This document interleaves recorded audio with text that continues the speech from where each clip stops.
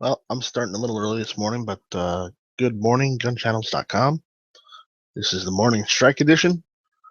It is May 11th, 2017. Thanks for listening.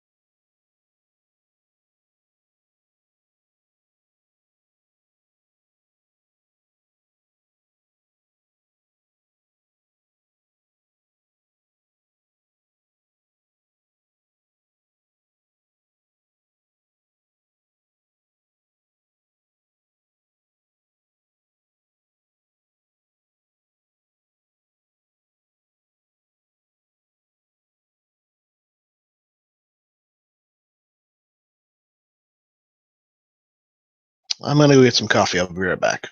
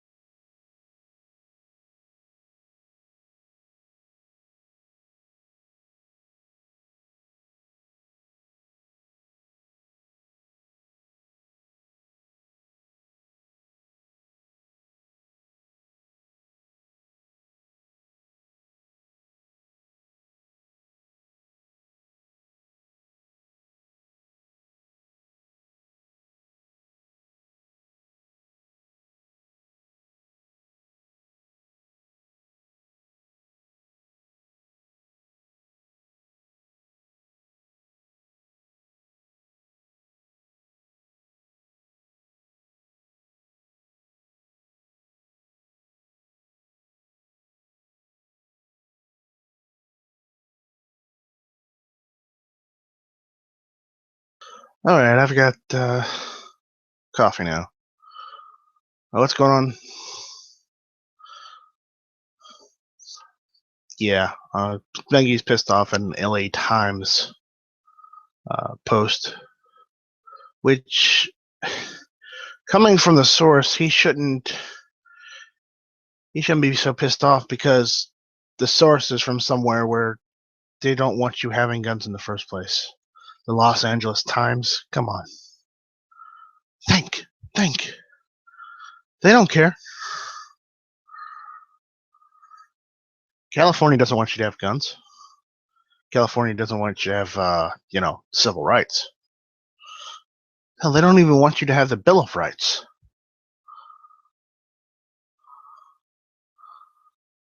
So, whatever.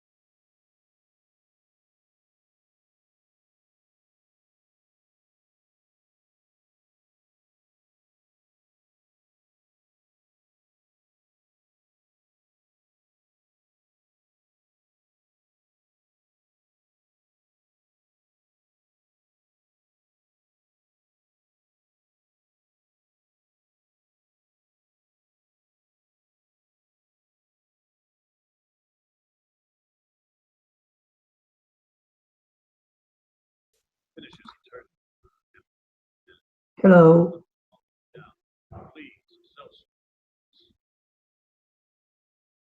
Hey, Jay, I'm having my morning coffee and eating a donut, so I'm a little quiet right now. Yeah, How goes the 3D printing? I'm not printing anything. I'm still waiting for the filament. Oh, you used it all. Yeah,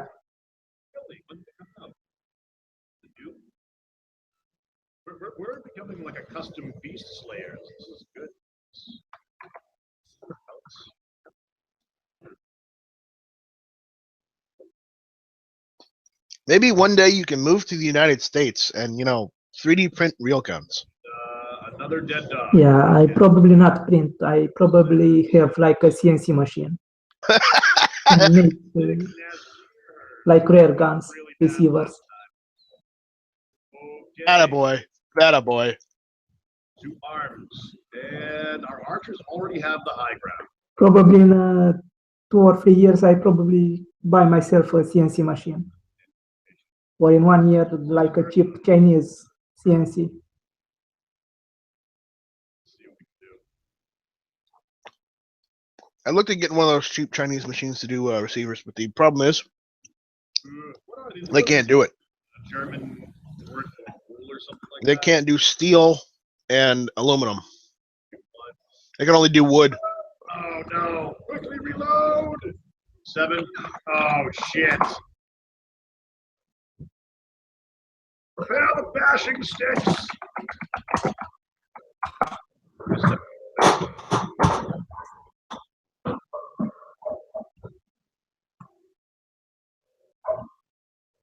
Wait on them.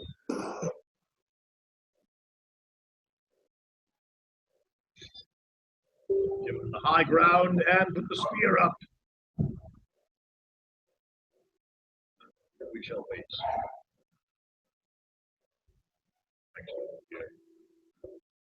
Ball.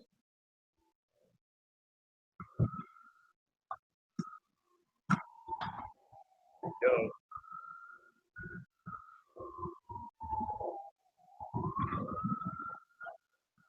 Move. Prepare yourselves.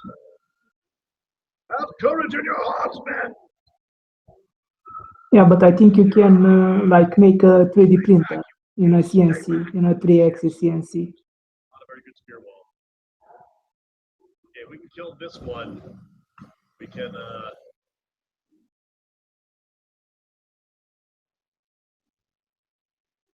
question race. What was that? You can turn a 3D printer into a 3-axis CNC. I only have dash. Can't actually race. Okay. Passenger. Really? I didn't see those plans.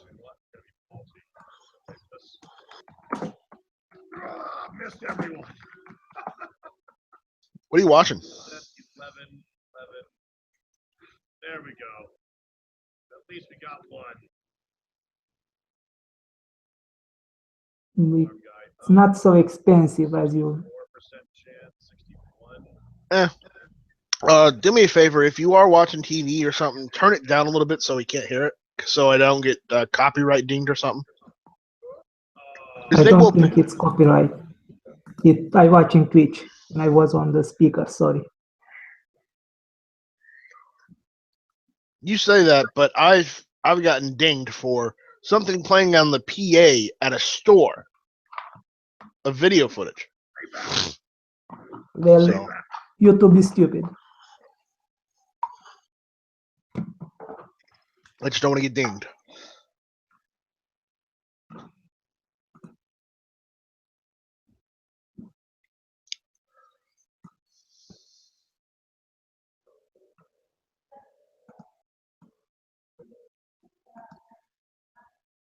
I will post a link in the chat about Right. the 3D printer CNC combination. Yeah, I'll check that out. Yeah.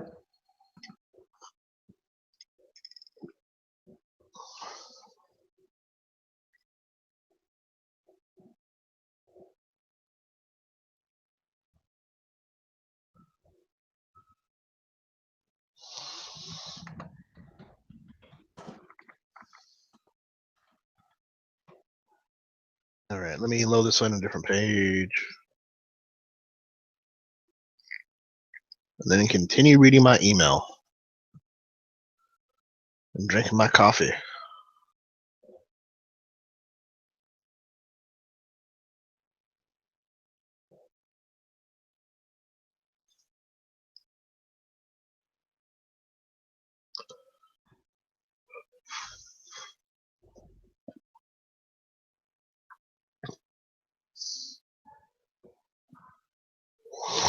This looks like he's using plumbing pipe for that. Yeah, it's a homemade machine. Oh yeah, I know. I'm not saying there's anything bad about it. I'm just making a simple observation. Yeah.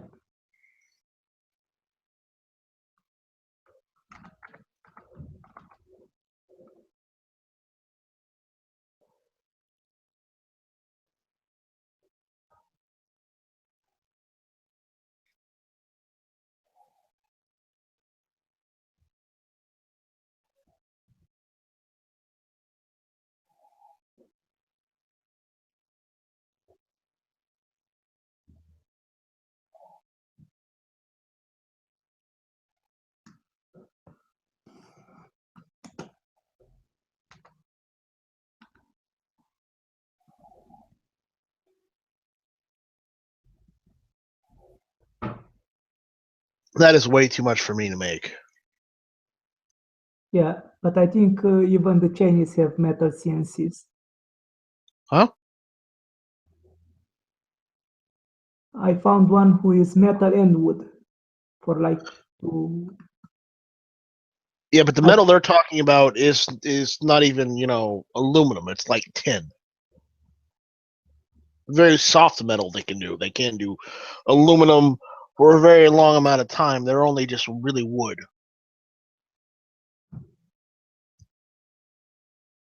I think you just need to change the motor to a more powerful one. Yeah. If I was going to buy a CNC machine, I'd probably just buy a Ghost Gunner. Yeah, but it's quite expensive. Yeah, I know it's expensive. Just spend the $1,800 and buy one.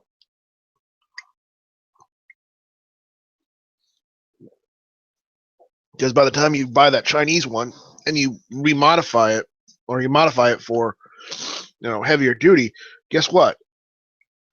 You've already spent the same amount of money that you would have on a Ghost Gunner, so might as well just have gotten a Ghost Gunner. Yeah, but I think there must be some Chinese one that have like more powerful motors and for cheaper. Maybe. I don't know.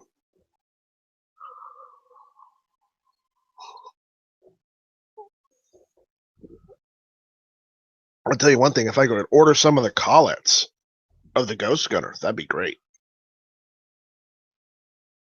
I think an 800 watts one, it's enough. The collets, the drill bits? Yeah. Yeah. I think you can get that from China too. I don't want to get it from China. Or for Russia. And the Russian have like. You can probably get it from Russia. I can't. We don't import Russia things right now. You can if you are like a public person. They have like those who are like made from titanium.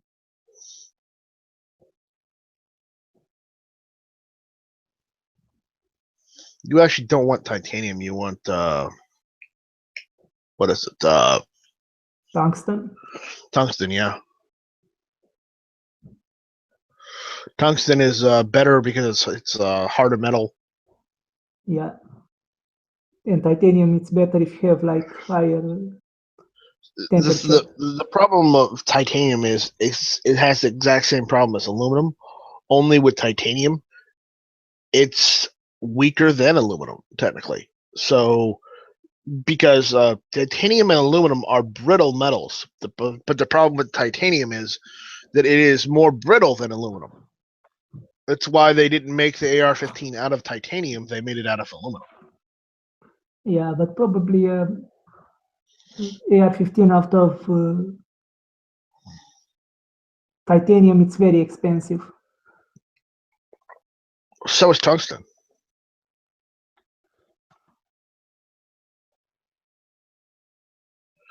In cars, in the catalytic converter, what do you think's in there? I think it's platinum. Yeah, but there's also tungsten in there. Yeah, a lot of things are in the. Yeah, the catalytic converter has like platinum, tungsten, and a couple other things that make it just work. I don't know how that works, but apparently it does. Yeah,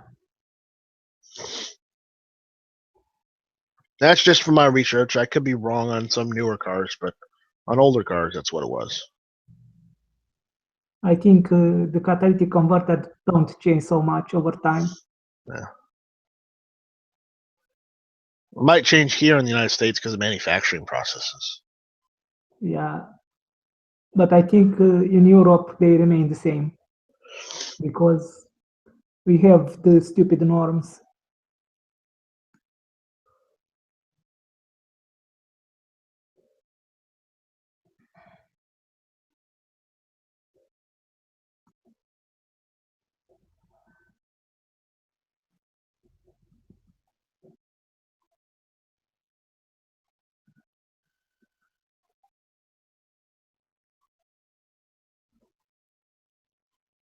Well, I find one, I think it's from aluminum too, at least that they say. And it's like not so much. It's like Yeah. 345 euros, $345. And if you look in the bottom of they say that it's aluminum, plastic, metal, PCB.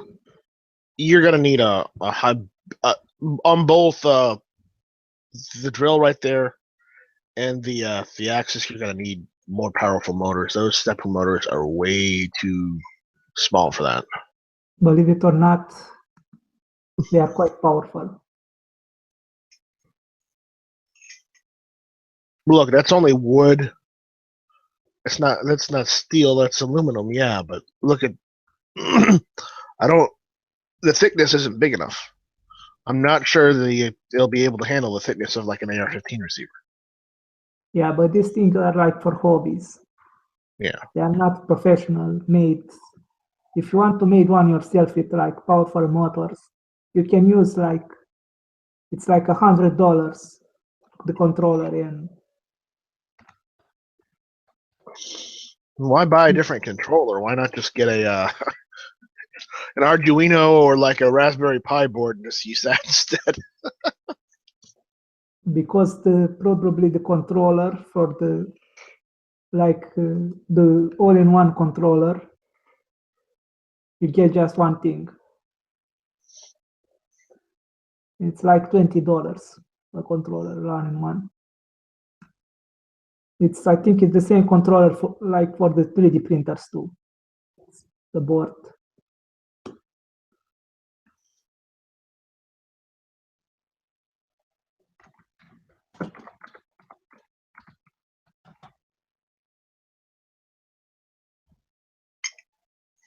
Oh.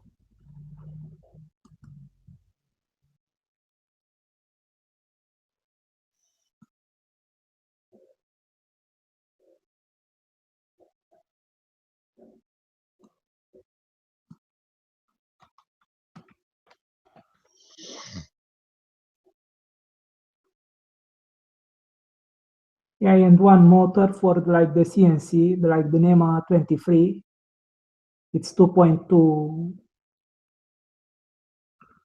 but I think you can get more powerful ones. Well, yeah, but the issue is if you want a more powerful one, you should have just bought the more powerful machine. But either way, the more money you pay, the better it is. You can get a bare bone kit, like only the things without the motors and the board, something like that, and you can. I'm not going to do that. Yeah, I think you need that kind of stepper motors. I post the link in the chat. Yeah, if I'm gonna build AR-15 receivers, you know what I'm gonna do? I'm just gonna buy a ghost gunner. I've already thought of that I'm going to buy one anyway. So yeah, but it's kind of expensive, and sometimes they don't work so much. I know, but that's what I've already thought I'm gonna do. So yeah, because you can build your own frame and things like that, and you can do like a 3D CNC if you have like You need one motor and you can have like So- a 3D printer. So they make. Well, why don't you come over to the United States and why don't we get a ghost gunner? And why don't we reverse engineer it and make a cheaper one and sell it? Well, you can make a cheaper one, like with a Dremel, some motors, but you need to make it I have a yourself. Dremel. I could do that. You need only the access to move.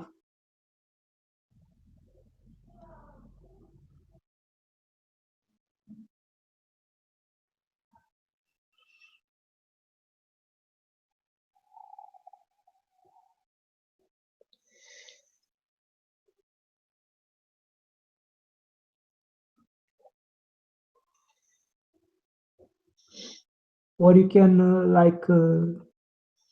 if you want to make like a lot of receivers in a small time, you can I think you can lease some CNCs from the companies, and I think it's like $1,000 per month or something like that. And you lease the machine and make the parts.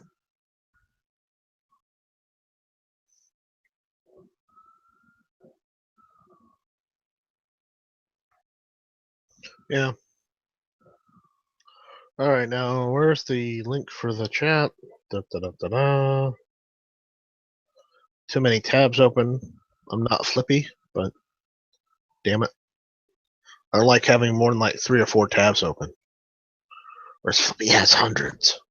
Yeah, I have like 2 browser opens because on Firefox Google don't work.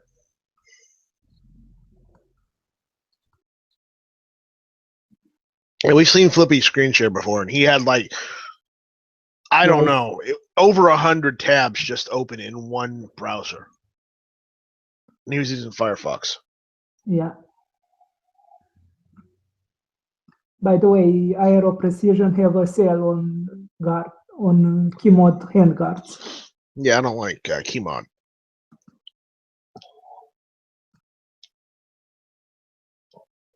I only like mil spec and quad rails. I'm old school. Yeah, but probably we don't have. Because I only use drop-in handguards because I don't like having to fuck with taking the upper receiver apart. I only do that when I absolutely have to because a friend needs me to.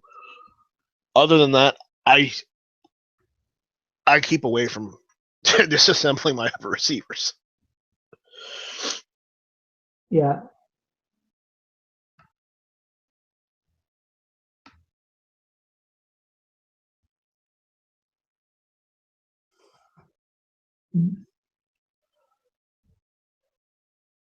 Yeah, if you want an engraver, the engravers are cheaper. Like a USB laser engraver to engrave your lowers. Well, what you can do with the laser engraver is if you get a good enough one, you can use it to, if you start a business and you do make AR-15 receivers, you can use the laser engraver to engrave the serial number. Yeah. So.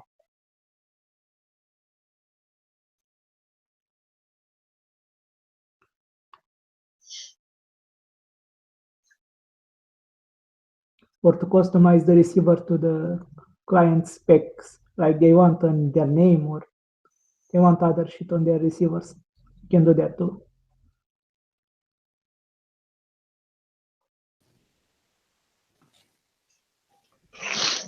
So.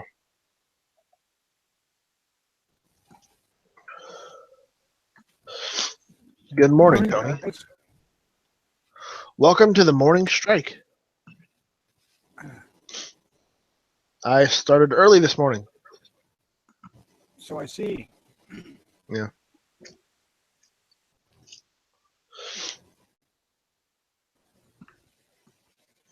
You sound like you got a cold. Who, me?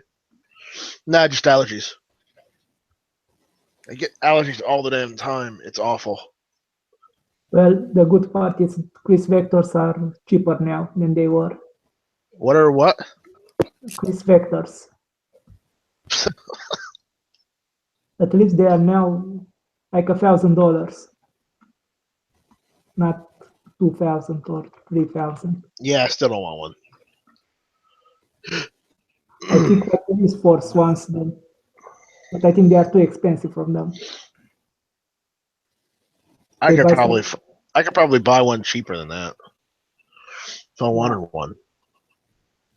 yeah, you probably like a second-hand one. Yeah, I know why some of the guys like buying new guns because then they don't have to fix them up or fuck with them or anything. It just works. I don't mind buying a used gun, and if it has any problems, most of the time I can fix or repair the problem. Yeah, But the but issue is I don't mind buying the used gun because that way I still have the enjoyment of being able to have it, but not paying an arm and a leg for it. You know what I mean? Depends on the gun. Right. It depends on the gun. I'll give you that. But the issue is I'm okay with buying a used gun. Some people aren't. I understand why. But if I can get what I want without paying the new price, I may go that route. I would, in most circumstances, buy used before new. Myself, I have no problem with used guns. Right. I mean, most of the guns I bought used, except for the stuff I hunt with. And I'm getting that part in for the set me, so once I get that part in, I'm gonna take it down to the local welder and see if his TIG can weld that shelf in that lower receiver for me. So it's not gonna have that whatchamacallit, zip tie on it much longer. It's just I have that on there to keep everything in place. And believe it or not, getting rid of that HK91 lower that was on there with the set me parts in it and putting that set me lower on there has actually fixed the problem that I had with the rifle before where the bolt was getting stuck. yeah, that guns don't like 8K parts, even they do look similar. Yeah. So you know what? I'm gonna call that. I won. I got to win. So I mean, Well, I hope the dude can take welded in there or something. well, the issue is I don't want to have to use like JB weld and then have a chance where that weld breaks. If he can't, I don't know the situation with it, but maybe you can find somebody to spot weld it in there. I was thinking that too because it's the issue is that the grip housing very small and the place where it has to go is very small too. So I may look at possibly getting a small piece of chalk and chalking the outline where it's supposed to go, seeing if I can find anybody to do that. But this guy, he's got everything. He does welding for a living, so I wouldn't be surprised if he could say, if he says, "Oh, that, yeah, I could do that in 5 minutes. Here, just watch." Because quite honestly, it would probably be nothing for him.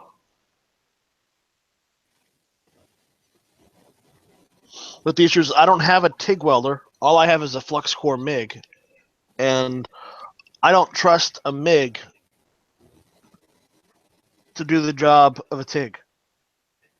Because if I had an arc welder, I could, forgo the TIG and just use an arc welder. Because that would work just as well. Except that it's inherently freaking crappy welds. The welds look like shit, but they're strong.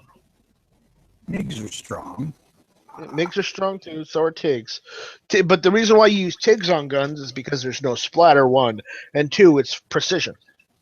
Yeah, the flux core is just as bad as stick welding for dirty. Yeah, it splatters quite a bit, so you get a lot of splatter.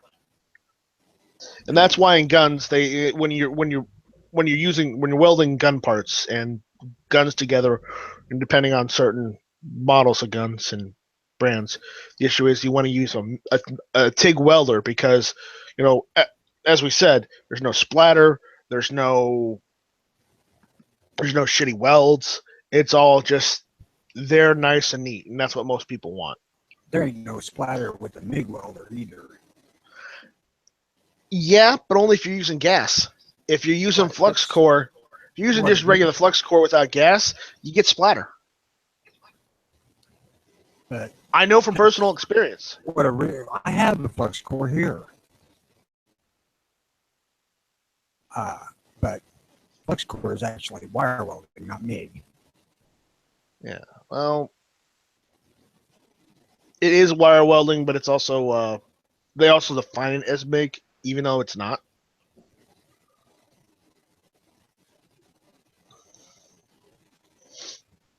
But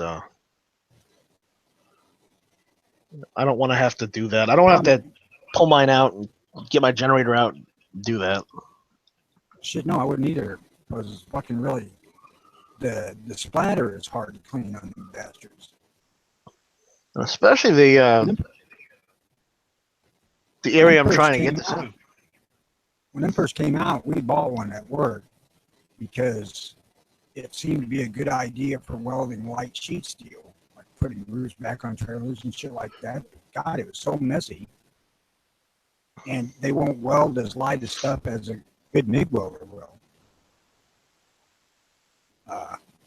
I could freaking weld 10 cans together with the MIG welder because it'll turn down that low. That might be an exaggeration, but I could weld really light steel with the MIG. I just had to have a professional come in and teach me how to use the damn thing. But once I got it, MIGs, you can do pretty much any freaking thing you want with the MIG.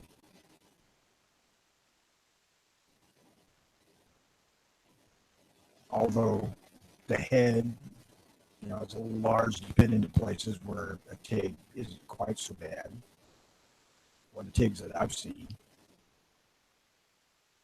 But I think in your case, freaking spot welding would even be better. Yeah, let me get a picture so you know what I'm looking at. I can't look at pictures either. Well, I'll link it to you in the chat out there. A spot weld wouldn't change the temper of the receiver because it's so localized the heat source.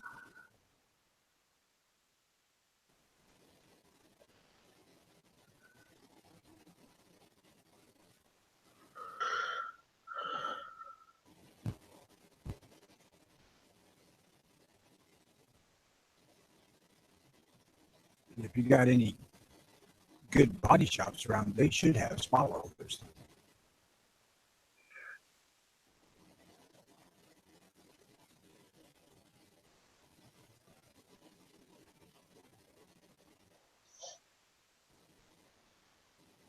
I don't know. I'm gonna have to sell all my shit off like that because I can't use it anymore.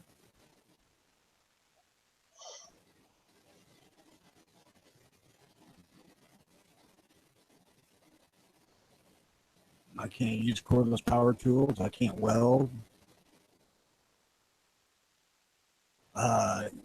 Using magnetic alignment shit for placing panels and holding them with magnets is out of the question. Not that I plan to do that anyway, but I have. Yeah, I hear you. Let's see.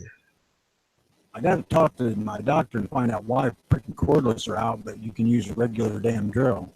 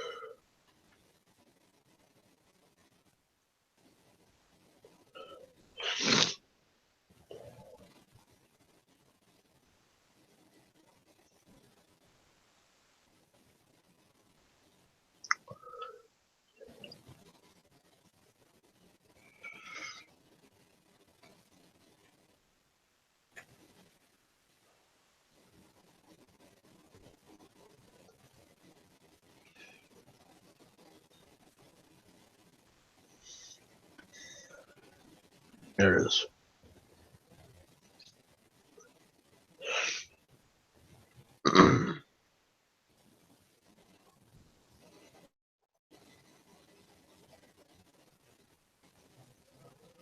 This is off of a HK one, but you have to do the same thing for the SATME for the C308. So I'm going to put the link out in the chat. It's not a very large image. But if you want to go ahead and look at that, Tony, go ahead.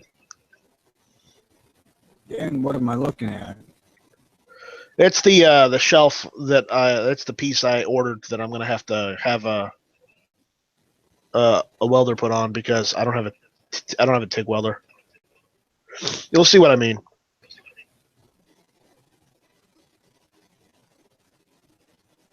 You see that there's really tight tolerances. Right. What piece are you having to put on there, though? That's what I'm asking. Yeah, if you look at that picture, it's that small little silver piece in the front. Okay. And I have to put it on that grip housing, which is that metal frame that has the trigger group in.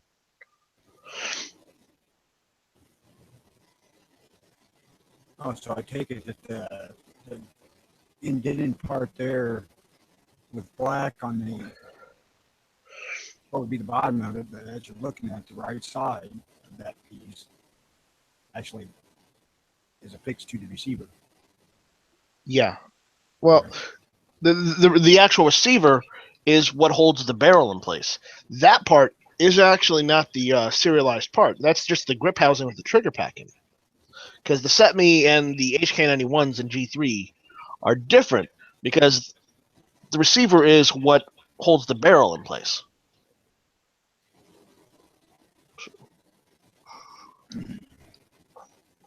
But the issue is I had to have that small little silver part welded into my grip housing so that so it rests on a shelf on the rifle.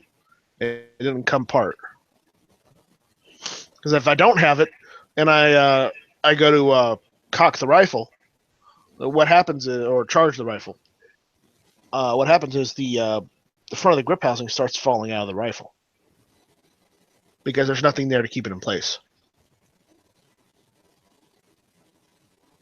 I don't think my idea on spot welding would work. I don't think they could get a spot welder into that. No, that's why I was saying I literally have to use precision TIG.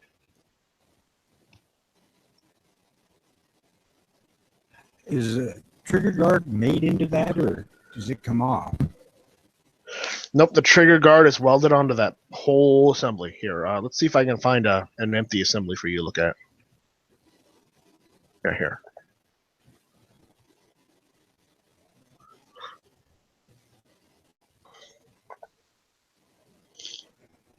Here. This is the HK one, but they look pretty much the same. So, but that's the grip housing. You know, it doesn't have the pistol grip on it, but more or less that's what they look like with the semi-auto. I've already done the dremeling on the old receiver, or not the old grip housing for the SETME, so that it looks exactly like that.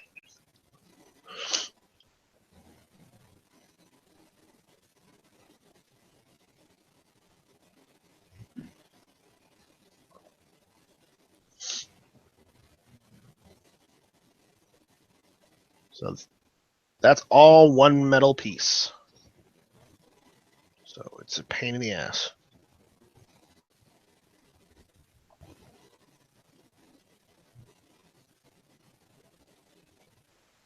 Well, good luck. Yeah. Thanks. It's a little bit of that I did it myself, and then I'm going to have a welder just do that last part for me because that's all I need done. I mean, I could take it to a gunsmith, but why should I pay a gunsmith like $200 or $300 just to put one small piece on that he says going to weld on and send it back to me, when I could just go and pay a welder probably $50 to have him just weld it on? I ain't arguing. If I had a TIG, I'd do it myself, but you know, I'm not paying like $300 for a TIG right now.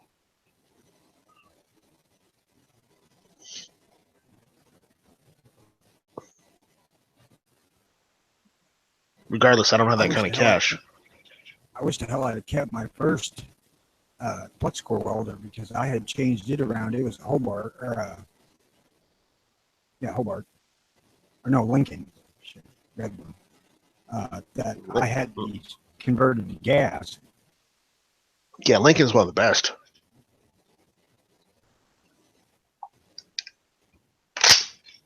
And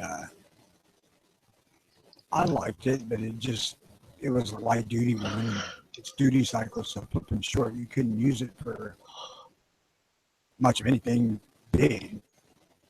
Right. We got a 250 amp Hobart industrial made it work. If I need something, I'll just go there.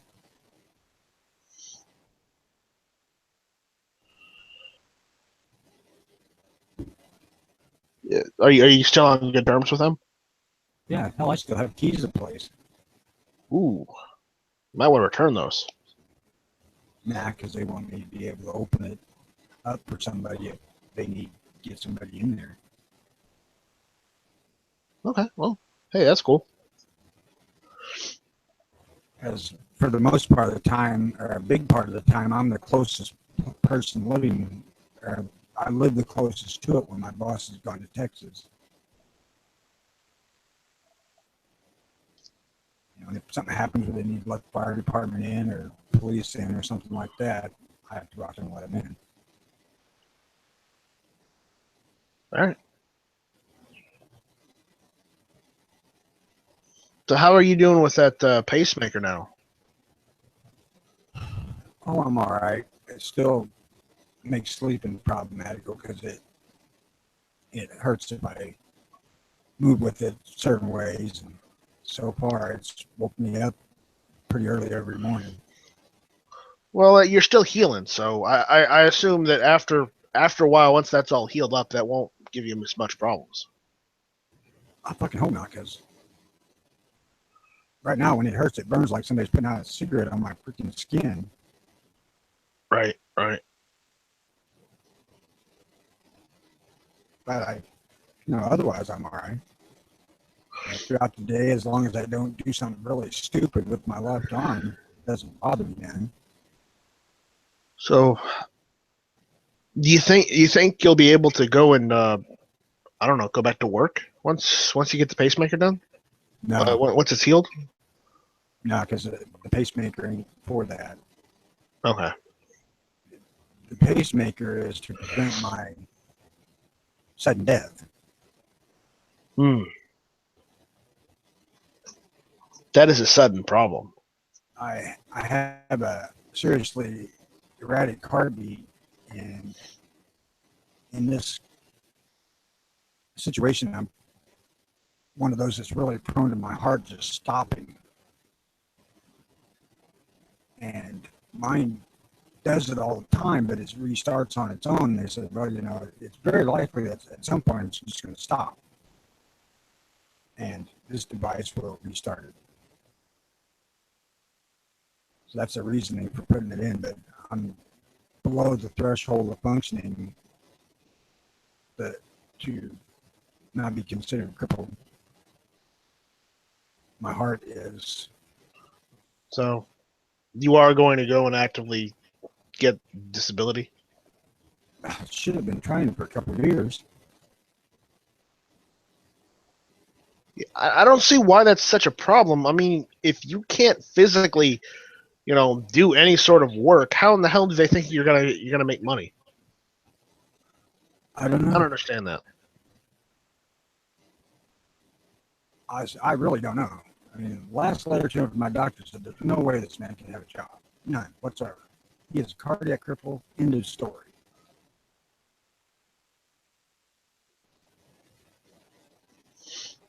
And, basically the state picks up the first year of your disability claim. And Illinois is a real bitch to get, if they can think of any reason to not get you on there. Because we're fucking broke.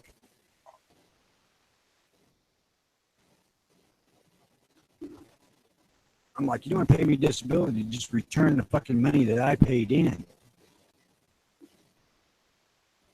Yeah, they already spent that. Yeah, but that's probably why most people get a disability lawyer and have him file it for you and make the case for you that way, because normally once you do that, you almost always get disability after that. Well, if I get rejected this time, I've got my lawyer's phone number sitting on my desk. He's going to be the next person I call when I get that letter saying I don't get it. And I'm also going to try to sue him for damages. They've been putting me off since 13. And believe me, I've tried to work, and I cannot. Is it even hard for you to go out and do shooting, or?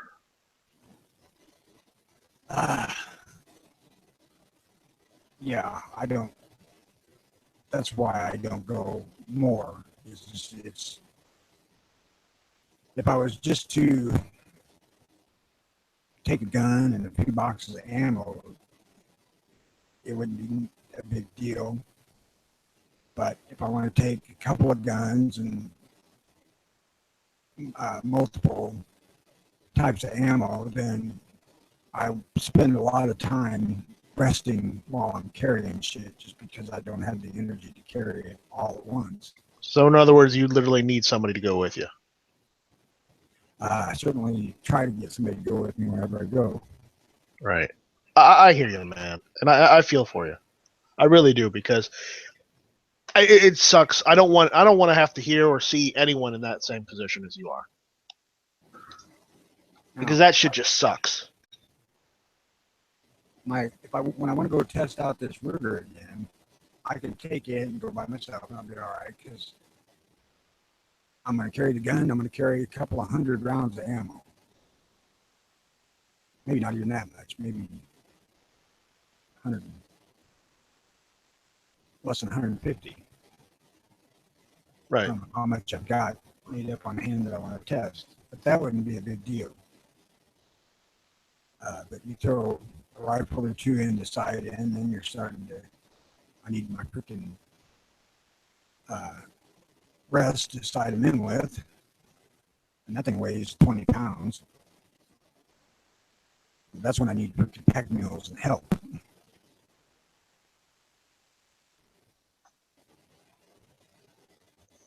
Yeah. Have you taken any of your grandchildren with you to the range yet, or is it more so just going out in the woods?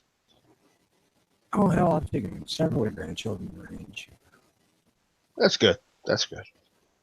I got one more boy to take yet for his first trip, and then in a couple of years I'll take the granddaughter. She's only 5. That's a little young to be taken out to the range. But she's the one that likes that revolver, right? She likes guns. Yeah.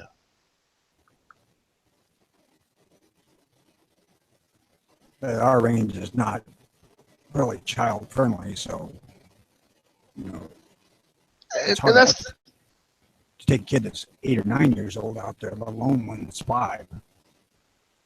and that's another problem I see that we have to figure out how to fix as gun owners and the gun community, because we should be able, and we should find a way to where we can bring our family with us when we go to the range, and then they can participate with us, instead of just making it just for just one singular person. Yeah, and that, gun shops or gun ranges, especially indoor ranges, need to add a little bit of width to their freaking indoor ranges so there can be 2 people in it. For when you want to actually show somebody stuff. I agree. I agree. My range is so freaking tight in the shooting bay that you would have to stand sideways pressed up against the divider to even get in beside the shooter. And it's just not good for trying to teach.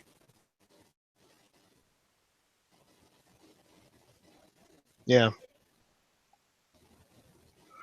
But I'm saying this as I've seen a lot of ranges where they have the same problem you're speaking about, but the issue is they don't when they make a range, they just make it for, I guess they're just thinking that only guys are going to be using it, or only women are going to be using it, and only one person at a time. They only want one person at a time, but they don't realize that sometimes someone might want to bring their family with them, like their children or grandchildren, and teach them how to do stuff. And the only way you can do that is at a range. Yeah, my range existed back. Oh shit! I know it existed back in the '80s. So there wasn't much in the way of women shooting Back then, what there is today. There was a few, and most of it, my range is tailored more for shooting sports like hunting stuff. It started life as a rifle range and an outdoor pistol range and a trap range, trap and skeet. And their biggest expense initially was the trap. I mean, they've got elevated trap stations plus in-ground one for the actual skeet events. And I don't know what that cost them, but it had to be kind of pricey to build all that shit. And then the rifle and pistol range was just holes dug in the ground. right?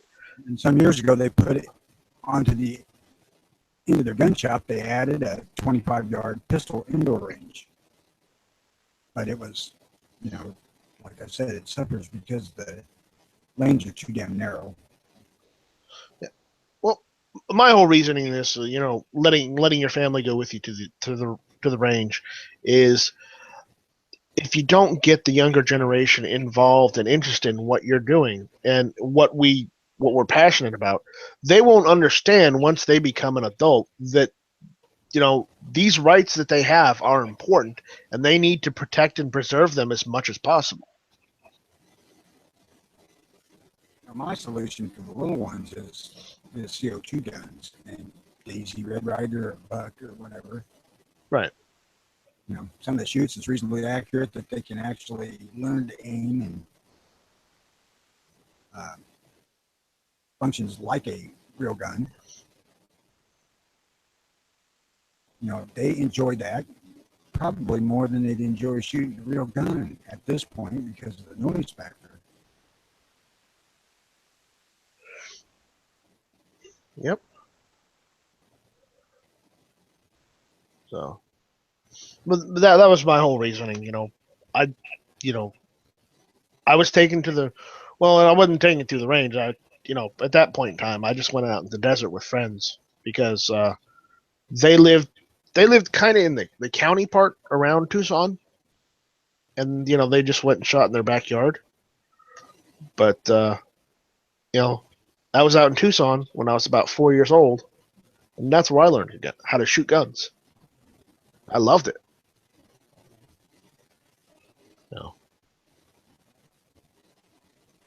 At that point in time, my family, my dad wasn't too keen on guns because, as I stated before, my grandfather was murdered right in front of my grandmother because of some home invader.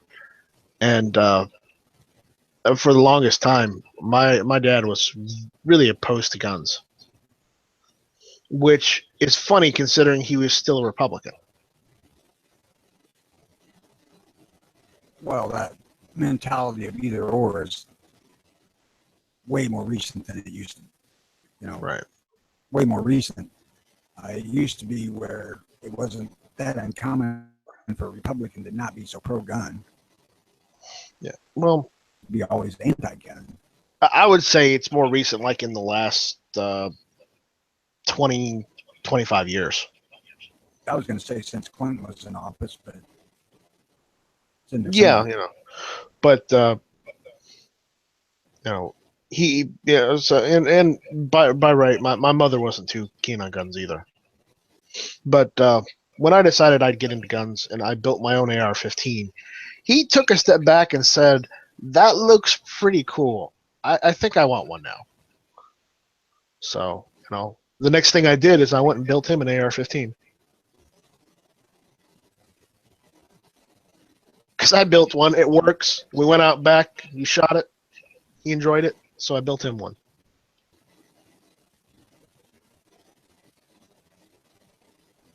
That's cool, man. You know, so that's how I got over that hurdle.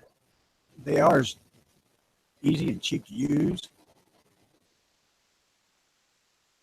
Yeah, he loves using Tula and Wolf. So, you know, it was good. It was a good hurdle to get over.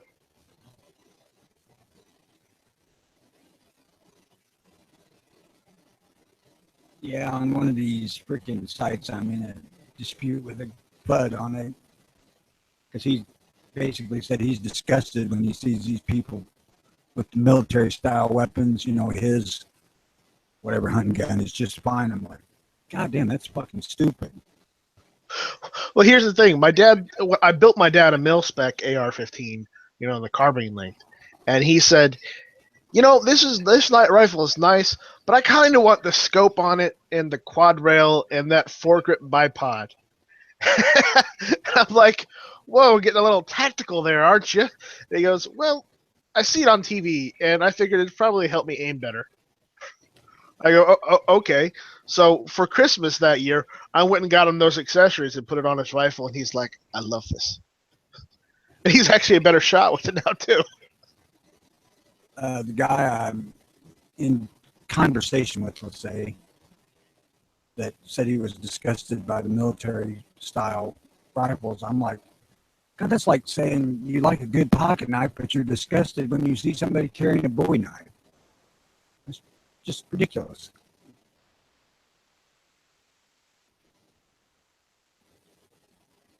Maybe if you used the word Swiss Army knife, he would have understood. don't know. I'm waiting for a response. Not really, but I mean, that's where it's at now. I left my reply to him, and if he responds, he does. If he don't, he don't. I don't give a shit. Well, that was my story on guns because I don't think I've told it before, but I figured I'd share it. I hadn't heard it before. Yeah. I didn't have to give my dad any guns. My dad he said, day before yesterday, he stopped here and visited for a while, and he said, I don't have any guns in the house because my brother's a felon, and Dad didn't want to keep his guns in the house. He said, I'll probably never shoot a gun again. He said, but that doesn't mean that I ain't going to own them.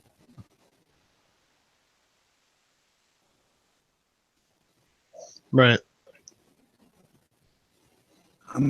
I haven't had a conversation with my oldest younger brother yet, who's a flaming Union guy and supports all things liberal. I'm just wonder if he's went anti-gun because all the liberals do.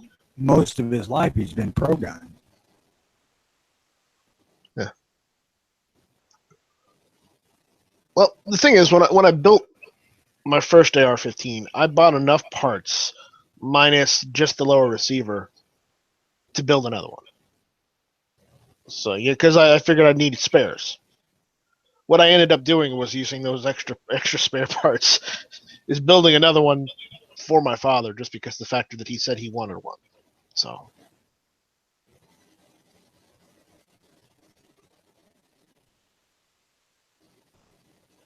So it all worked out. I've given some thought to putting together an 80%. Well, no, these were receivers I just went out and bought at the local store. Not Palmetto State Armory. They weren't here yet. So the gun store I will never shop at again in town. I kind of see the appeal in having a gun that doesn't have any serialized record. I won't lie, I've got a few of those, but I may or may not have that buried in the backyard somewhere in a capsule. Well, now conceivably, I could take and grind all the freaking numbers off my old guns. You Because could. They weren't required. They weren't required to have them before '68. They weren't required to have them, but every gun had them, you know. I know it. And I think you could probably still get in trouble for removing the number. Yeah. But every gun had them since the beginning of time because that's how you track these firearms. At least for the manufacturers' records.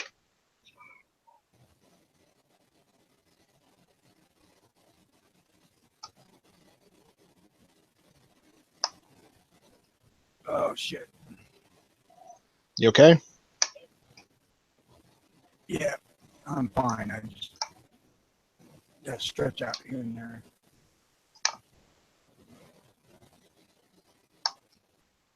My left Like- shoulder is problematic because I can't use it full range yet, Oh, that sucks. and I have arthritis in it. So not being able to work it around, it gets really stiff.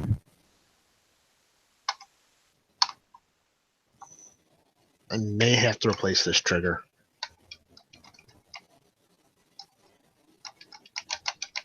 You hear that? Kinda. That's how much play the trigger has when it's in safe.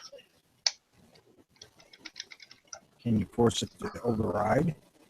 No, it's just you can push it forward instead of having it instead of pulling it back.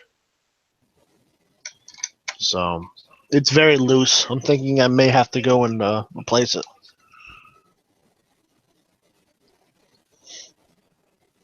So I'm gonna probably order a part. But That's here's the thing: pushing forward. the set me parts are really inexpensive. How much take-up does it have? You mean pullback? Right. It's not pulling anything. It's just you.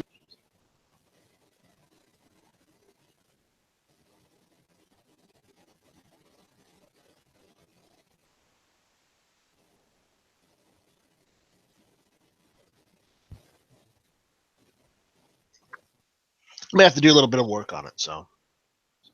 I mean actual take-up when you're going to fire the gun. Let me see. Since it is unloaded, and I don't have a.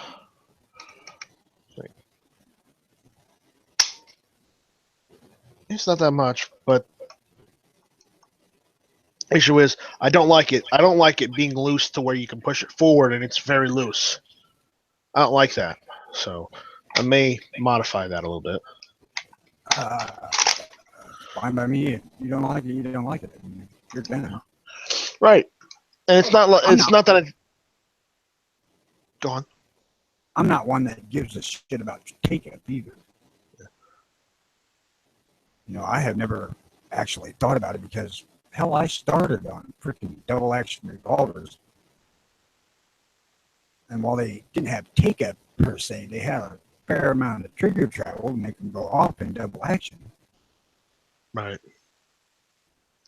Yeah, it's just I know what I'm doing, so if I need to replace a part in this rifle, I'll replace it.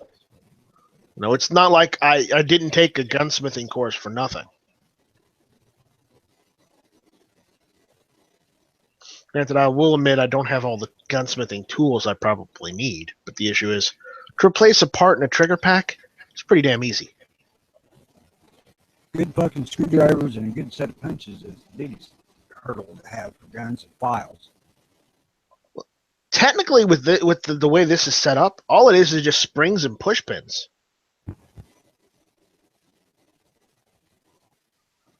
You know, it's not even roll pins in the trigger pack. It's just push pins. So they're really easy to disassemble, replace a part, reassemble.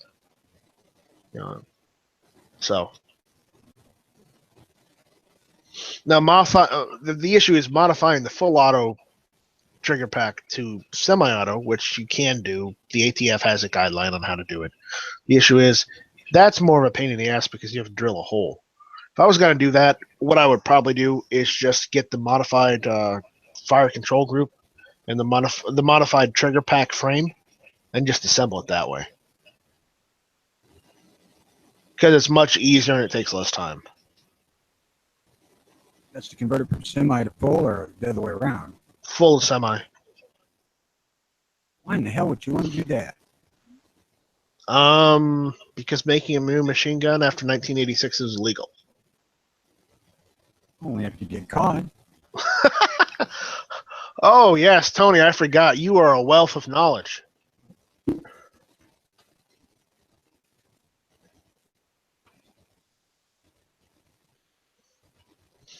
But I know you are kidding, so I'm not going to give you shit for it.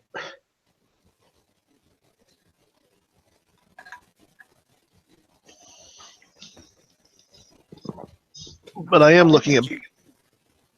I'm surprised you can acquire the shit to make a full auto one at all What do you mean? without getting a tax stamp. You can acquire full auto parts. The issue is you can't assemble them or add them into a gun without modification for semi-automatic unless you want to go to jail. And while G-Web says, for some of the AK parts, don't put any, surplus AK parts in your rifle because you could go to jail or whatnot. The issue is with the SETME, the HK91, there is a guideline. They have a paper they released back in 2008, and they haven't redetermined it, that you can modify a full auto G3 trigger pack or a SETME trigger pack to be semi-automatic if you follow their guideline. So, since they have instructions for that kind of thing, it's pretty cut and dry.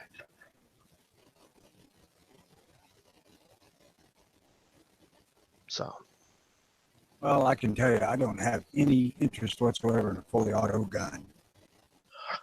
I do, I get but where not. people think they're friggin' neat and whatnot, but man, I'm too frugal for that shit. I realize that the ammo would be expensive for one of those rifles, but the issue is, I wouldn't mind having one just to have one in case of, a tyrant that pops up in our government. And I would never want a full auto 30-06. No, I would. Or let me rephrase that. I would never full auto one of the two I have. Right. Because they're way too much of a freaking handful semi. I mean, if I could get a Browning automatic rifle, the BAR model 1918, sure as hell I'd want that thing automatic. And you can agree with me on that one because that rifle was built for that. I wouldn't mind getting my hands on a new BAR hunting rifle. Yeah, I like those too. But that's kind of what my 740 looks like. Yeah. They're real similar.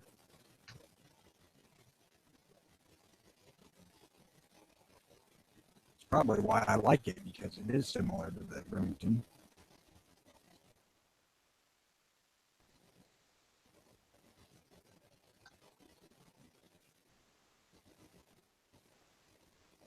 So.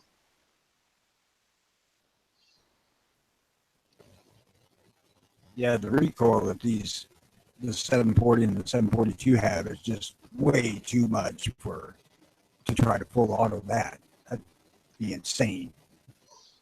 But the 308, I like the 308. And if I could get a full auto 308, I'd be happy. Am I going to modify mine to be full auto? Hell no. I ain't gonna do that shit. I don't want to go to jail. I would rather just keep everything semi, and then, if we ever get the NFA repealed or the Hughes Amendment repealed, then, then I might think about modifying. But until then, no way. I'm not going to even think about it because I know better. They did make later versions of these in 308. 742. I don't know about the 740. Well, in my area, 308 is more available than 30-06. From where I was at in Missouri, it was more common too. But up here, 30-06 is king. And the problem is the 30-06 ammo I can find in the area, it's not normal 30-06 ammo. Guess what it is? Per grand? Garand. It's Garand 30-06. And for the most part, that's all right. So, I mean, it ain't that much weaker than regular 30-06.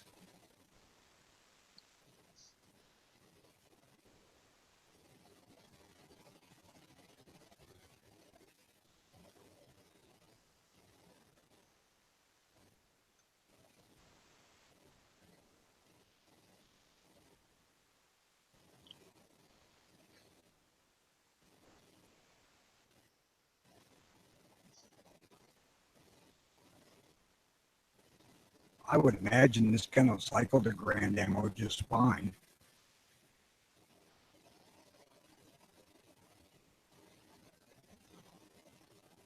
Considering it was made when that shit was real plentiful.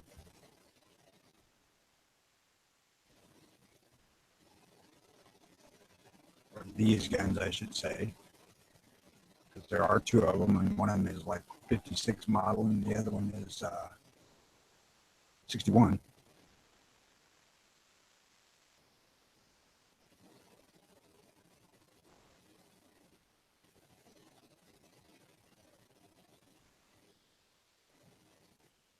That's the beauty of these old hunting rifles up here in the 30-06. They didn't get shot a lot because they kicked so bad. Morning, Angry. Morning, Smegs. Morning, whoever that is waiting on videos. Aylward. Yes. I butchered your name. Live with it. so Smeggy's working on a video? I don't know. I'll be right back. Gotta go pee. All right.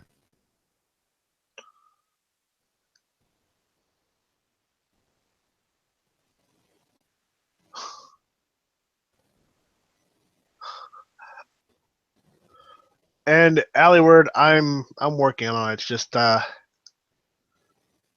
it's been really hot outside.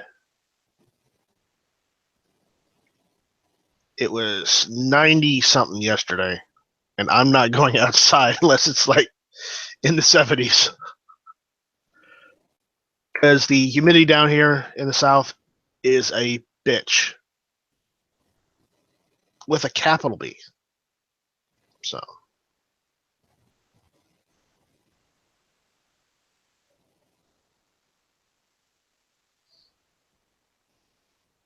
it is 80 right now, and how hot is it going to be today?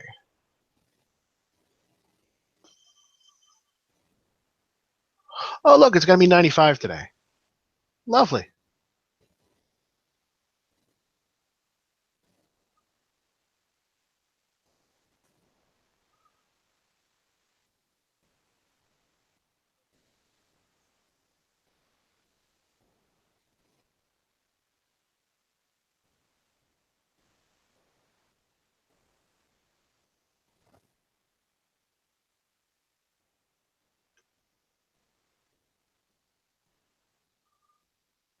Yeah, I don't think I'll be able to take any video today. Maybe Sunday. I can record more. Problem is with my cell phone. The last time I recorded some video, I have taken some video prior times, but the issue is halfway through the videos, the audio cuts out. So I don't know what to do about that.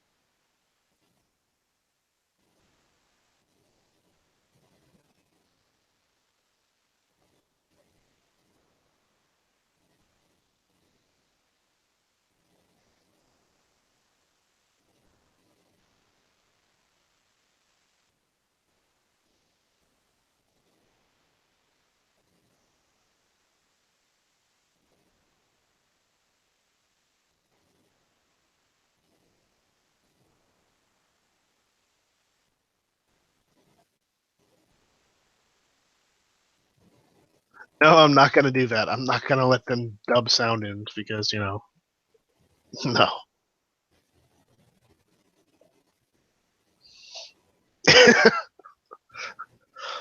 Then wouldn't I be like Firepower Unlimited or something like that?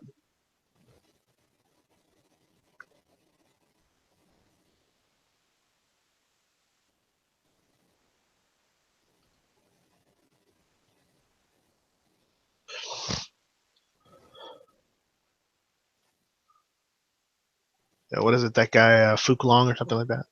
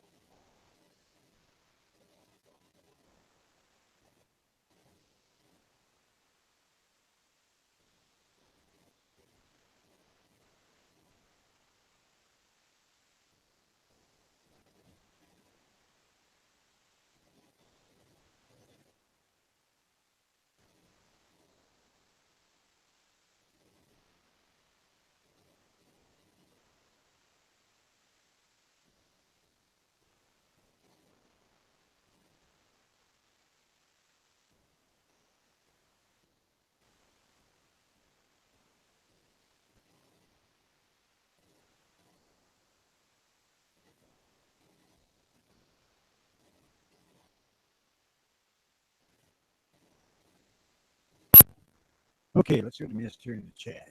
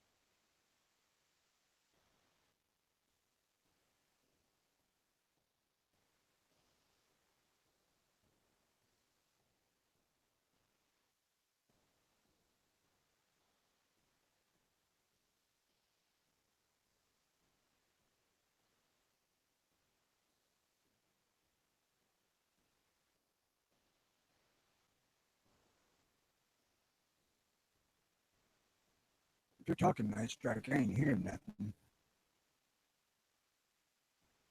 Yeah, that still works. Oh, there we go. Yeah, I thought I was talking. Okay. Alleyward, check that link I just linked out there. That's a much better price. Sorry about that. But if you seen him, the 9mm are down around 350. yeah, but he was linking a 45 ACP, and that's a 9mm. What do you mean it's 9mm? That's what it says, 9mm. That is a 9mm, huh? Oops, sorry about that.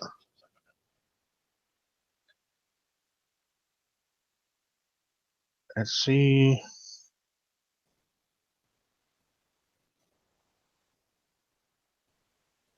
There we go.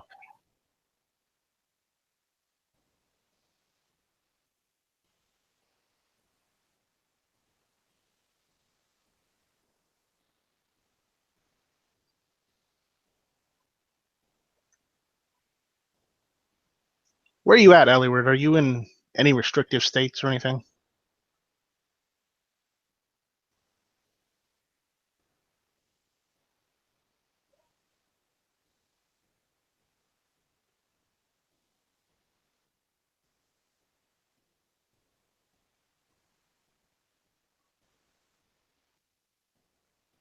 Hell, Kansas ain't bad. It's one of the freer states in America.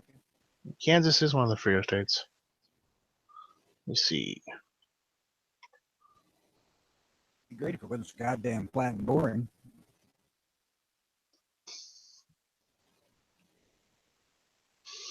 Yeah.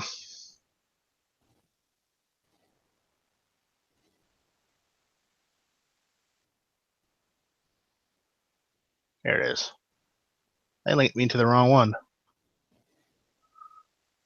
Don't blame me. It's the search engine that linked me to the wrong one, but here's the right one from the company.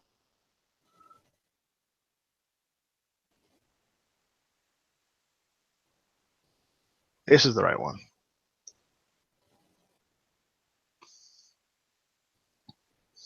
$389.99. Much better price. And that is a 45. Jimmy James had one of those, I think, and he liked it. He was going to get another one. No, I don't think Jimmy said he had a 1911 before. I thought he did. No, he was looking at getting one. Remember? And then, you know, Sean turned him on the whole big bore thing, and then, you know, that kind of went out the window. Yeah, that did kind of fall by the wayside for several of us. Yeah, and the wife got mad. You're bringing more guns into the house? Well, I got rid of 2. Jimmy used to have one, I think.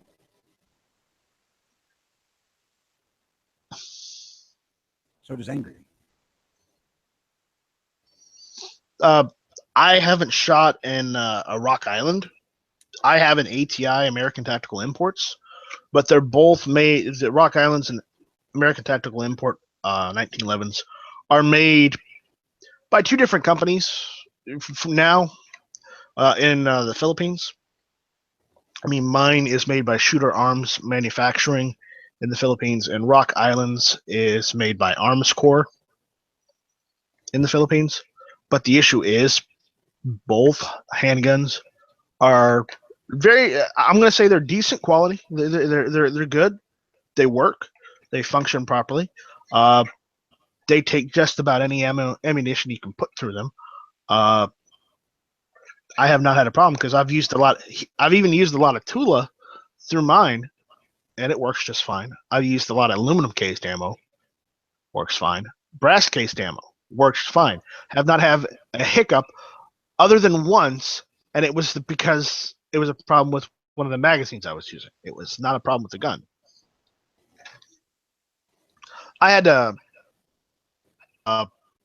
filing on one of my 10-round magazines for my 1911.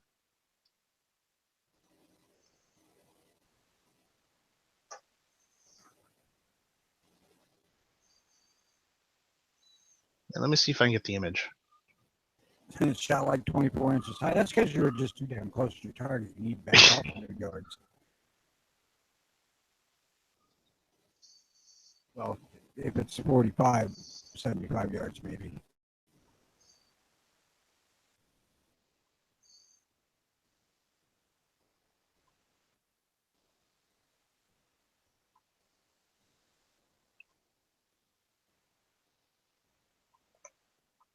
Now, this is a picture I took of my 1911 when I was cleaning it, but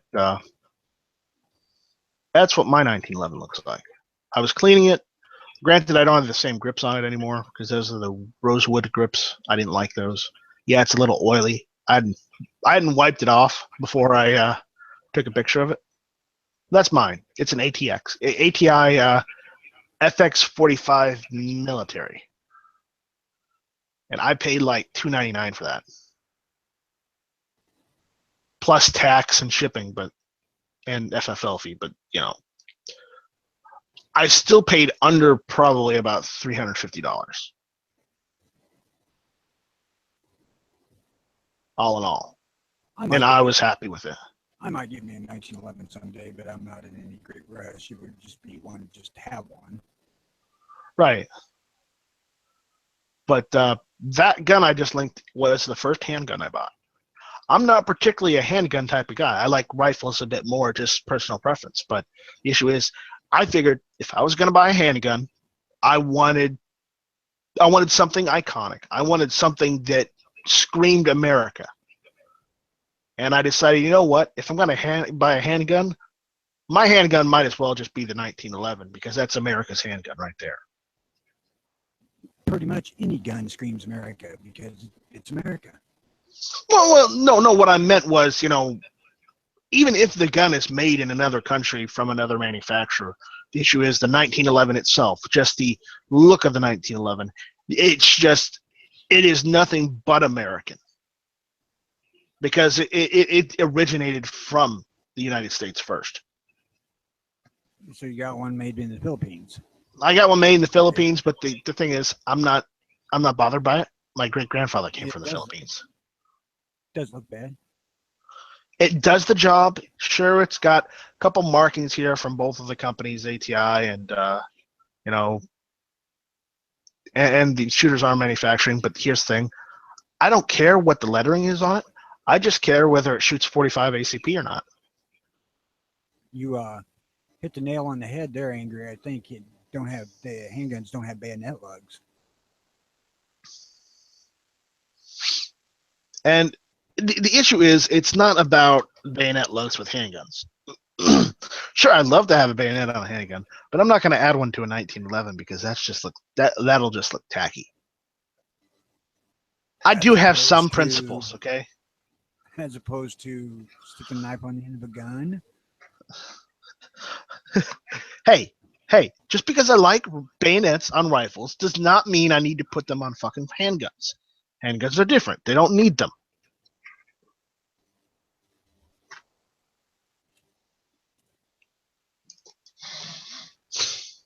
That's all right. I don't so much care one way or another about bayonets. I just like giving you shit.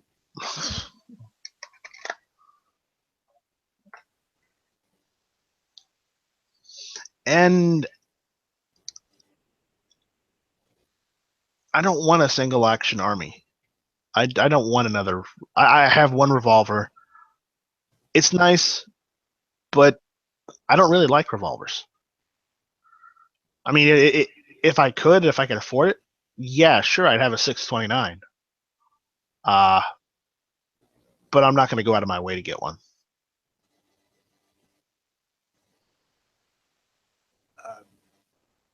Basically, my Rigger is a modernized version of a single action army.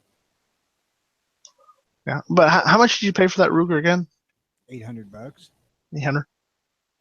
I still don't think I'd buy one even if it was a Ruger, just because of the factor that I don't like paying more than like $500 or $600 for a rifle or a handgun.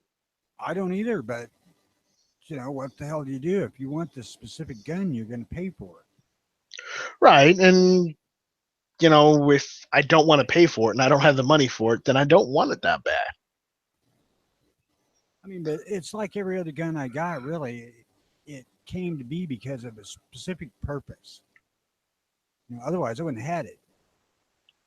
Because until Right. I decided to go deer hunting, I wasn't interested in owning any revolver except for the 29 Smith & Wesson, and that's purely for the iconic value of that particular gun. Right. And the reason I got that C308, the set me, was I wanted a rifle in 308, but the issue is I didn't want uh, a a bolt action. I didn't want, you know, just load once and then reload. I didn't want any of that. I wanted a semi-automatic, and I would looked and looked and looked for a semi-automatic in 308. I found out that I probably could find a C308 used for about the price I was looking at it. What my budget was, and I did find it. And yeah, I put some money into it. I've been working on it here and there along the way. But the issue is, that I don't mind. I don't mind fixing it up if it's used. Okay. Uh, I bought both these Remingtons for under $300.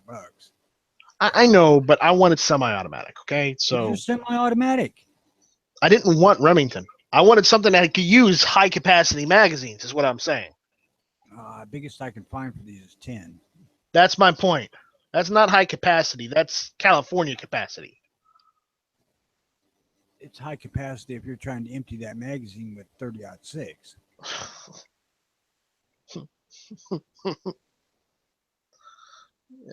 Maybe. So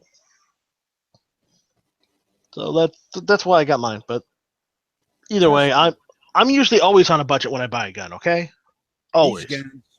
These guns will make your 67 seem not too bad. You mean the recoil?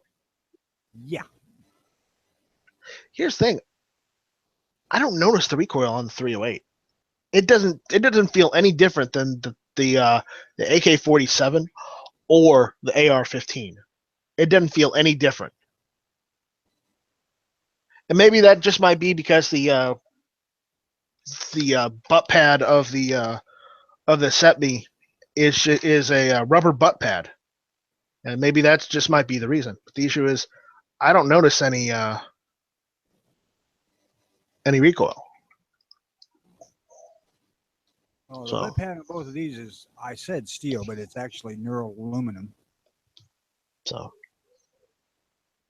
and maybe it's just the recoil is overrated sometimes. I mean, I feel it at the 67. It depends on when you shoot it too. I mean, if you're out in a freaking t-shirt, recoil becomes a lot more critical than if you're in a freaking winter coat. Right. That's one sad dog, Sean. No, he's okay. I did not see a bit of recoil in my 67 when I was out hunting with it, shooting high brass Magnum 2s. Okay. Didn't notice it a bit. Yeah, I was using just regular low brass 3.5 and 3-inch Magnum. But it bruised the shit out of me with two pack loads.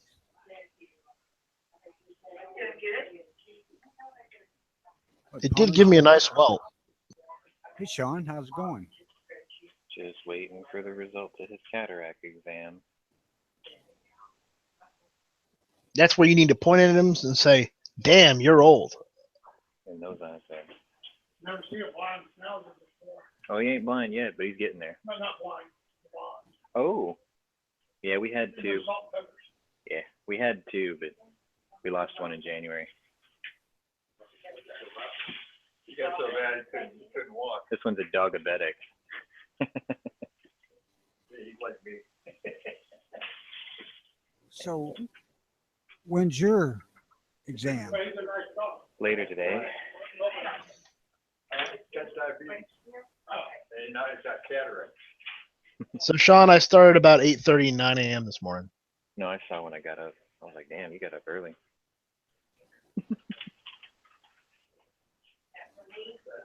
Yeah, I'm here way earlier than usual. I thought it was going to take me an hour to get here. It only took me like 20 minutes. First, I was driving like my shoes were on fire. So he's stuck to me. Huh? He's stuck to my shoulder. Oh, okay. I'm sitting on the leash so he can't run off. So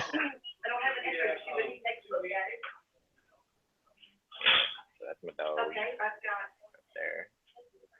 My dad right there. That's his dog. Dog days. That's his dog. My dog ain't around no more. So. Yeah, we know. He got ripped out of bed at like 9:30 last night. He was asleep. I was like, I got to give him a bath before we come here this morning. And he's like, you're going to wake up that dog in the middle of sleeping. I'm like, well, I didn't ask him to go to bed early. Is my mic okay? Because I'm using a Bluetooth headset this time. Yeah, you're fine. A little quiet, but the background's loud enough, so it must be your voice. Yeah. You just died and go over shit. Schnauzer with it. My grandma's dog is here too.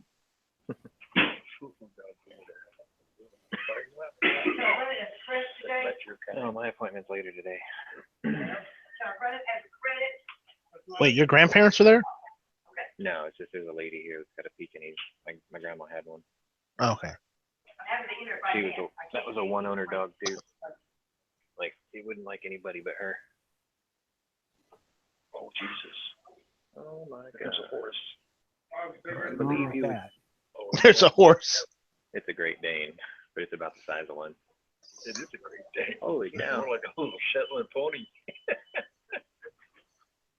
No, a horse is a horse, of course, of course. Just watched. His head Who's is bigger leading than, who? his head is bigger than my whole dog. Like a sheep. I just watched Swiss You don't wanna Family mess with Robinson that. No, don't you fuck yesterday with or that. the day before. They had two Great Danes that were attacking a freaking tiger. God, how do you feed that thing? 2 scoops at a time. Shovel? I had a friend that Shovel. he had not only had a Great Dane, but he had a Saint Bernard.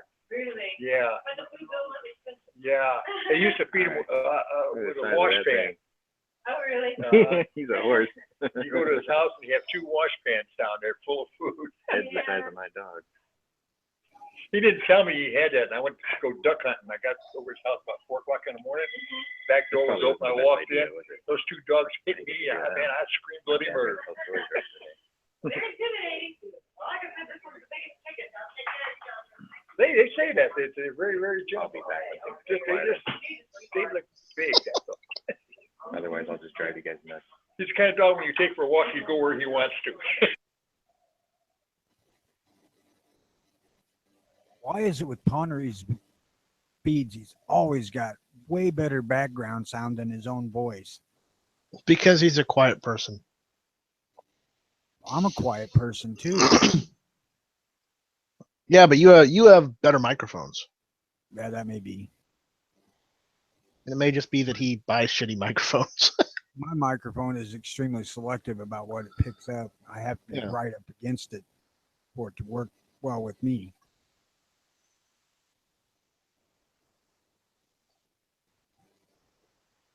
I like dogs. I don't have any right now.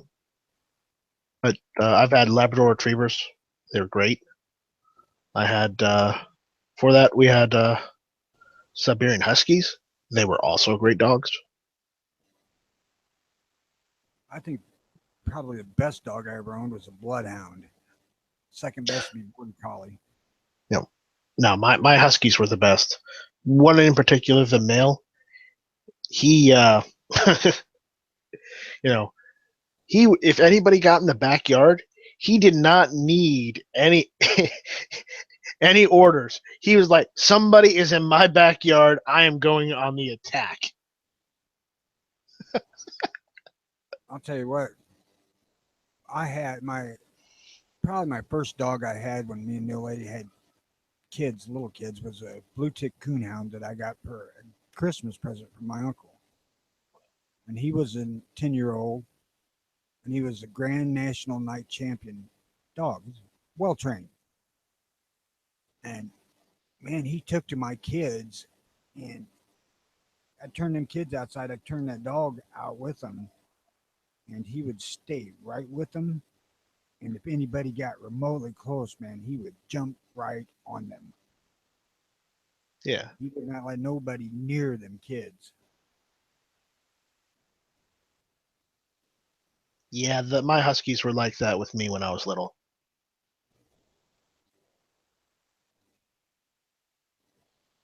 So And it's a hell of a lot of fun to run at night hunting.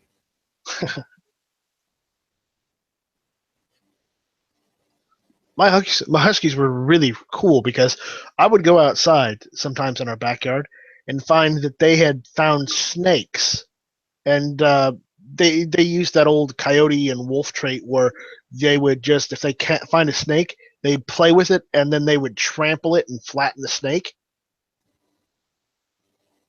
And I used to find flattened snakes all over the backyard because they saw it. They're like, I'm gonna kill that snake.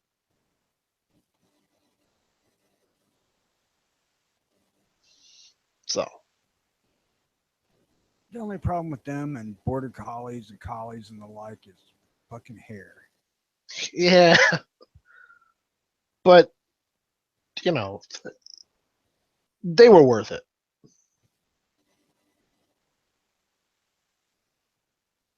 And the bastards get such heavy coats when it's cold, and then they shed all that shit when you, and it all fucking over hell in the summertime.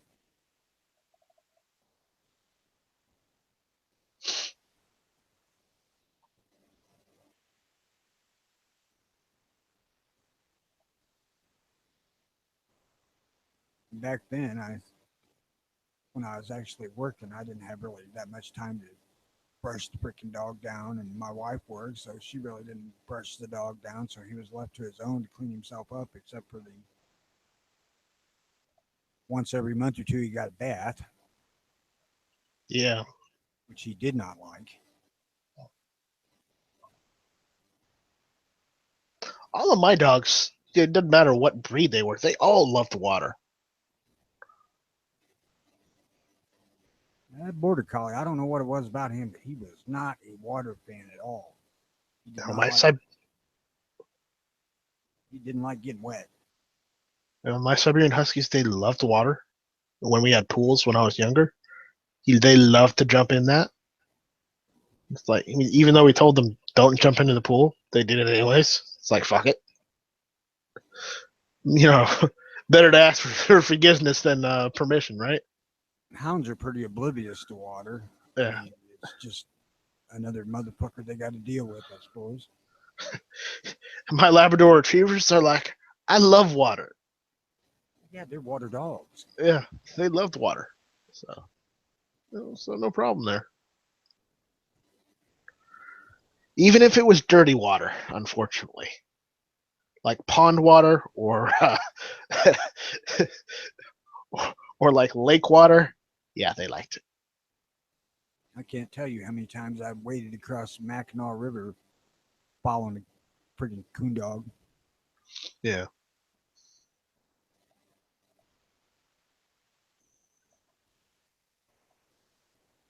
First time or two, it was kind of silly on my part because what he did was he crossed the river looking to see if the coon swam across and checked the bank and then come back.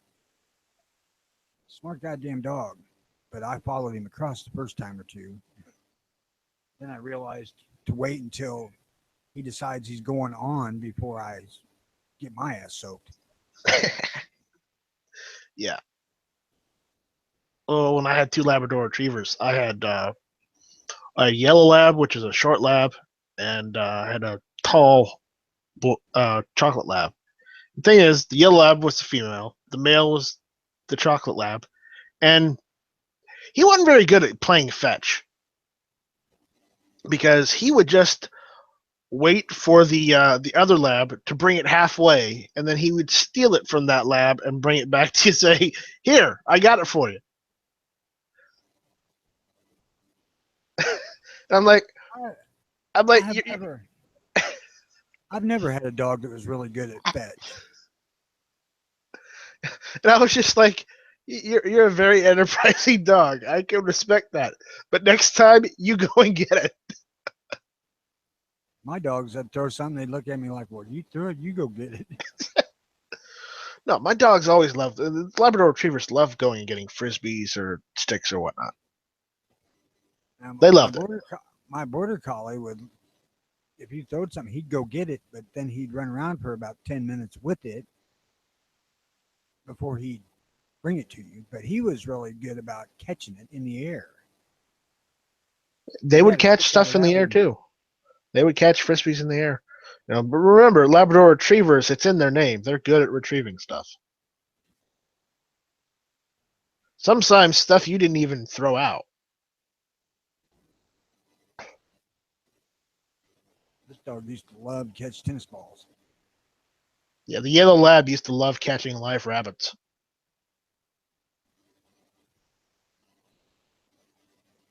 That would irritate me. Yeah, especially when I had to go bury that rabbit in the backyard. I got a So. cat here that's caught 2 squirrels. If she drags another one in, she's dead. The squirrel or the dog? The cat. Oh, cat. I've got a cat. Yeah. He's pretty nice. Be dead already if it wasn't for the fact that it was my grandkid's cat. Yeah. I know you don't like cats. I like animals in general, okay? I mean, whether they're dogs, cats, some other type of pets. But I'm not opposed to just pets in general, okay? I don't like cats for that very reason because they kill shit for the hell of it.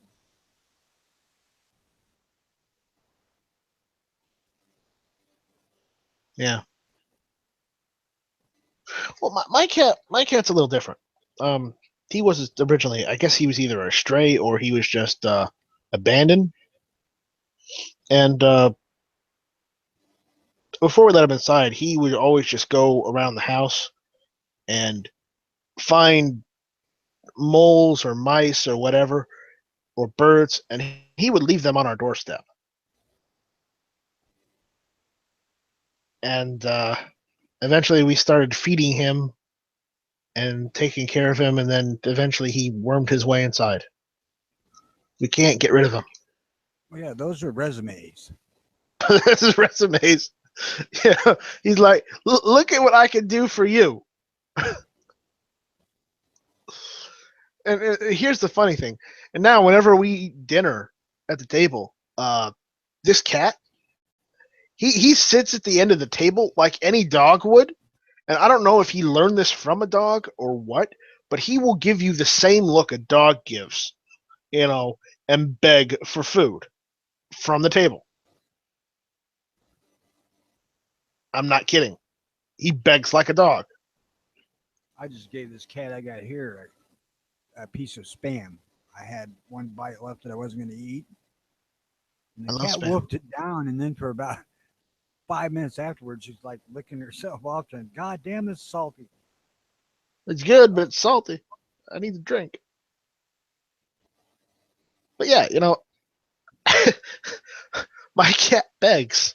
And another thing about him, it's like when he says something, you ask him about it, he will go on at length and argue about the slightest thing. Where did you pick this up? And, he just looks at me, goes meow.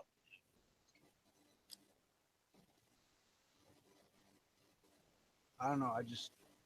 Even as a kid, I wasn't that big of a fan of cats. Yeah. I've loved animals in general, even as a kid. Once I learned that cats, feral cats especially, were out killing stuff just for the fun of it.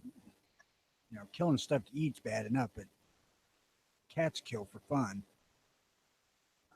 I don't like people doing that. I don't like cats doing that. I've killed every feral cat I've run across if I could. Well, my cat doesn't do that. He was giving, as he said, he was giving me his resume. Well, your cat's your cat. It ain't a feral either. I thought he was a stray or an abandoned cat or something. He might have been feral. Who knows? suppose it's possible, but I doubt it. I mean, No, ferals are usually extremely human shy. right. He might have been feral or something, but he probably wasn't. He's probably just an abandoned cat or a stray. I can't No. wait to be out here hunting and run across one with my 44 Magnum. Well, don't shoot one that has a collar, all right? If it ain't on leash, it's fair game. Is that what the state says? Yep. Every county in the state has leash law for pets. Yeah, I've tried putting a leash on my cat. I was going to say, I told the animal control lady, I said, have you ever tried to put a leash on a cat? It ain't pretty. You're It ain't easy either. ass whooping. I mean, I literally had to put a harness on him once, and he did not like it at all. But he couldn't get it off. And see, I don't mind having a cat around that's a good mouser, because they're more effective than freaking mouse traps or poison. You don't have to deal with rotten carcasses hidden where you can't find them. And Smelling out the place. but out in the wild, man, I fucking shoot cats Yeah. that are running wild just because they decimate young rabbits and pheasants and squirrels and whatnot. Same reason I hunt coyotes. It's not because I enjoy it so much as it is because they're so damn hard on the wildlife that I want to eat. Yeah, I wouldn't mind shooting coyotes. Fox is worse because they cover a smaller area and clean it out before they move to the next one. But I have yet to shoot a fox. I've only seen one out in the wild. I've seen a couple here in the area where I live. I've seen a couple out in further towards the beach area. I've seen a couple foxes out there too. Here in South Carolina, but we don't have as many foxes these days as we used to. So I don't know if they're endangered or not, but I would be hesitant to shoot one, just because of the factor that they're not as common. I suppose that foxes are being thinned by coyotes because coyotes will eat fucking anything. And remember, coyotes are more aggressive than foxes are. Coyotes are the American equivalent of jackals.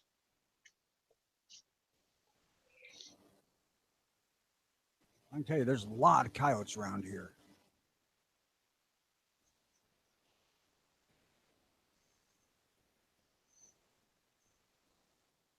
I was planning to do coyote hunting, but my health ain't letting me at this point. Hopefully, if this pacemaker thing works, I'll be able to do a little more of that. I'm not holding my breath because I like coon hunting. I know that's out of the question. There's no way I can do that anymore. And that's a shame too, because that's my fucking favorite form of hunting. And I don't even need to take a gun. I don't care if I get any coons or not. I just like to run with the dogs.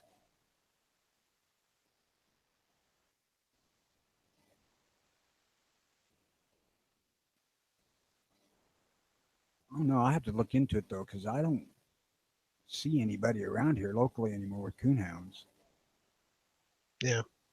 If that's died off, coons may have went up in value. It might be worthwhile to get a dog. It's up to you. Well, I'd have to get a dog and figure out how to get somebody else to run it because I couldn't. I mean, I could go out and listen, but there's no way in hell I could follow a dog through the fucking hills and hollers at night or in the daytime. I could cover the ground going slow enough, but I could never do it with running a dog. I just can't move that fast.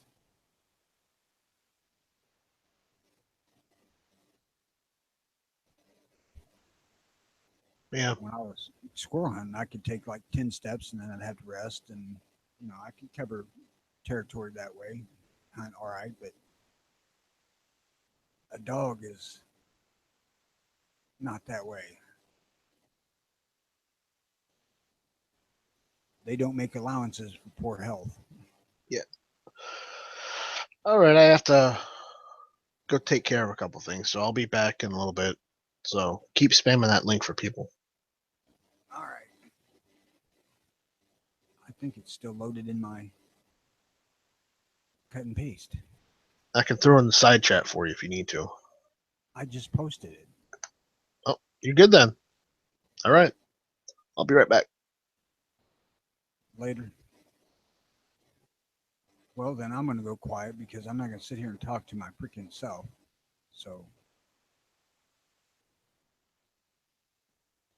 we will return when somebody shows up.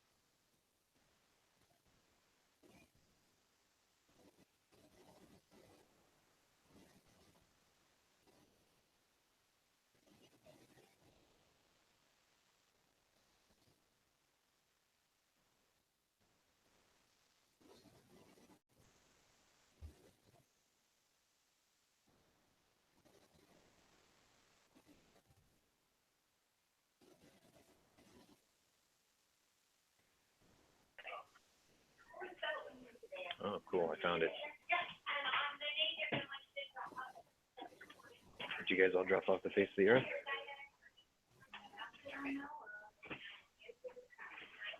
Man, I take one day off. What? Let's say I take one day off and chat is dead. Well, Night Strike had to do stuff, and I'm not going to sit here and talk to my freaking self. So. I'm back. I got back on because my dad finally took the dog in, so it's like things are a little quiet. It's a slow morning. Get over it, Sean. Dude, Just I was talking about, like the Eagles song says, get over it. I've been talking about E2M here at the vet's office all morning. I don't know what you guys are doing. Like, I'm promoting gun channels and everything. Well, it's the 11th and not the 2nd. I know, but you know what? I'm here on the 11th, and people are curious. You know, they see my night guard, and they're like, "What's up with that?" And I tell them.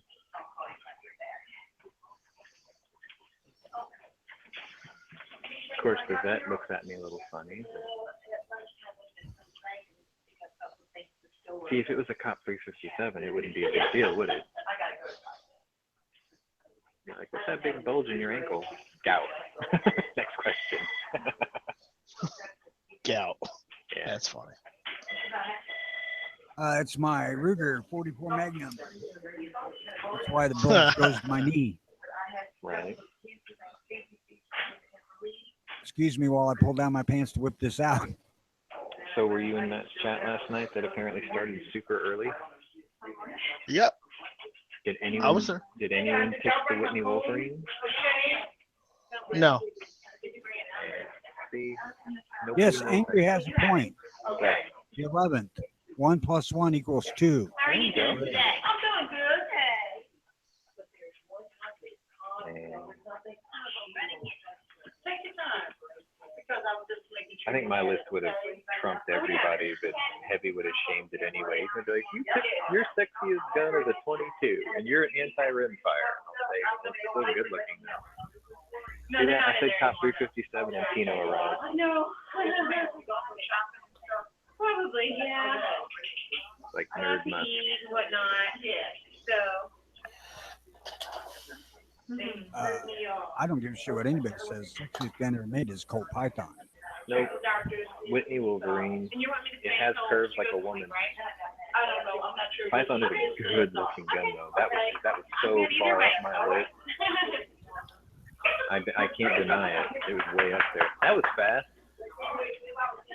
I gotta run, guys. I'm gonna figure out how much I have to spend.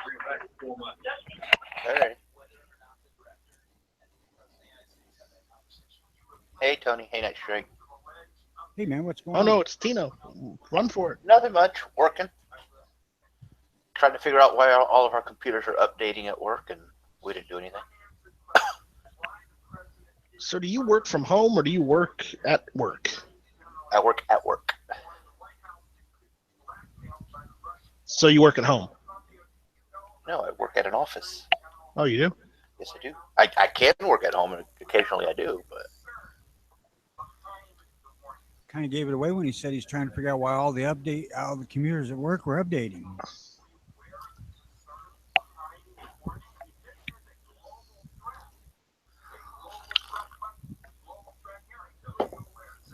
Night Strike, you need a better headset or something.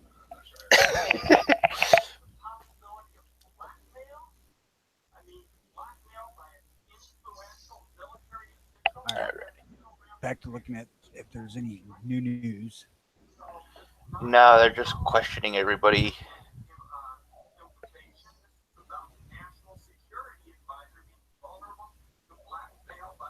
Nothing. New lawmaker wants muzzleloader ban for some with criminal records. Jesus.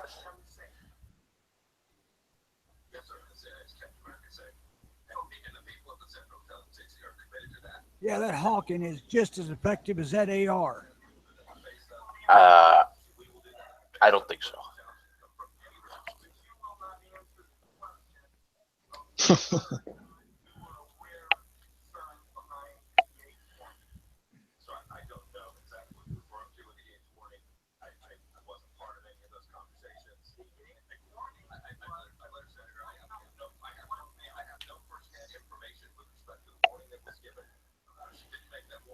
Are all the Democrats just doom and gloom? We're all going to be blown up in the next week Can they not get something new? They can't seem to get past the blood's gonna run in the streets thing. It's just ridiculous. The senator out of Oregon, we're facing a global threat to America. Yeah, we've been facing a global threat to America since the 60s. It's called liberalism. Well, that's besides the point. It's like, no, we're not facing a global threat to anything. We've always been facing a global threat. This isn't something new under President Trump. Technically, we've been facing a global threat since, the end of World War II. Yeah. It's like, oh, yeah, suddenly now we're concerned about that. Well, here's an idea. If you wouldn't have let Hillary Clinton sell uranium to the Russians, we wouldn't probably have to worry about them. If you wouldn't have let Bill Clinton go and sell all of our nuclear secrets to the Chinese for the Clinton Foundation, there you go. And people say, oh, no, he didn't sell them. They just stole it. Oh, yeah. Well, whose job was it to make sure that they didn't steal those secrets? Oh, can you imagine if someone stole secrets under Trump? They'd never hear the end of it. No. Can you imagine if someone had actually stole secrets? Oh, wait, we didn't have to steal secrets under Obama because we have whistleblowers. Yep. People give Snowden shit, but I don't see Snowden as a criminal. I see him as an American that brought something that should not have been done to light. Because it was it was intrinsically against the Constitution. Because one, you didn't have lawmakers go on board with that. They didn't vote that in. Two, the people didn't vote on it either. Nope. And three, they tried to do it under the table. Well, I'm going to reserve judgment on Snowden until I know for certain his motives. Now, granted, I don't agree with him running to Russia, but literally when you have a liberal in charge that usually does it says do as I say, not as I do. Yeah, he had to run to some country that didn't have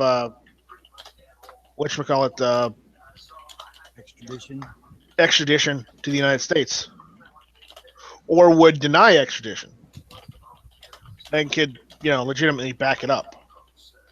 Because he could have run to one of these other small islands out in the Pacific or the Indian Ocean where they don't have extradition. But the issue is that doesn't mean that they don't have forces in their country that are sympathetic to the United States government. So he literally had to run somewhere where he would be safe. Yep. And not get taken away by the United States government and thrown in some black site instead of put on trial. Oh yeah, they would have never tried him. They would have never tried him. It would have never been public, and he would have been put in some CIA black site for the rest of his life, which it's like a 1x2 cell for the rest of his life. I think they'd just killed him. Well, that was only if Hillary was still as Secretary of State. Putting him in a black site doesn't solve what happens if he ever gets out, should they lose control of it. Yeah.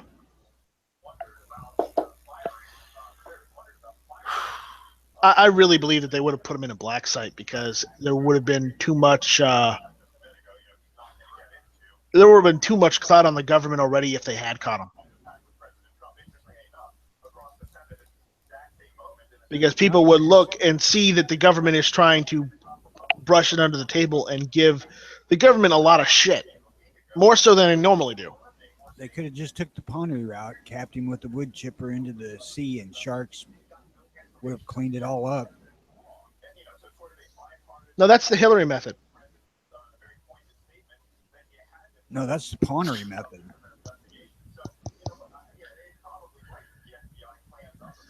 Hillary ain't that fucking clever. She just a couple of bullets in the back of the head. Yeah, a couple bullets in the back of the head, no money taken out of the wallet, still has a cell phone on him. Yeah, it's totally gang murder, right? Watching the riots in Venezuela, just curious. Nope, not really our thing. I love the first comment is Don't confuse this socialism with Bernie Sanders' version of democratic socialism. It's the same. Yeah, I'm not sure how you can come. That's a distinction without a difference. That's not confusion. Well, that's just the end result. They only want you to think of the beginning result when you get all the free shit. I'll be right back.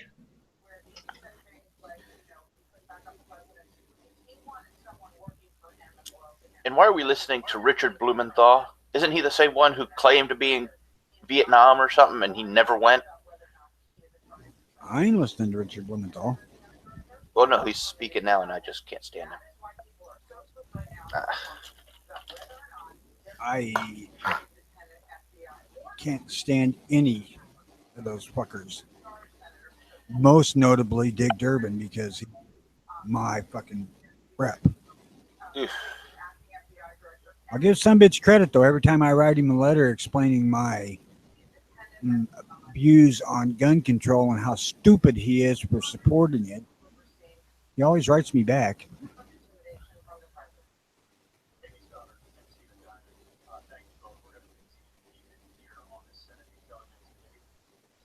With the whole typical liberal spiel, and then I'll reply, Dick, don't you even read statistics to see that you're absolutely freaking wrong?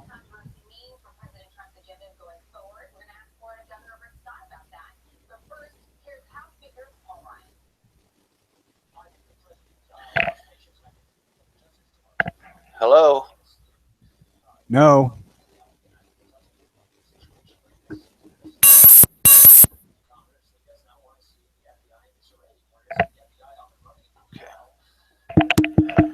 Apparently some guy in California wants to help me get my credit score up higher. Yeah, I'm sure he does. Just enter your bank account. And Yeah, exactly.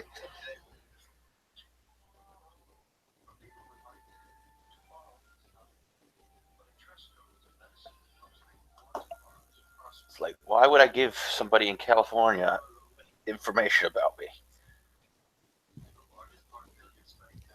Oh, I got a call from Alabama this morning. Let's see who that is.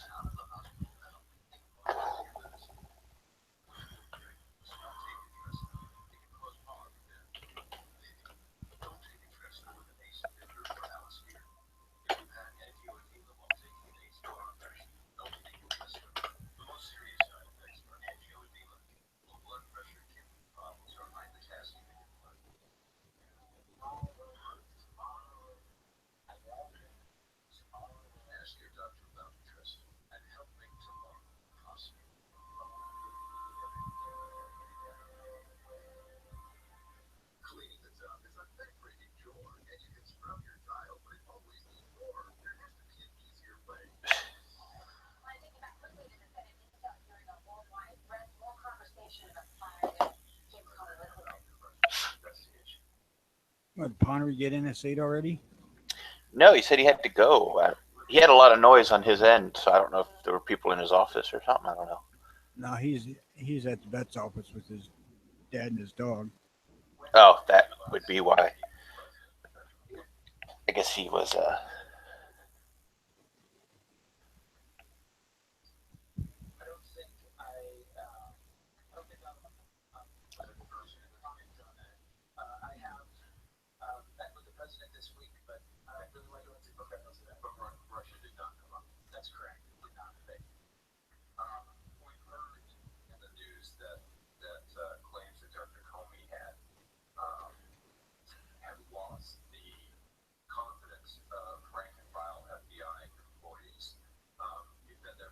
Damn, I'm thinking today's going to be a nap day. I freaking woke myself up moving around in bed and getting freaking incision to really burn like fire for some reason. It's one of those days. Well, it is a Thursday, so that.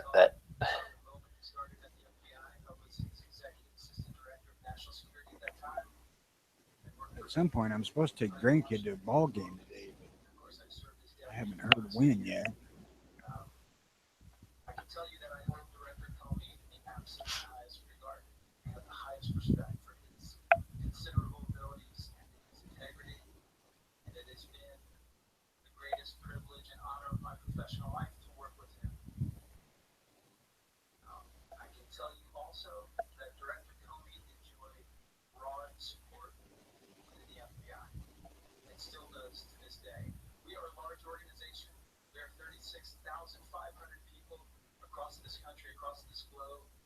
I don't know. We got a fair bit of rain last night. They may have maybe too damn muddy.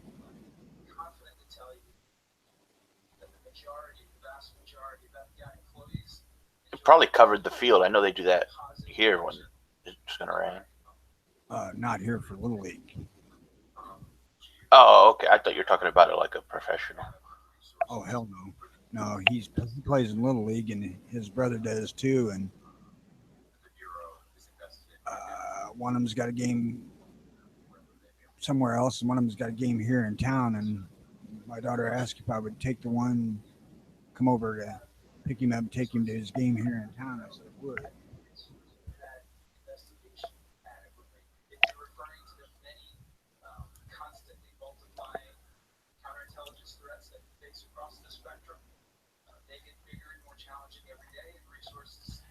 I thought the FBI had more people than 31,000.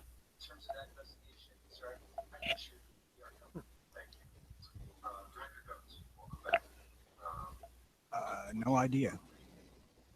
Yeah, no, the acting director just said we're 30, 31 or 35,000 spread across the globe. I'm like, that's not that big.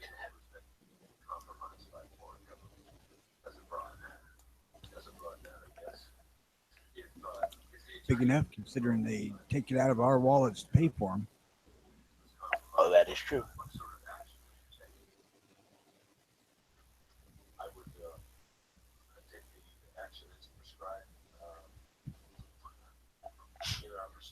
Not that I don't think the FBI should exist, unlike Homeland Security or ATF, but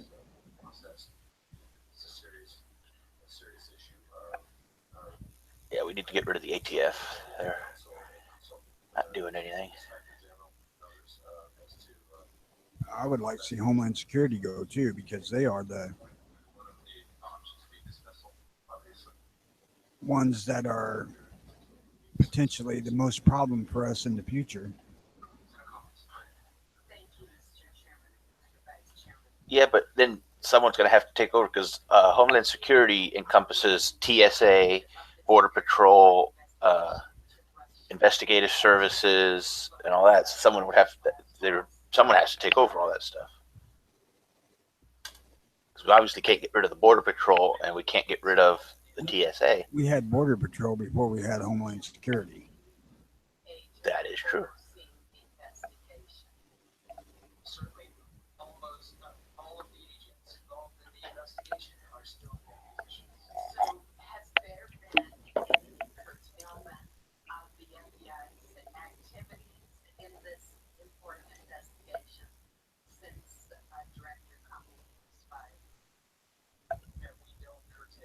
There has been rumblings from Homeland Security that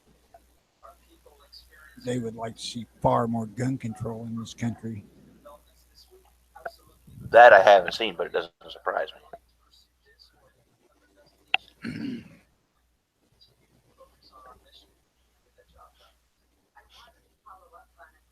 I don't remember where the hell I seen it, but it was about a year and a half ago.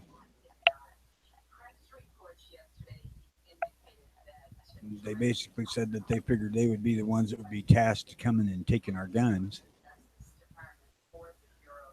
Good luck, motherfucker, because that's going to be a bad one for bad day for everybody involved. Yep.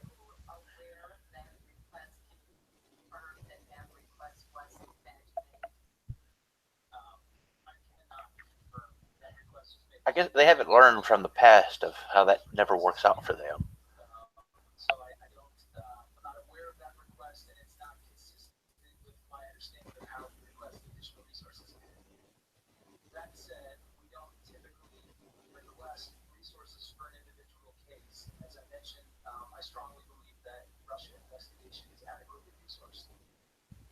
Yeah, I was reading something just a couple of days ago where that whole deal of Katrina and the gun confiscations down there had really awoken a lot of police to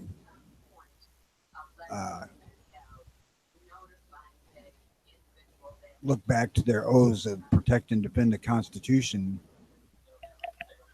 especially sheriffs. Yep. And I think that's why the Homeland Security people thought it would fall to them, because there's so many freaking sheriffs that say, man, we ain't doing that shit. Well, it's the same way you have all these law enforcement agencies not wanting to enforce immigration law. It'll be the same thing. They're not going to want to enforce the federal government telling people to turn in their guns.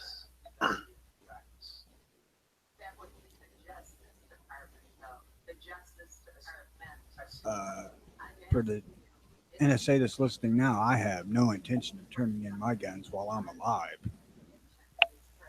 And getting mine. Ain't happening.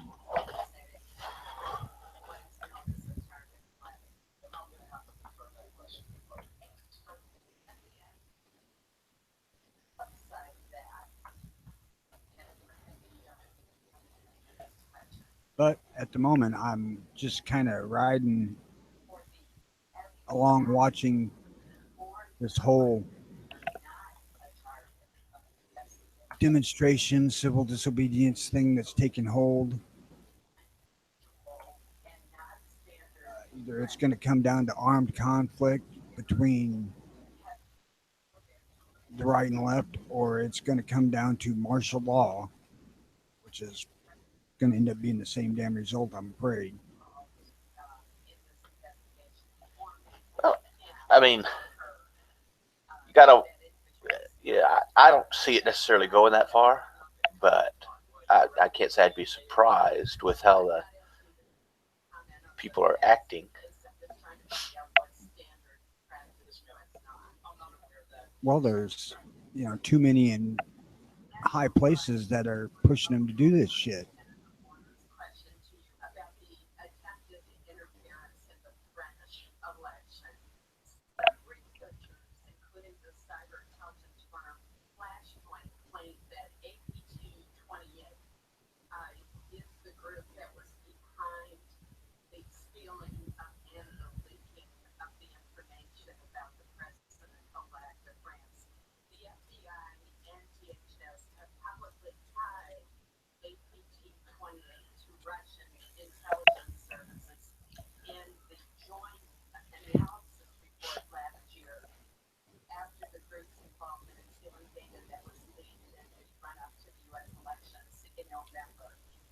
I really don't get the mentality, because it's like, poking a mean dog that's asleep with a stick. We are the ones that are well armed, you stupid bastards. This is true. That's what I always love when you hear all these, especially these college kids and that. Oh yeah, we're gonna resist. We're gonna revolution this and the other. I'm like, and you own how many guns, and how well prepared are you for that? Well, I don't own any. Well, okay. Then it's gonna be kind of hard for you to take on everybody else.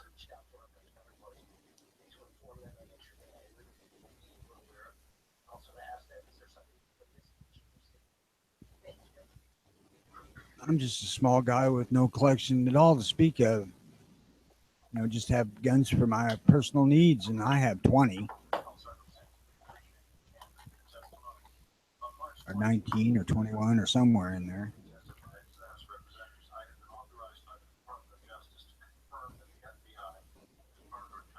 It's just, it's ridiculous for them to think, yeah, we're going to start a revolution. No, you're not.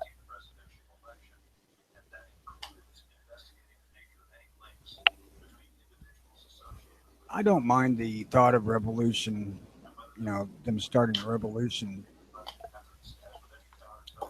in theory, but it's the violence that coming with it. You're making a huge fucking mistake attacking the side that's way better armed. Well, I don't think about it at all, to tell you the truth, because it's not going to happen. I just don't see them all of a sudden growing a pair and starting some big revolution that's going to end with anything more than 2 or 3 dead guys. I mean, you gotta understand, these people, they're not mentally prepared for what a revolution entails. I don't think it's going to start that way either. I think it's going to start by accident. there's going to be a violent demonstration somewhere, and somebody's going to accidentally kill somebody, and it's going to explode right there. That I could see happening. But then again, the minute people start killing each other and the guy with the crazy hair and the nose ring sees somebody get shot next to him, I'm confident he's going to just run away, and that's going to be the end of it. I don't think so. I think it's too late then. I think once it starts, I I don't know how the hell it's going to stop. I think there's so much pent up rage on both sides that it's going to be god awful ugly.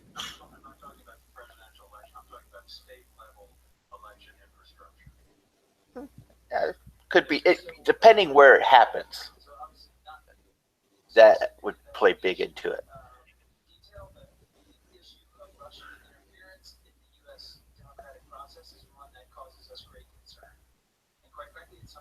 I don't really see it happening while Trump's president. Uh, at least the dominoes that need to fall to make it happen, and that particular domino is martial law. Uh, but if a Democrat gets elected after Trump and this shit explodes and they declare martial law, then it's going to become national, no matter how big or little the initial incident was. And I don't know, man. My wife has been thinking this for a couple of years now, and I had never really thought about it before she brought it to my attention what she thought. And as I think about it, and as I watch what's going on, I have more concern about it every day. Now I'm in small town, middle of Illinois, so the odds of me seeing something like that here are slim to none. Because for one, this is basically a very pro 2A conservative area. So it's not going to be a big issue here until the feds march in wanting to take guns away.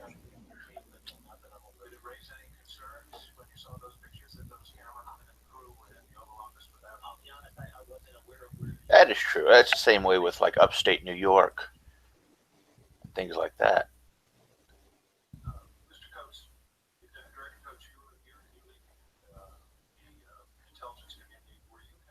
I really don't think the left can honestly grasp the reality of how many guns there are out there. Well, and how many they don't know about. I'm not. I mean, if you look at the numbers, a couple of years ago they were 3 to 350 million. I figure it's probably 4.25 or better now. Uh, they cannot wrap their mind around how many that really is. This is true. Well, it's not even that. You got to realize, all these guns out there that nobody knows about. That Grandpa bought in the 50s or the 60s before there was any paperwork on them.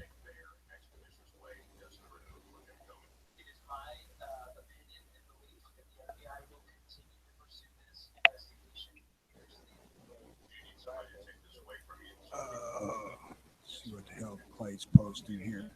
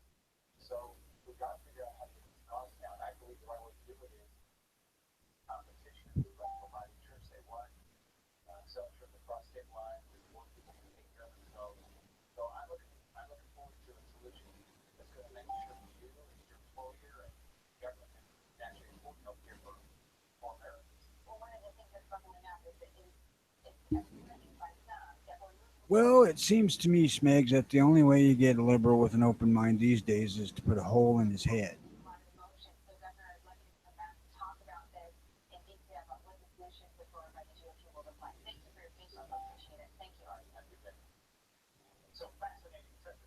And for those of you too stupid to get it, that's a joke.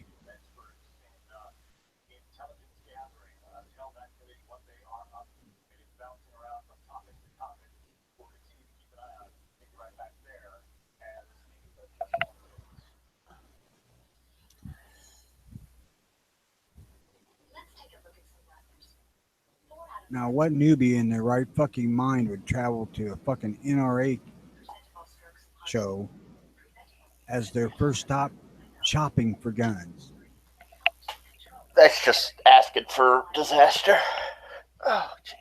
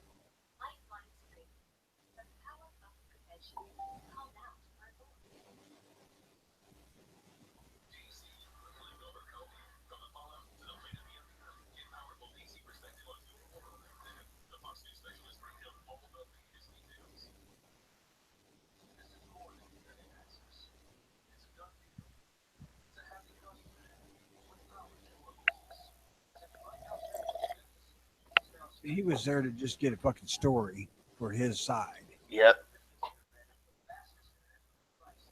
And no story as opposed to article, because it is, from what I can see, extremely fictional.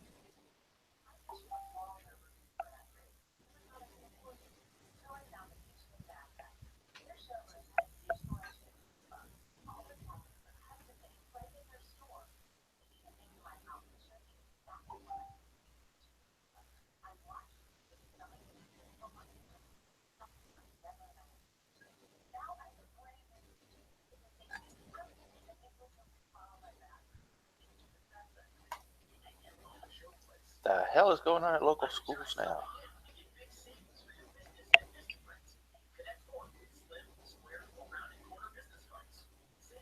In the three B's that he saw, there were beards, bellies, and ball caps. I mean, of course, black people are not part of the NRA. All you libs know that. Except for the ones that are.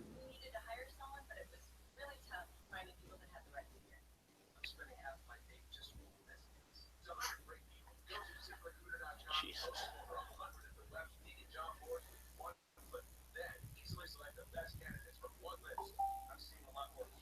Granted, it may be a small number of blacks in the grander scheme of things, but let's put it on the fucking table. Of all these gun crimes that are out there happening, what percentage of those are committed by people of color? Well, even if there's not a lot of people of color or Hispanics, whatever, in the NRA, it's not because they're being stopped from joining. Anybody can join. Nobody's sitting around a table saying, "All right, Jamal can't join today," because he's black. It's just not happening. Anybody's free to join. No shit, NRA would welcome Barack Obama's check. Yep. They don't give a shit what color you are as long as your money's green. Exactly. So this whole idea of, oh, well, the NRA is racist, the NRA is, well, I guess.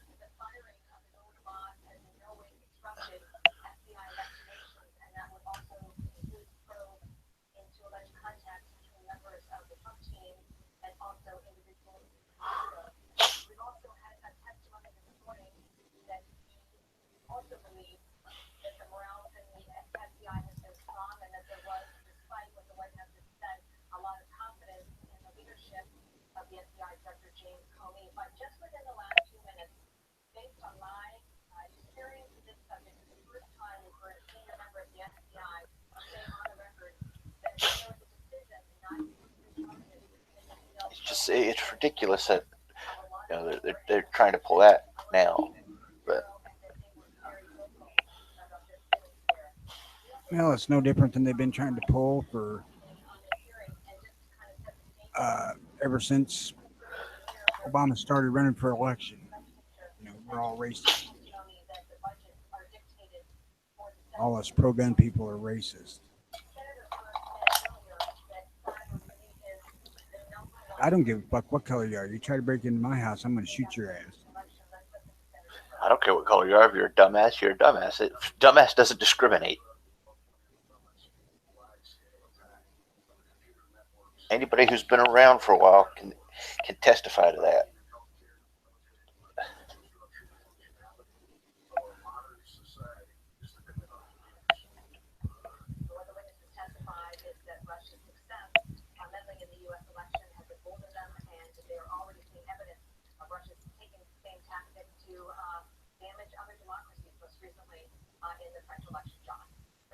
I tell you, it almost seems like the mainstream media is doing their level best to get us into an actual civil war here.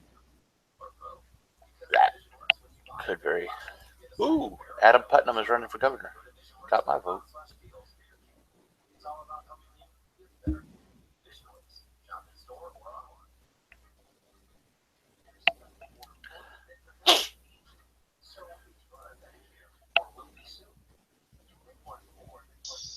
I'm back. Oh, shit. It's my chat. Where were you? I didn't even realize you were gone, to tell you the truth. I said I'd be right back, and, it took longer than usual. Line at the drive-thru? No, just had family to deal with. Same shit, different day, right? Right.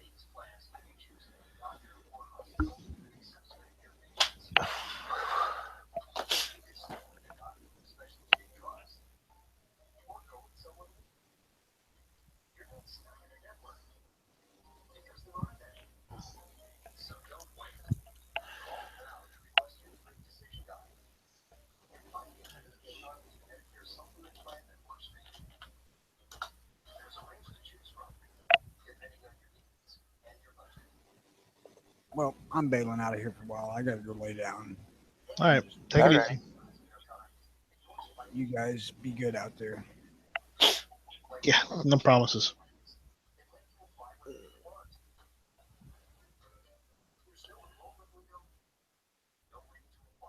Where's Shango? I guess. Jesus. The vet with the I dog. bet, yeah.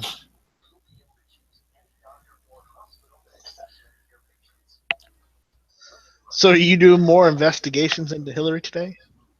Yeah, sure. You know, we got to kill that joke. Yeah, till I'm killed. Well, don't worry, it'll only be 3 shots in the back of the head, and they'll call it a gang murder instead. That's all I need.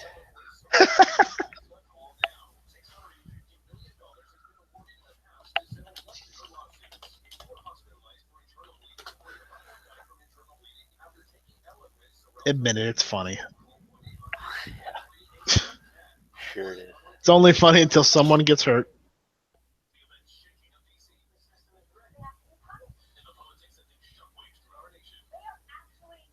Now let's see. Ooh. A PSA AK is on sale for $5.99.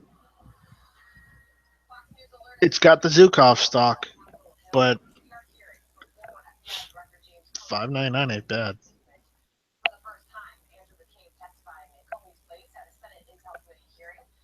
I think that's the Zukov stock. Yeah, it is. Check that out, Tino. Check what out. Side chat. Okay, what is this? That's not a bad price. I mean, I'm not an AK guy, but no, it isn't a bad price. Free shipping too. Granted, if I bought that, I'd have to pay tax, so not so much.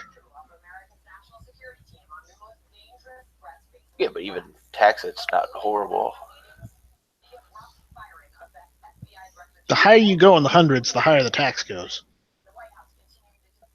Yeah, I know, but the tax is not as compared to another AK you would buy. It's not going to be.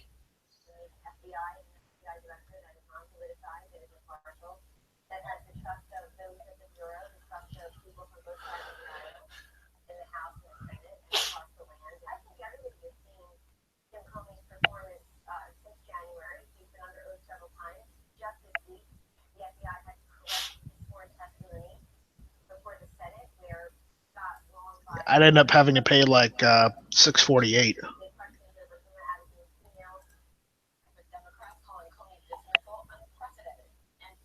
So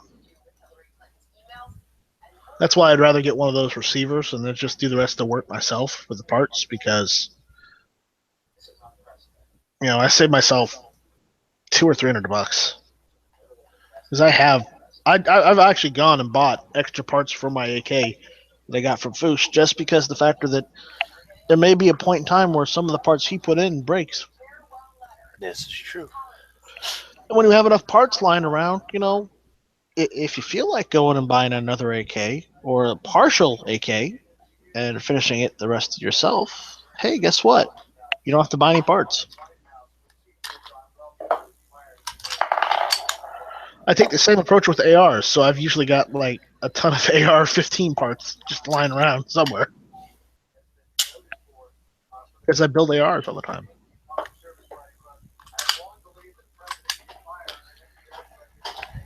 It's always good to have extra parts lying around anyway. That way, if something breaks or you happen upon something. Yeah.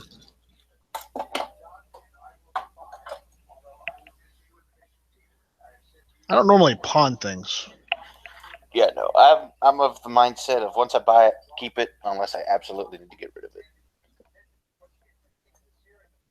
I don't normally pawn things because the shop I go to for my FFL, he is a pawn shop, but normally I would just sell it to him or trade it for ammunition or parts or whatever he's got in stock at his store if I don't want it. I don't pawn it.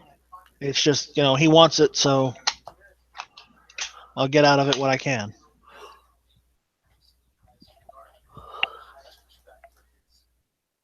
Yeah, that kind of deal.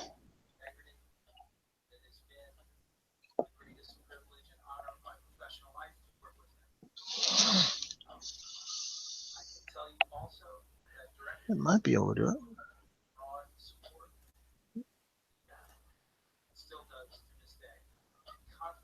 I'm also thinking about getting one of those, what you call it,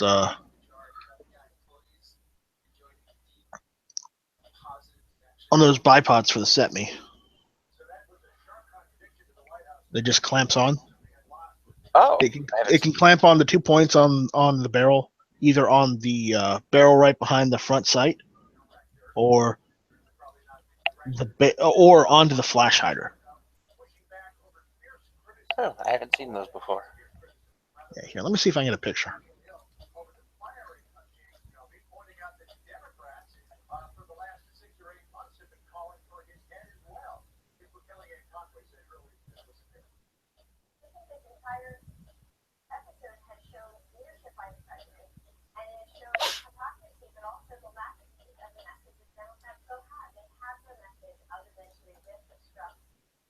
Granted, I don't have the muzzle brake like this one, but I have the regular flash hider. That second link. All right. It can go. It can go that's right cool. there on the muzzle brake flash hider, but there's also another point right in front of the that front sight underneath that you can put it on right there too. That's convenient. Yeah, so I've been thinking about going to get the bipod. The only problem is it's like $50. Oof, yeah, It's a little expensive for a bipod. I know some people spend like $200 or $300 on bipods, but no, that it's not me. But let's see. Yeah, I'm gonna send you another image. That's what it looks like if you put it closer towards the rifle. all right. Let me take a look. That also looks good. I like it closer than the first one. Well, the point is you can put it either or. It's a either or type situation. That's how it was designed. But me, I'm more of a I want it just to have it, Yeah, it's a cool thing to have in case you need it. Now I'm also gonna get the canvas case for it too. It's a canvas that you can wrap the entire rifle in. I haven't seen that either. That's like $20. Oh, that's not bad. They made a shit ton of them.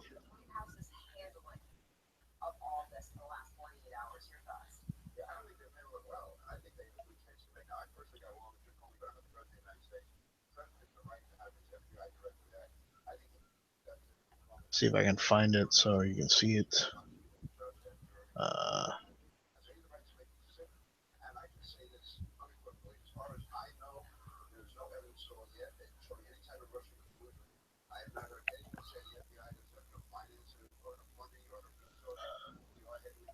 Oh, here's another image. That's what the cover looks like. Ooh. Basically, just the bag you put it in. Oh, It's to protect. Yeah. It's to protect it from the rain or whatnot.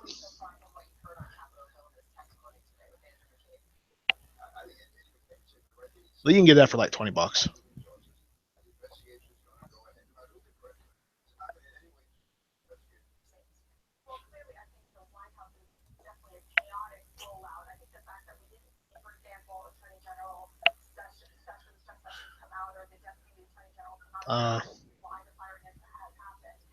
Better image of how it would look is right here. And yes, I know I'm not screen sharing it, guys, but use your imagination. If you don't know what a set me looks like, just go look at a G3 or an HK91. Yeah, they're knockoff of them. Yeah. But they work great. So But that's that image I just sent you right there. That's what it looks like when you take it out. It's just to keep it from rusting, more or less, because most of the parts are steel.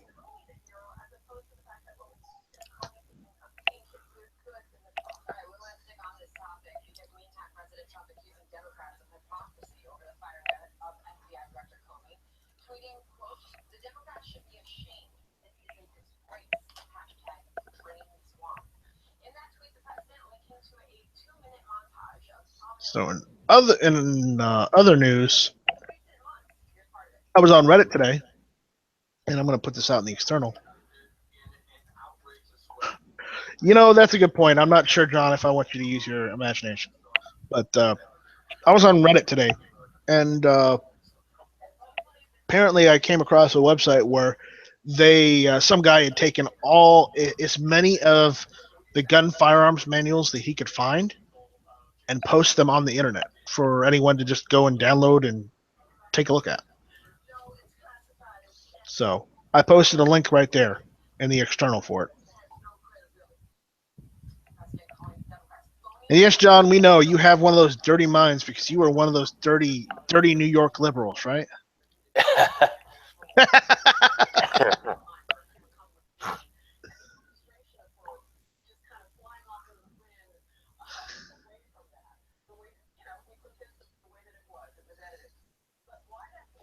John Z is one of the dirtiest of New York liberals.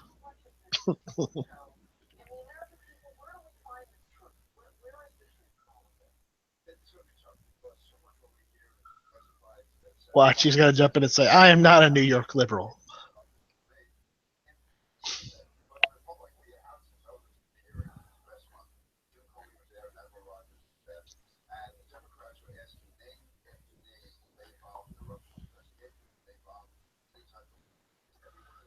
Ooh, New York liberals are filthy. Dirty exceeds filthy. Wow,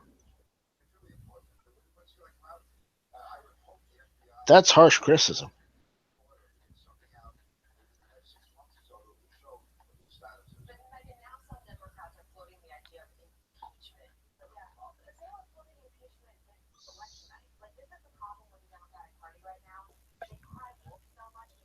Man, what are you watching, Tino?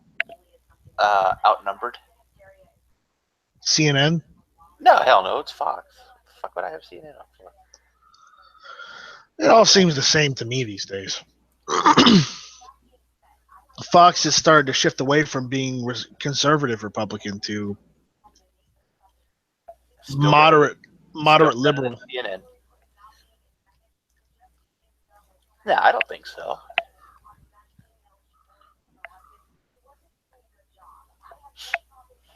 But no, I do not watch CNN. Wow, I did not see this episode. Apparently, Piers Morgan, before his show got taken off the air, he had Alex Jones on, Yeah. and Alex Jones tore him a new one. Yes, he did.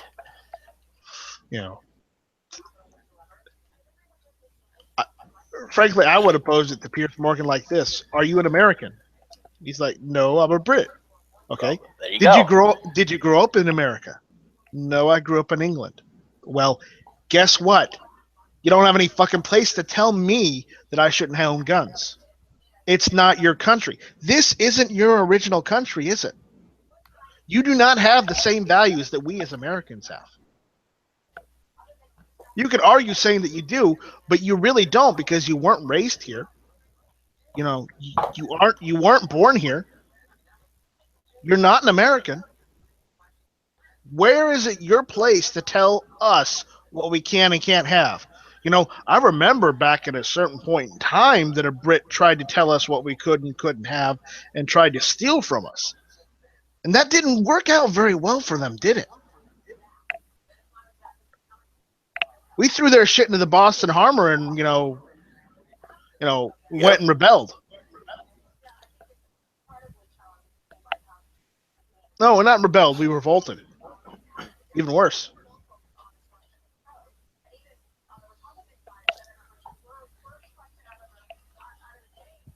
You know, we fought off technically the largest nation in the world at that point in time.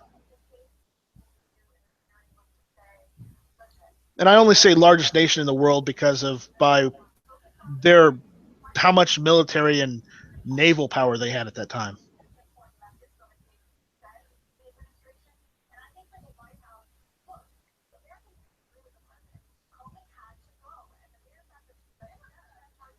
So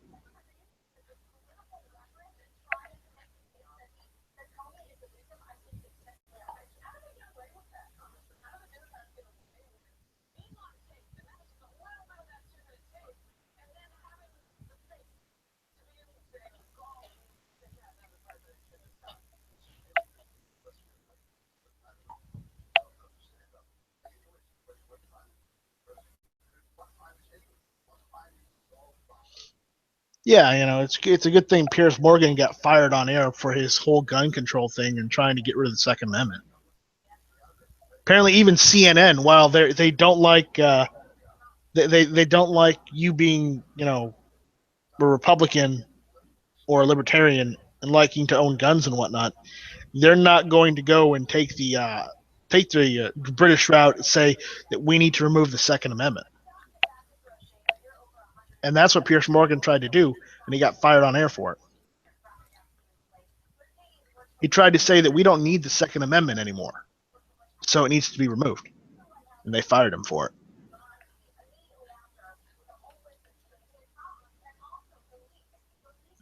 Because you can only push so far, just to get ratings to the point where, hey, wait, we have the Second Amendment. What's this Brit telling us we don't need the Second Amendment?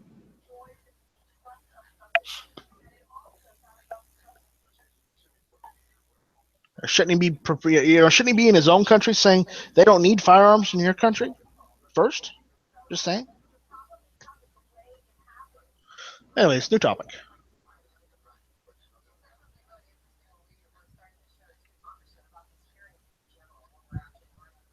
Well, that's why he got punched in the face several times, right?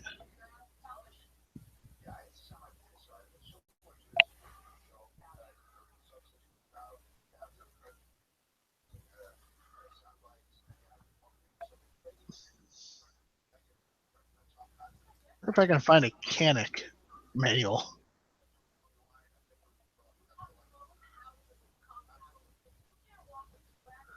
No Canic manual.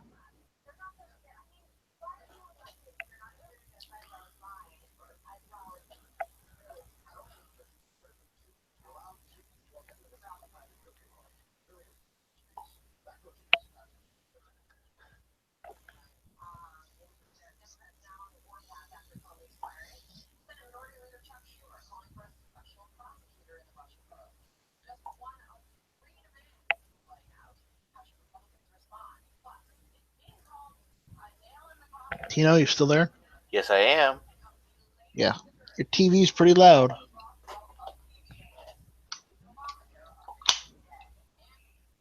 So, what else is going on, people?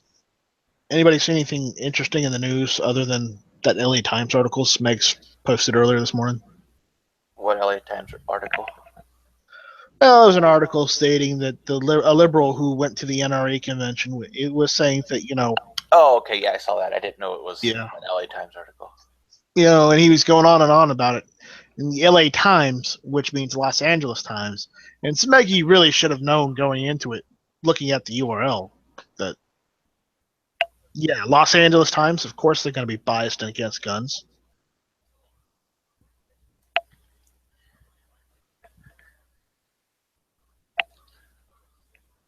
Yeah, it doesn't take a rocket scientist or an engineer to do it. Figure it out.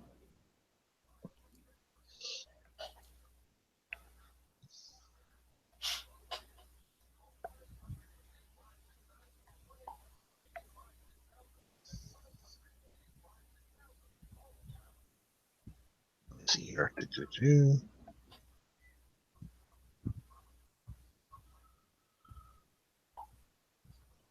All right. Unlike anti-gun people, I don't judge something before I have the facts. Well, yeah, that's fine, but you should know going into an article that comes from a website that says latimes.com isn't going to be favorable towards what you like.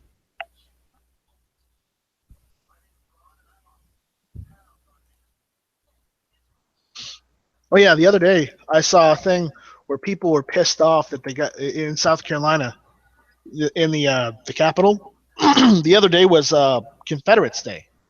While they took the Confederate flag off of the state capitol, the issue is that didn't stop somebody from privately going renting a plane and hanging a Confederate flag out the back of the plane as it's flying over the Capitol and flying over the Capitol all day long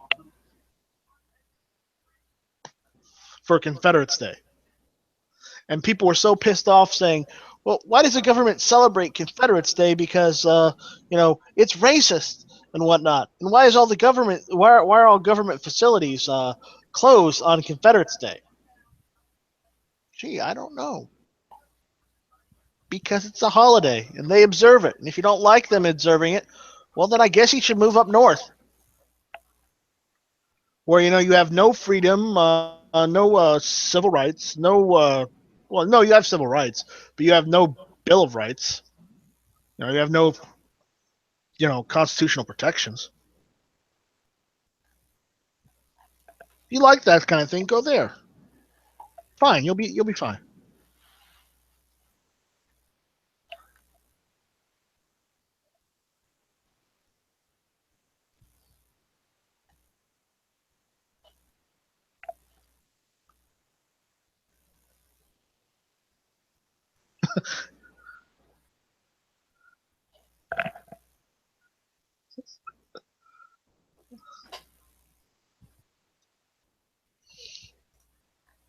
It's Meg saying he wasn't surprised by it at all. And okay, I stand corrected. I thought you had said that. But remember, I was just drinking my morning coffee as I was getting on the computer this morning, so no. That's the first thing I saw was that it was from the LA Times. I can believe that they would say something like that and do something like that.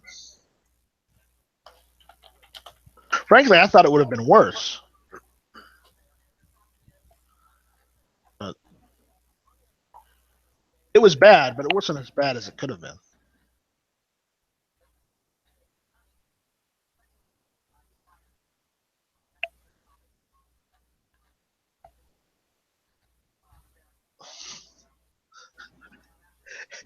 Hey, Smeggy, when has any of the media been open-minded about anything lately? Now, they all say they're open-minded, but when it comes to how they report, fuck no, they aren't. Nope, not at all. Moon says, I'm going. Can't decide between Cuba or North Korea. I would say if you're going to go somewhere, go to Cuba. They're a little nicer to you than they are in North Korea right now. At least now you can travel to Cuba legally. Just be careful what you say there because, they aren't as constitutionally protected there. So just be polite, be nice, and enjoy the scenery.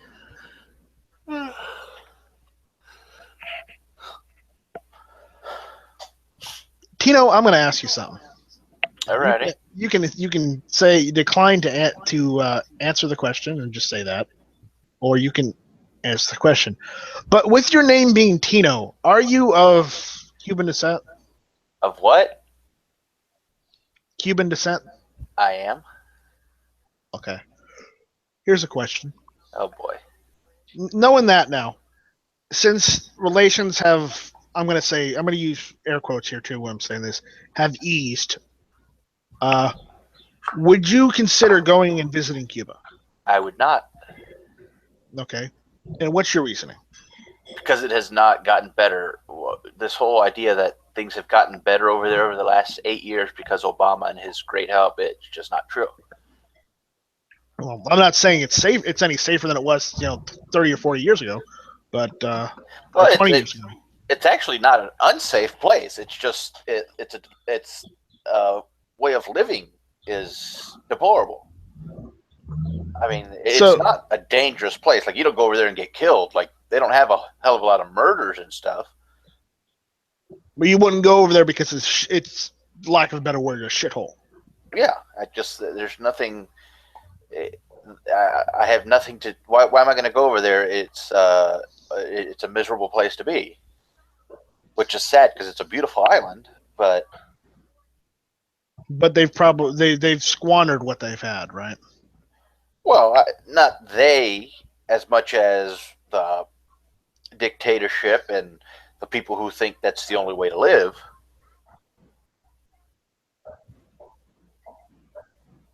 So, what generation are you? You know, I have no idea, to tell you the truth. so far down the line, it doesn't matter anymore. Yeah, well, not that far, probably 3 or 4, but I just.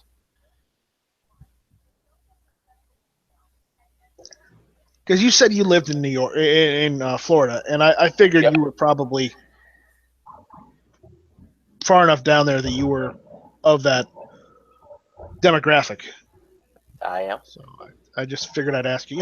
I don't mind telling you. A lot of my family is from New York because my dad's partially Italian. He's half Italian, and he's half Filipino American. Oh, that's an interesting combination. Because my grandmother was half Filipino, half American. Well, technically Irish American, but whatever. So, interesting combination, I'll tell you that. But yeah. So I've got the Italian last name, and don't think that I didn't get my fair share of. I thought your real name was Night Strike. People say that my real name or my brother is named Neil Stryker, and the problem is, no. You see my name on YouTube? There's no R at the end of Strike. Just saying.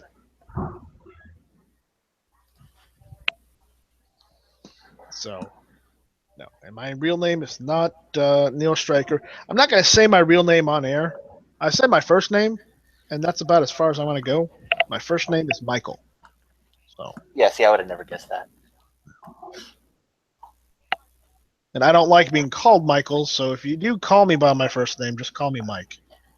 So.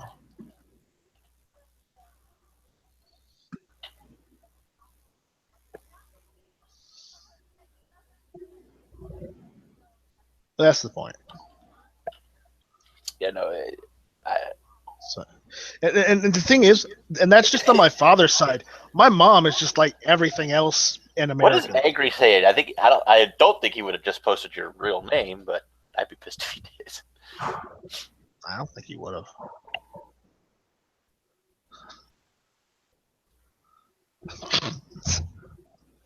I don't know who that is, if that's somebody.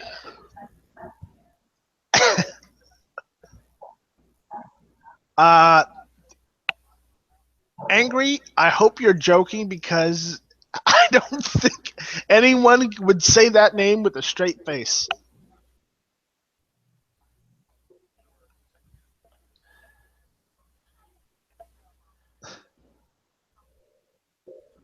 Night Strikatelli. Yeah. No. That's not it. You would not guess my last name. Not in a million years.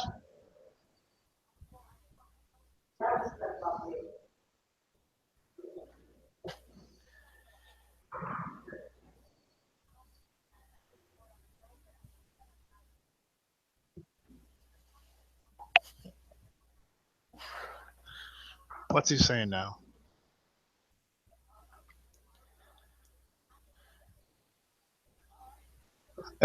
And he's like, no, I didn't type it with a straight face.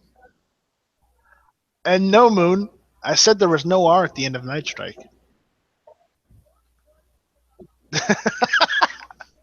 Moon's like, Night Strikerson. Jesus, we have the same name.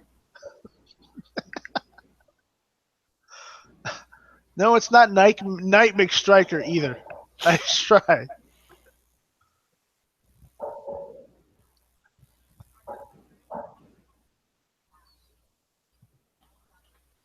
So, there we go.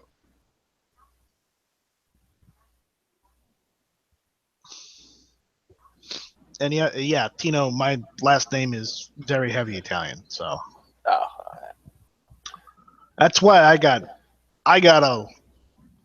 not teased, but I was, the butt of a couple of jokes when I was in school. But generally not any too bad, just a lot of Godfather jokes, and I'm like, be careful what. Usually I would respond, oh, you're gonna make Godfather jokes. I'm just gonna tell you right now, I am Italian, and be careful what jokes you make because you don't want that horse in your bed, do you?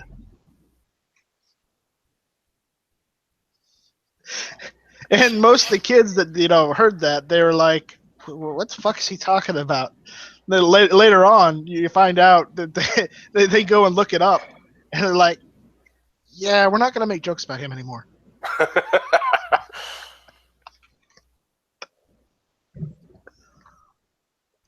No, literally, I caught him saying that one day. It's like, we saw that movie. We aren't gonna make jokes like that anymore.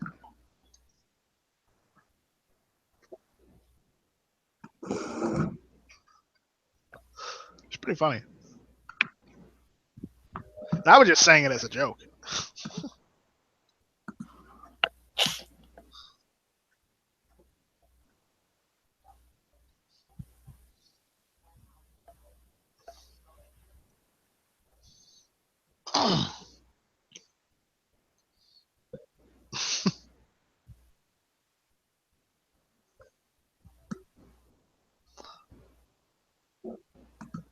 Angry? It's not that one, I can tell you. Even if it was, my grandfather would have changed that right away. My grandfather was born before World War II. He was born in the 30s, but the issue is, yeah, he would have changed the family name after World War II. I'll tell you that right now.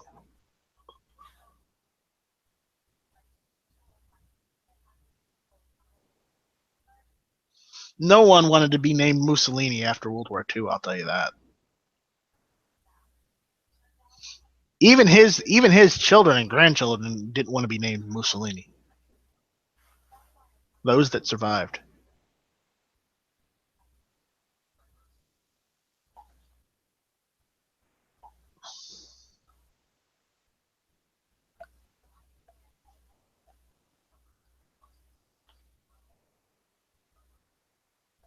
Yeah, my great grandfather came to the United States from Italy, like in 1911. So he got here before World War One. I don't think Boyardee is Italian. I think it's French. Yeah, I think that's French.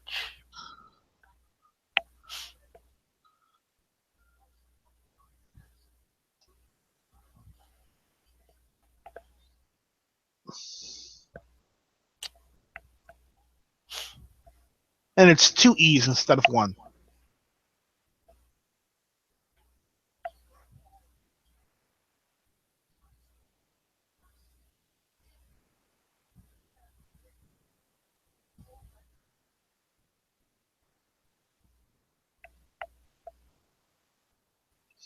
Actually, the chef in the restaurant that was based off of Chef Boyardee, it was Italian. I'll give you that. But the issue is the way they spell it now. It's more French than it's Italian. Because it was originally spelled this way. And the chat seems to be freezing on me. Anybody getting that? What do you mean the chat is freezing? The gun channel chat. It's just freezing my browser. Did you close? Did you go to the bottom corner where it says chat rooms and close? I'm probably gonna do that. Yeah. Because that's what Sean told me to do yesterday. Because mine kept crashing Chrome.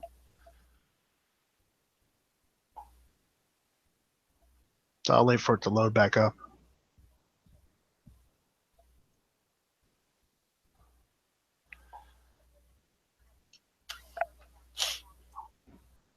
There we go.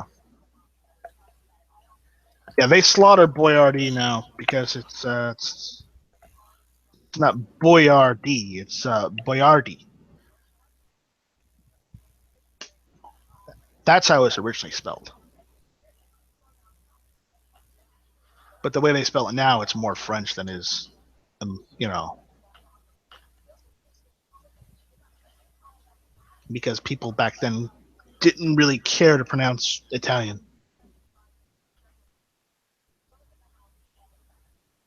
They didn't care if they offended someone or not. They just did it and said, fuck it, we'll do it anyways. So.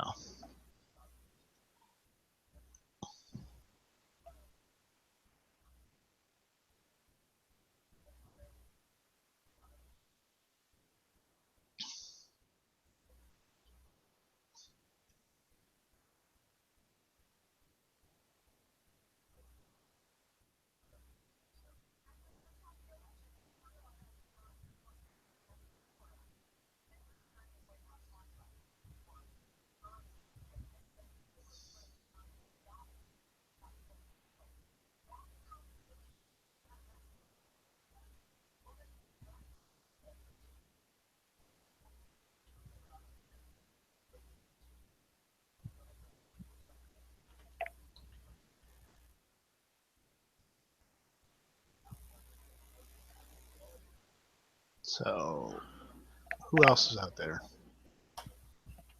We lost Jay again. He must be having spotty internet today.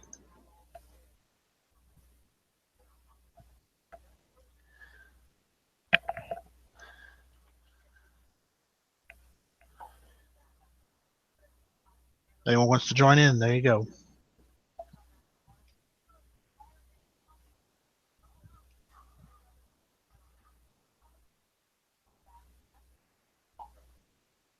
Oh, check this out. Maine lawmaker wants muzzleloader ban for some with criminal records. Muzzle loader. Yeah. Check this one out. I'm gonna push this in the side chat, and I'm gonna post this in the main chat because that's absolutely ridiculous. Muzzleloaders aren't guns as defined by the ATF.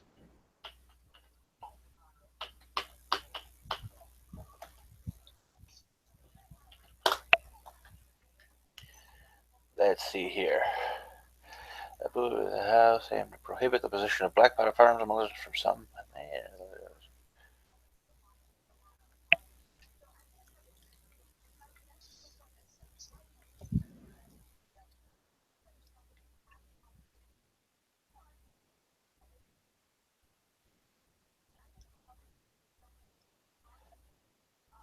So apparently, even this Republican's a moron. I don't think he's a Republican. I think he's what we call a rhino. He's technically a Democrat that ran as a Republican just so he could get elected.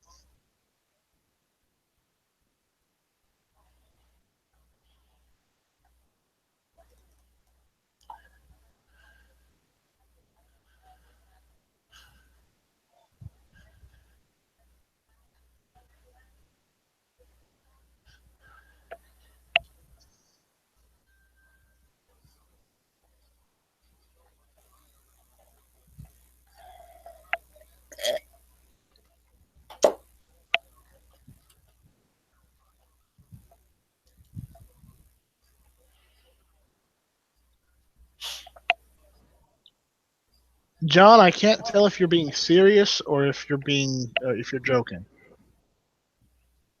I think he's joking. Because John, if any of your family was here in the United States during the Revolution, we weren't shooting at black people. No, we were not. We were shooting at other white people with funny accents Yes, we were. and bad teeth. This is true.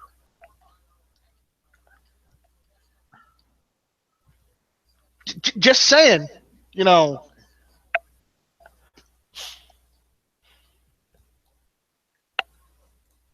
Now, granted, you could argue the Civil War point, but the point is not all muzzle loaders back then were, Civil War. We founded our country on muzzle loaders, technically. Granted, they were flintlocks and,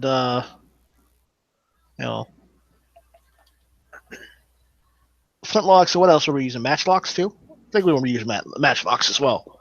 But the point is that our country was founded on muzzle loading rifles.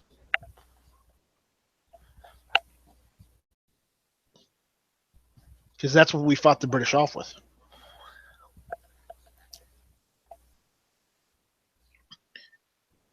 Anyone that picks up a history book and looks at a fucking picture can see that. This is true. Look at the paintings of the men holding rifles. Look at those fucking rifles. They aren't AR-15s. Hell, they aren't even bolt action rifles. They're single shot muzzle loaders. One shot, then reload. Which the fastest reload you could do would be reloading it twice in 1 minute. If they were really fast, I heard it wasn't uncommon to hear about someone reloading and shooting 3 times in a minute.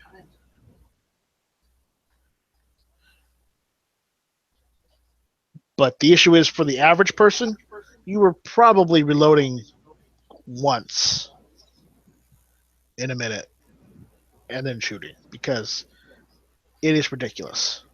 It's a pain in the ass to do muzzle loading, period.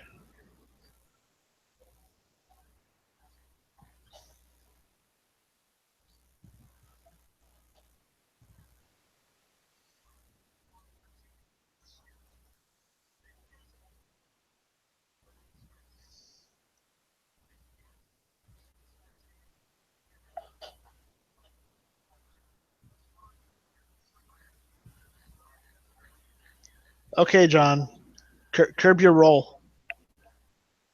That's a little too graphic for us.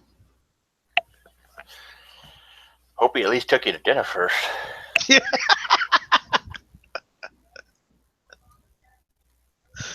Wow.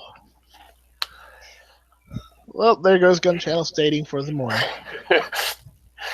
Yeah, that's what we need, a gun channels dating app. That's what we don't need.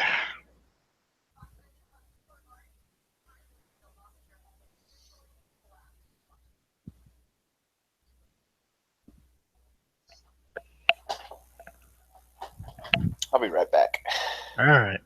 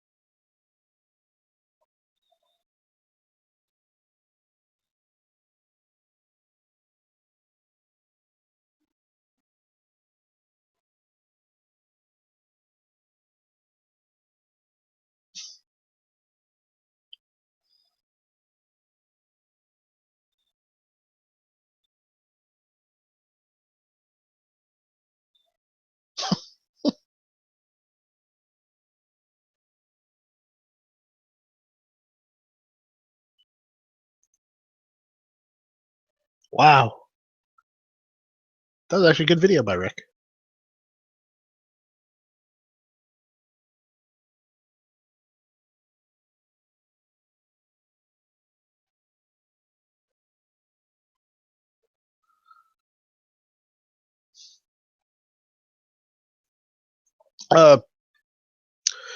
Rick went and Rick Mitchell here on Gun Channels. He went and did a video. It was a what the fuck moment.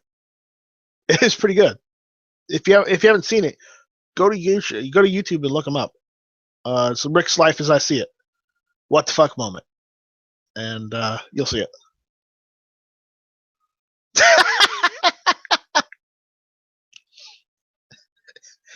Hey Moon, is that your favorite flavor? Salty Pimp?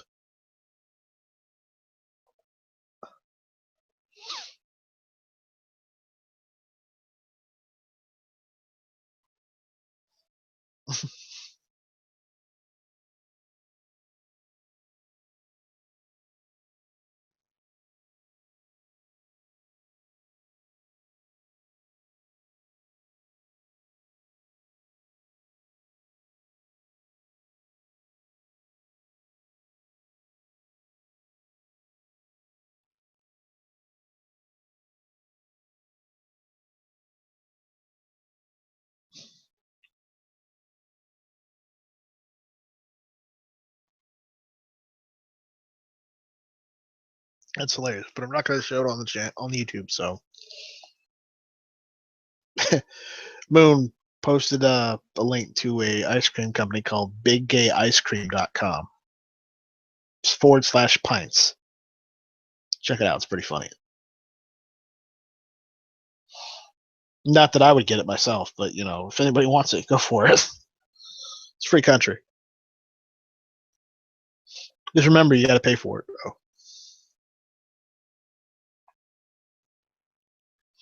Freedom isn't free.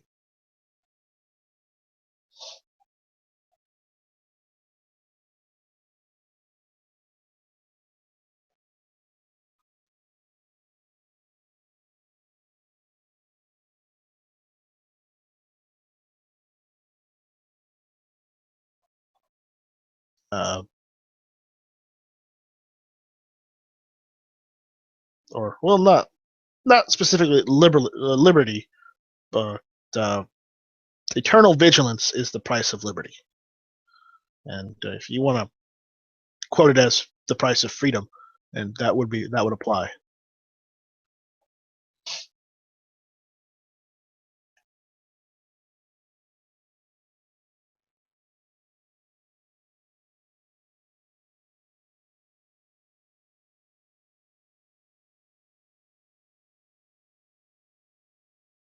So there you have it.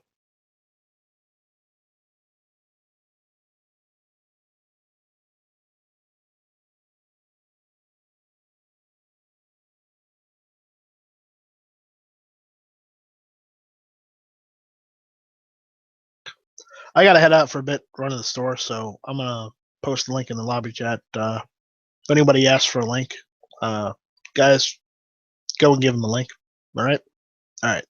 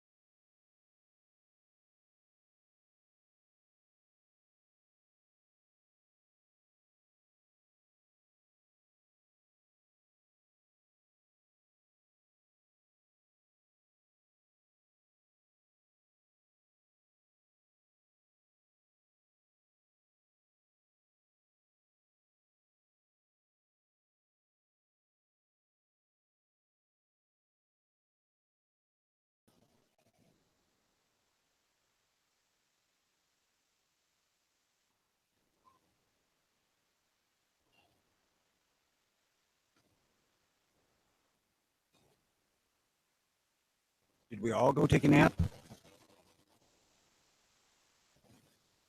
Hey, Tony. No, I'm here. But Night Strike left, and I was doing stuff. So.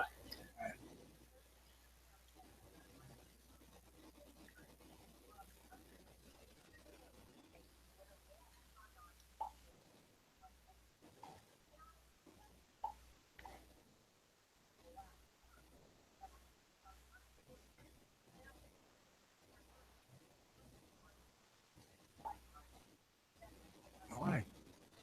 Cop. Got hours worth of naps. I'm good. Finished up that last hour that I woke myself up in pain this morning.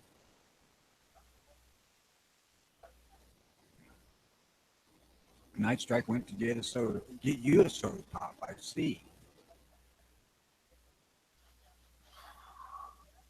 What is it? Because he's in the South, he's going to get you a great knee high?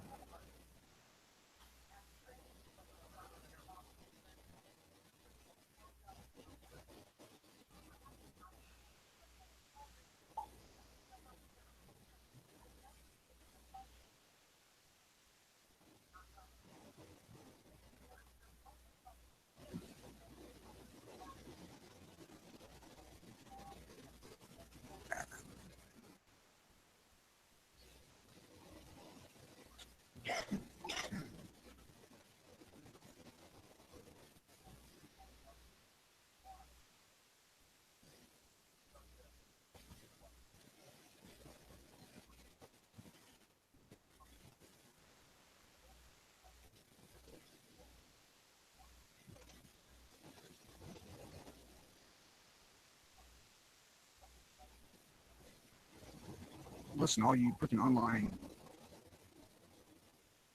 firearms related equipment sellers, I'm broke. Stop sending me freaking emails.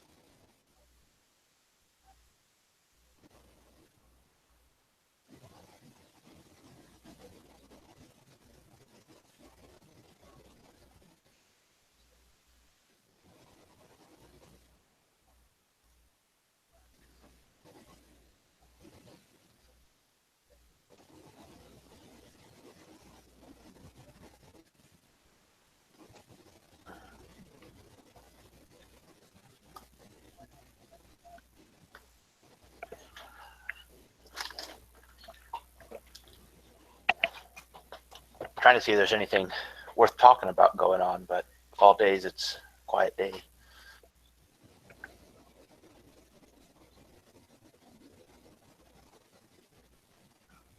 I haven't started looking at that since I woke up. I don't know. I'll help. You're cutting out real bad.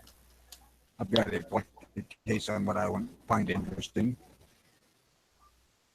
Washington Governor signs background check notification bill. Tony, you're real hard to hear. Keeps like you're roboting real bad. That's because I'm doing other stuff than this. Ah, okay.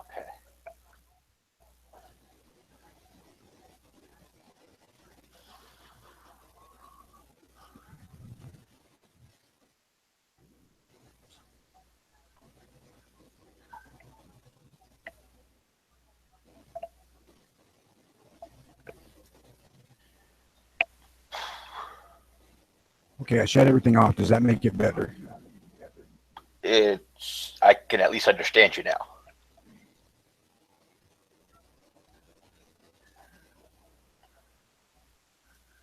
Well, it takes a minute or two from once I shut his shit off for it to actually stop. Yeah, you sound better now.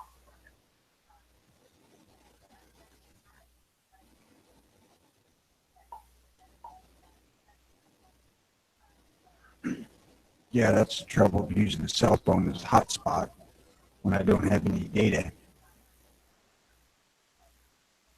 I can't do very much internet stuff at one time. Yeah. Oh boy.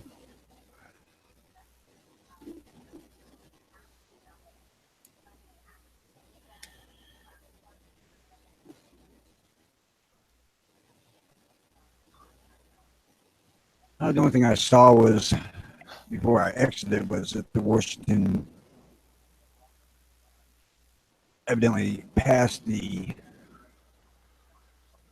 notification bill on their background check so that if people get rejected, the cops are notified.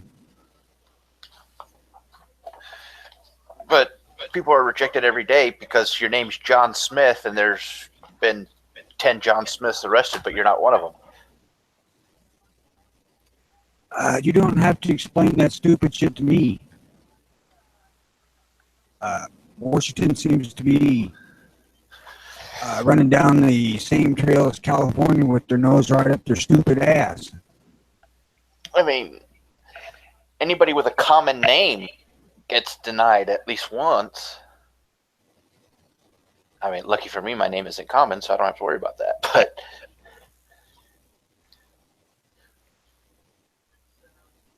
well, surprisingly enough, my name is more common than I would have thought. And it's also identical to my dad's name with the exception of the addition of a junior on the end of it. I don't think I've ever been rejected. I've been delayed one time for about an hour. And that's just the state. But there again, you know, we do ours through the state and not the feds.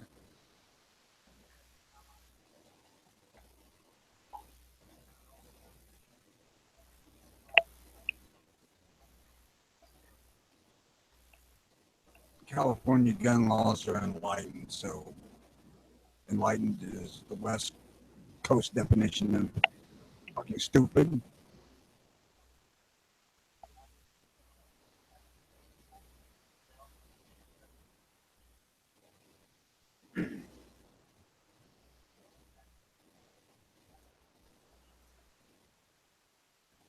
There certainly seems to be a shitload of gun crimes going on in California these past few days, weeks.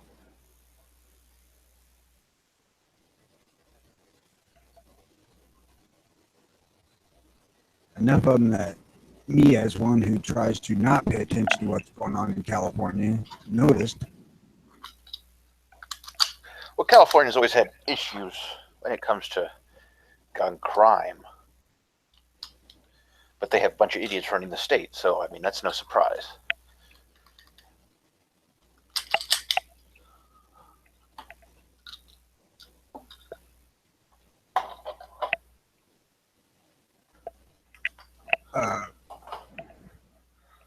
I live in a state that has, number one, Chicago, and number two, St. Louis. Yeah, you're.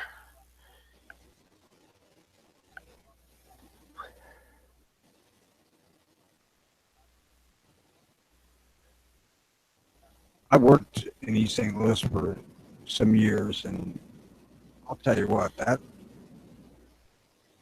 was eye-opening.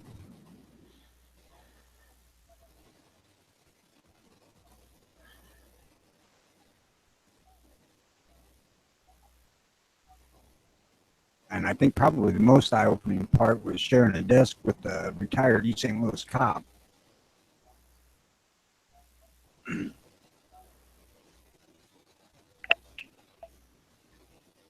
You dropped out. You dropped out when you were finishing that up. I said the most enlightening part of it was sharing a desk with a retired East St. Louis cop. He had very unkind things to say about the residents in the city for the most part.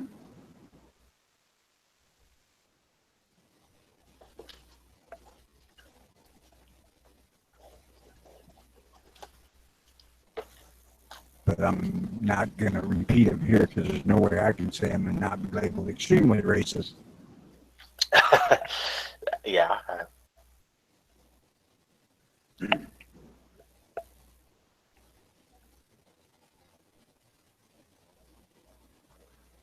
But he was really disgusted by how the local people would just destroy the city. I mean, they had built a couple of new high rises in the late 60s, early 70s. And by the time I got down there in 88, they were destroyed.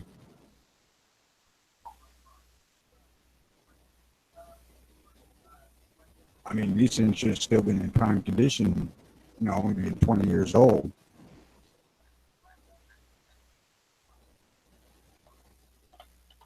And they were completely unoccupied and unlivable because they were just destroyed. And he said, that's stupid right there for you.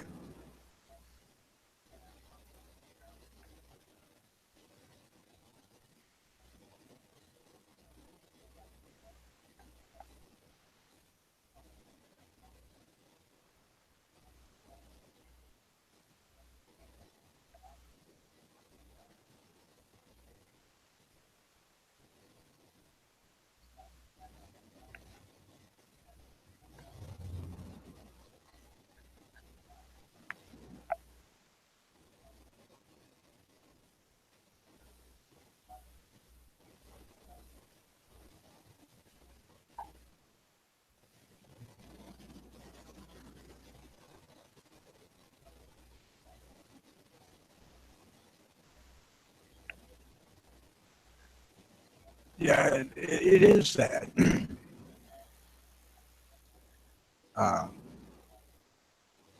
And it's kind of hard to fathom the mindset that creates that. I mean, the government spends this money building these high rises for public housing, and they just get fucking destroyed.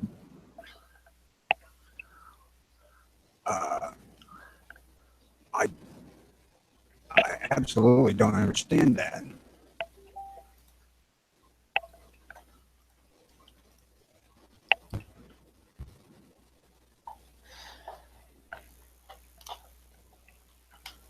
There's some government housing here in the town I live in, and it's like 3 4 apartment buildings, 3 buildings with 4 apartments each. And these things look as good as the day they were built. Of course, they have repaired them. But, I mean, there's none of that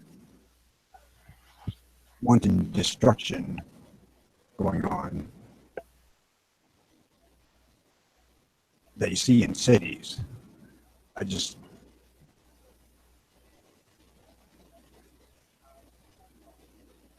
don't understand, the whole idea of shitting where you sleep. Yeah, that I've never understood that.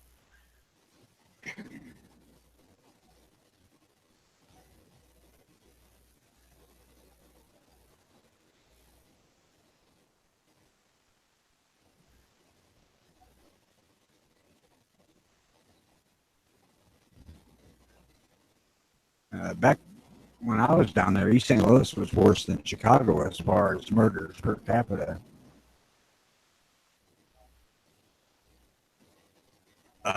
And the final fix for that was to send in the state police. I mean, there was other issues too. I mean, the government was corrupt and they were broke. And there was no money to pay the cops or the garbage or any of that shit. And the governor finally sent in the state police to patrol the city and gave them the okay to basically put the hammer down, just deal with it. And it was kind of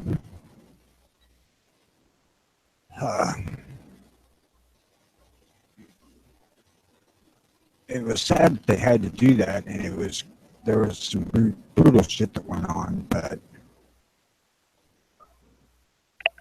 the population, or part of the population, was just Hey, Sean. out of control.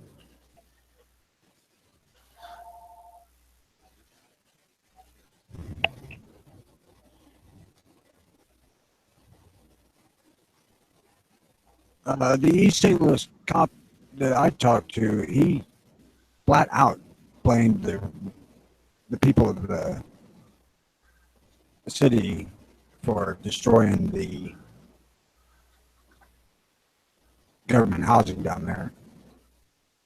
He said they were beautiful high rises when they were built, and they weren't really huge ones. I mean, they were probably 10 floors tall, not massive like you see in big cities.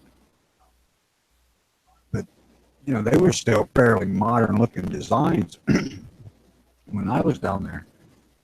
But, you know, they're just trash. And like I said, I really cannot grasp that mentality. Hey, I'll be right back. I got coffee on the stove. Alrighty.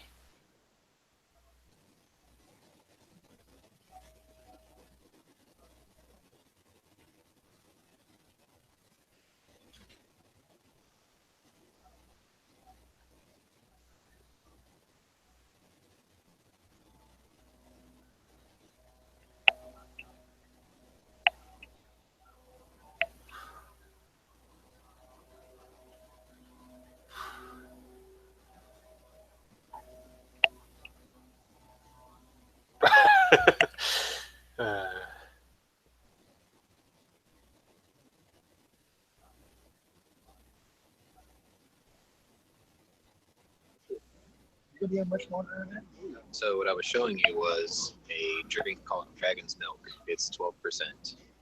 It's 1 o'clock. Don't judge me. Oh, see, John over on Gun Channels was asking if you were doing a video for Tinder, so I wasn't sure. Well, depending on how long I stay here, this could be a commercial for Tipsy Toe.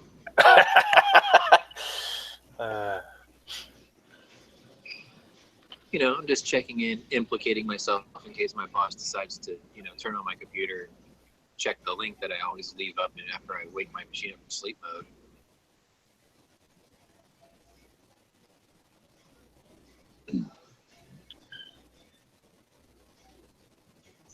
I was going to get a hold of Darren because I was going to take the rest of the day off and maybe go to the range, but express orders from doctor, no heavy recoil, so I can't go shooting.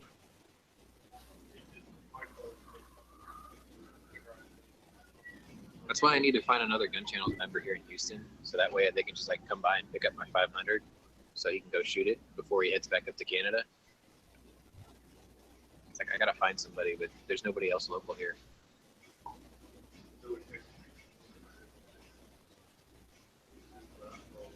What's going on?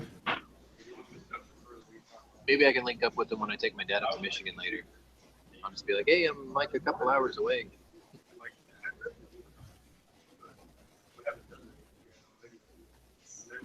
What's going on with you, Connery? Oh, I'm drinking Dragon's Milk at 1 o'clock in the afternoon, so. Have you been to the doctor? Huh? Yeah. It's express written consent, you know, no heavy recoil. I'm like, son of a bitch. Can I go shooting? He's like, nope. No sex, no shooting. What's the point of living? Yeah, I'll give you that one. Well, you and I in the same boat, basically.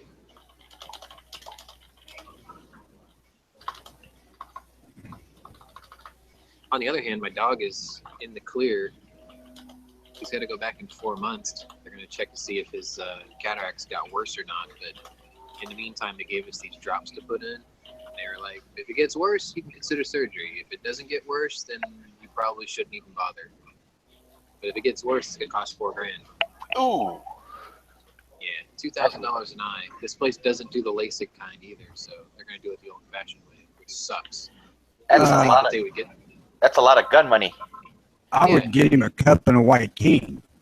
That's like Sacco TRG 42 money, or if my it's a lot of shockwaves. Oh, that's what I was going to tell you guys. So I went to my local, one of my other locals today, and they're like, "Can I help you?" And I'm like, "Yeah, if you got a shot, you can help me a lot." And they're like, "We don't sell those here." He's like, "They're illegal in the state of Texas." And I'm like, "Dude, my local just sold 10 of those. They're out of stock now." And he was like, "Well, they just sold 10 illegal guns." And I'm like, I looked at him, and I'm like, I know where you're going with this. I'm like, you're talking about the wording of what is a shotgun in Texas. And I'm like, they're selling them here. You don't want to sell them here, that's fine. But it's obvious that they're not illegal. Otherwise, they wouldn't have had them in stock, and they wouldn't have sold them. There's 3 states in the country that have like the wording of what is a shotgun and what is an AOW that's slightly ambiguous, and we're one of them. I'm sure that we are. It's really annoying. Not in Florida. In Florida, it's perfectly legal. I can guarantee you our laws are written, and I'll quote, if John Connery thinks it's cool, you can't have it here. Well, basically, I sent a message to Texas Carry, and I'm like, you guys are always in the ear of the governor. Y'all need to talk to him about getting this crap reworded, because we're missing out on something that would be really fun to have. Connery, how close are you to Fort Worth? 4 Not hours. close. Oh, okay, you're good then. There's a bunch of people, there's a couple of cars getting chased down the freeway by the police. I wasn't sure how close you were to it. No, I'm in the bar. I'm not in the car. That's later. That police station will be Hopefully you're later. not conflating the two and doing it both at once. No, but that police What? station will be later. What is the doctor telling you? I don't know. They didn't tell me anything I wanted to hear. You know, take blood, don't do this, don't do that, take your pills, come back in a couple of weeks. Yeah, they ran me around for 2 months. Yeah, For the first time. I suspect that's going to happen too, because they're trying to work it out with my insurance, I guess. And once they do, then it's going to be like everything happens all at once. So Well, and for some reason, doctors just don't seem to think that people in their mid-30s are having a fucking heart attack yet. well, they're not believing the reports that people my age are like the second highest risk for heart disease now. And I think it's because most people my age are tech jobs. I thought you were only like 25 or something, so I wish I was 25 again. That'd be great. Yeah, you probably could end the whole heart disease issue right there. I'd have a couple of more guns than I do today if I started at 25 instead of at 29 or 28. Then drive by that fast food and stop somewhere where I can get some green shit, and I won't be going through this stuff when I'm in my 30s.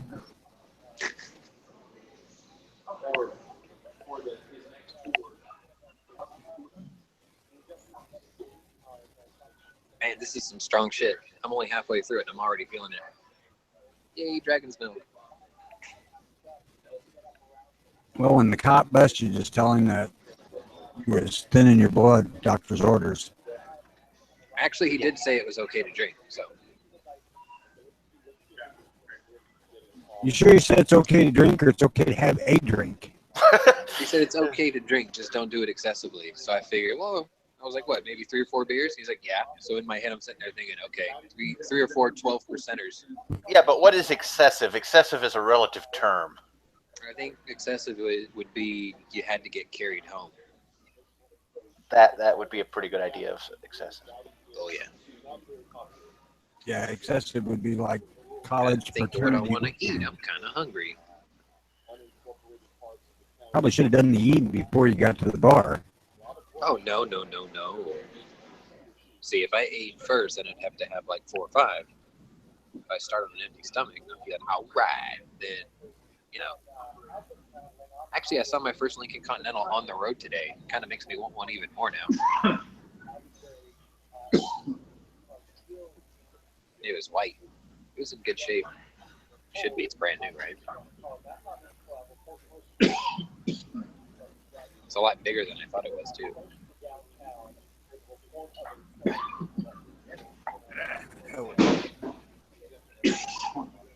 That's my dad coughing like crazy. I'm telling him it's because he's drinking that yellow-colored beer. Corona? Whoa. Nah, I got him something called Foam Dome, or Dome Foam. It's from a place called Eighth Wonder Brewery here in Houston. Matter of fact, I should have just drove over there. It's all right. I don't feel like going downtown today anyway. We got out of the doctor's office early. I'm like, what the fuck am I gonna do with the rest of my day? And my dad's like, I could really go for a beer. I'm like, dude, it's only like 11:30. He says, we'll drive around and go shopping or something, and then we'll go get a beer after. I'm like, that's a great idea. I like your dad. Yeah. I went and got a couple of MTM boxes, and then I was like, okay, I'm gonna go to the farthest place I know that sells them. So I went there, which is by my work, and then I turned around and came all the way back towards my house. And now I'm 10 miles west of my house. Worked out perfect. I'm like, hey, it's 12:30 now. Like, it's socially acceptable to drink a beer.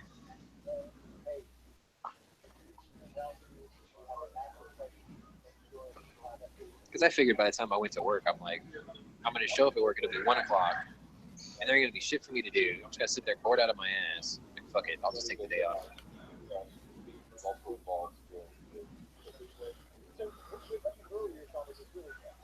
So you I specifically, was going to go shooting after the doctor's visit. Then they're like, you can't do that. I'm like, God damn it.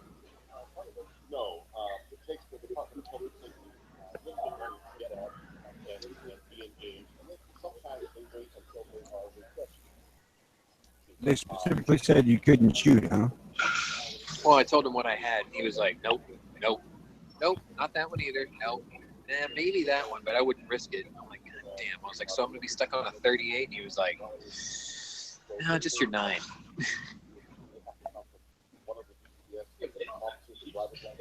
I was like, fuck it. I'll just keep building up the stockpile, and then I'll just have like a blowout in the summer or something. It'll be fun.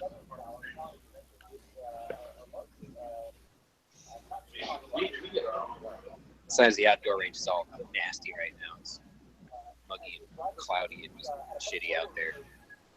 I'd be shooting at fucking mosquitoes the size of pterodactyls with a 45-70 if I went out there. And everyone I'd shoot a range master would be like, do you have a stamp for that this year? I'm like, dude, it's not a bird. It's like one. They make 45-70 with bird shot. That could be handy. Hell no. That's just how big our mosquitoes are. That's what I'm talking about. Use 45 bird shot. I wonder if anyone's ever done that. Made a 45-70 shot shell. I don't know why not. I mean, if you put like number 9 shot in a shot shell, 45-70 with that much powder behind it, you would probably be firing off like little flat discs of lead. It'd be like, that's a shuriken shell now. That's probably illegal. The guy I went to saying about the shockwave was illegal, he would say, yeah, it's illegal. There's a shitload of powder in a shotgun shell, I'll tell you. Well, apparently, I knew Remington got into it too. They call it the TAC 14, but Chiappa makes one also. So there's 3 makers of a short shotgun.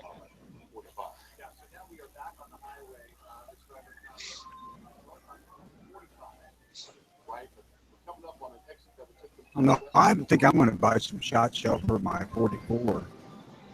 Yeah, having a couple of snake rounds or snake load rounds or whatever, I'd advise it. Like, especially if you're out hunting.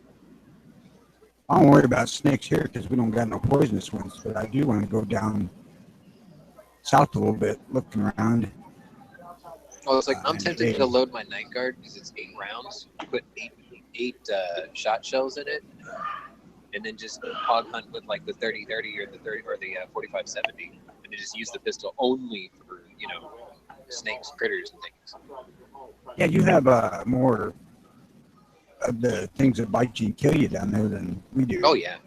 Well, I mean, I wouldn't say it's like practically Australia or anything, but everything in Australia. Pretty close. Yeah, it's close. Like if you walk into a swarm of fucking pterodactyl mosquitoes in Texas, then you're gonna need like a blood transfusion.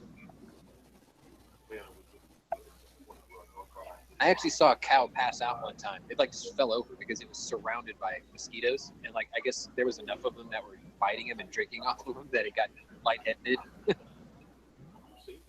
Stand in there swatting its tail for hours, and all of a sudden it just fell over. I'm like, holy shit.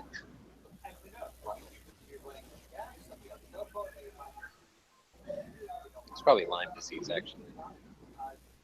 I was just preventing itself for dinner.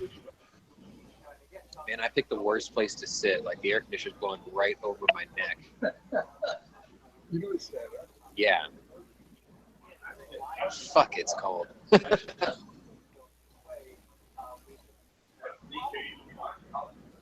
Well, I'm supposed to be taking my grandson to a ball game today, but man, it's damp and Oh, I gotta pick muddy. my dad's next drink. Hang on a sec. I'm gonna grab the menu real quick. We're gonna take a look here. We'll do this together. We'll make this like a group thing. Turn the camera on.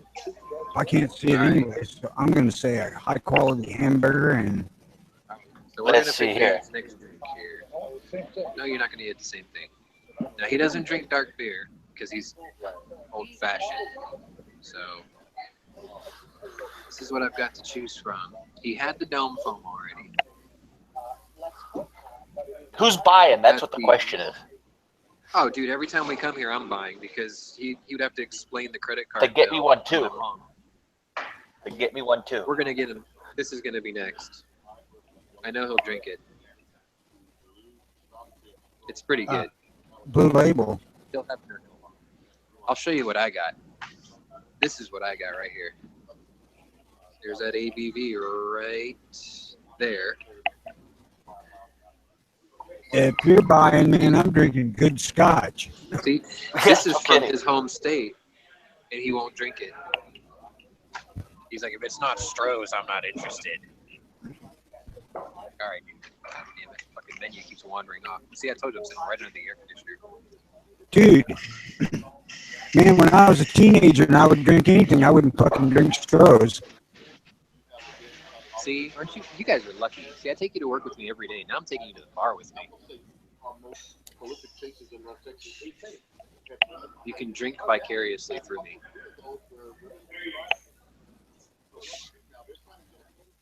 See, Angry, you don't want to go to Arizona, dude. You want to come to Texas. You want to like move to Katy, Texas, so you can come out to this bar and drink with me every day or every weekend. Probably every day would be expensive, but every weekend would be cool. One of the 50 cal ranges is 5 minutes from this place. So usually what I'll do is I'll go there, pop 500 for a couple rounds, you know, like about 100 rounds worth, and then come over here and grab like a nice cold pint to give my hands some relief. Don't get angry, the pterodactyl-sized mosquito. Don't let him con you into that shit. Oh no, dude, you don't have to worry about the mosquitoes. I'm indoors right now. They've got a patio, but like I would probably have to carry snake shot with me for that. I'm talking this place about is nice, range man. time. Like on oh no, this is the 50 place is an indoor range. The outdoor, different story. Pilsner Urkel. I thought when I you know said you. 50, you meant like 50 BMG. Yeah, that's what I thought. I don't have a place like that anywhere. I think maybe my outdoor range behind my house will let me do it, but I don't have one, so I have to get a TNE M82 first. So far as I know, my range doesn't have any limits on what you can shoot I will a minute. Huh? So that's what he got right on the here. outdoor. Color, so he'll drink that. Also, you're chili too. Oh yeah, you had that before. Yeah, my dad likes the chili here because they use sirloin steak. They don't use ground beef like slackers do. I guess I'm gonna have to look for lunch. Come here, you.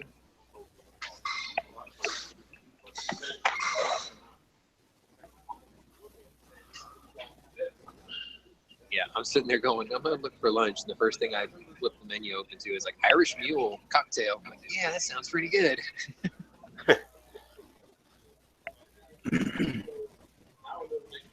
Just keep in mind, Ponnery, that you're fucking convalescing from being near death.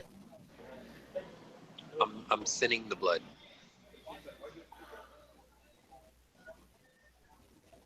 Just following my doctor's advice. It's not like I'm eating a chili cheeseburger or anything. Ain't none of my doctors yet told me I should get a gallon of scotch. Eat it in IV form, Tony. Oh, hell no, I had to I quit could drinking when I became diabetic. Where's the lunch strike? He said he was going to the store, but that was like 2 hours ago. Must have been like the butcher shop or something for lunch. I don't know what store he's going to that takes 2 hours. He's going to Gun PSA. store? I bet he went to PSA. That is pretty far. He said it's kind of far from him. Any gun shop take me 2 hours. Hey, look, there's your new car right there. Every time I see the commercial, I slap him on the arm. I'm like, there's your new car right there. Even though he's perfectly happy with the one he's got. I'm like, no, this is better. Can your dad hear us? Yeah. Don't let him talk you into shit. He's already screwed over me and Jimmy. Oh, no. Come on, man. I picked his last 3 cars, and every time I pick one, he's like, this is the best car I ever had. I'm like, I know. Wait till the next one. And then the next one comes, he's like, this is the best car I ever had. I'm like, I know. Here's a Continental. He's like, this is the absolute best car. I want a Mark II Continental. From We gotta get 1956. Pondry a smart car. No, Dad, you want a Demon. Yeah, I'd love to have a Dodge Demon, actually. But Or a Hellcat. Those are nice. Hellcat's like Demon Light. See, okay, did you hear him say that? No. Okay, he said he would be happy with his original 55 T-Bird, right? A month ago, I found him a 1955 T-Bird, twin top Continental kit. It was owned by Columbia Studios, or not Columbia, Universal Studios. They owned it. It was like their schmooze car, right? It had like something like 40,000 original miles on it. And the guy was only asking 21 grand for it. And he chickened out and wouldn't buy it. That's cheap. It had like all the paperwork, all the provenance. It was the car he said he would like to have. And I'm like, here it is. And it's only an hour away. We can go fucking pick it up and drive it home. He's like, I can't buy that. Dodge don't make the best trucks. I don't know. I like the engine. Dodge Rams. I do like Rams. I like the inline Cummins. I'm still on the fence about the new V8 Cummins for Nissans, but I'll give it a fair shake. I gotta get a new car this year, so. I'll give them a kudos on the Cummins engine. That's great. But their transmissions ain't all that hot. Their wiring is god awful. And their front suspensions are pretty shitty in their four-wheel drives. Oh, I'll take an L to M.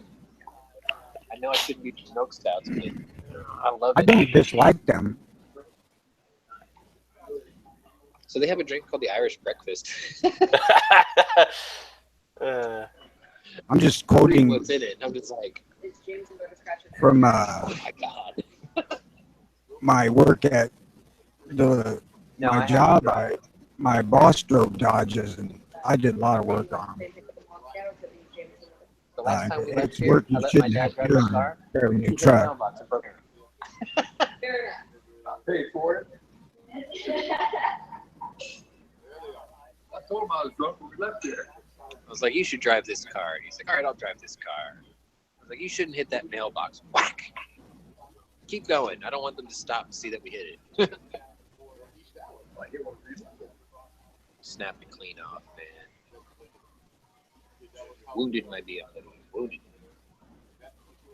I worked on them up to 14s. Oh, yeah. Thank you. After 14, I don't know what they've done, but All right, the guys. 14s Yeah, cars aren't what they used to be. had the This same.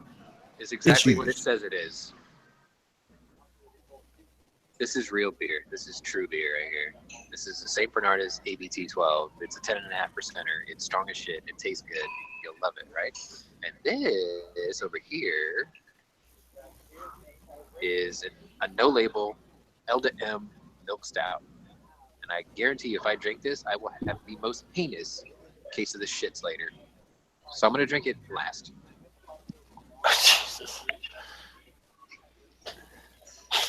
These are the guys I do the morning show with. These are the guys I do the morning show with. They make my job tolerable. Thank you, guys.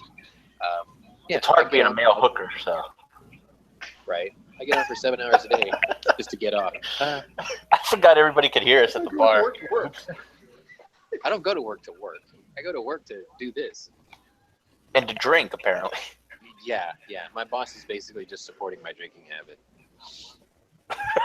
Hey, there's worse things bosses can do, right? Well, what's really funny is he's actually, Well, that's better than paying $2,000 an hour. being a Chinese dude, Cataracts. he's actually quite the connoisseur when it comes to rum.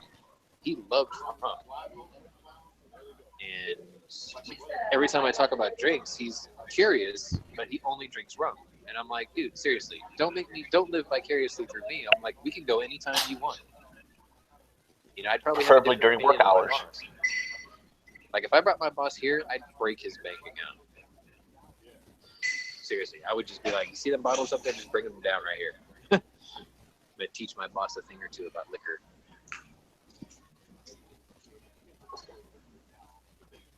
Anyway, we should. I know pretty soon Tony's going to be like, can we get back to guns? We get back to anything other than alcohol, which I can't have anymore. All right, I'm going to That sounds move like a couple a of seats personal down the problem. bar. My old man's getting cold. No, it's that one right there. Yep. Give me a sec, guys. I'm going to have to move down a little bit. Alrighty. Right there. Sit to the left of me. Shift left. God, he's cold. No, I'm frozen. You say cold. That's going to be nice in August.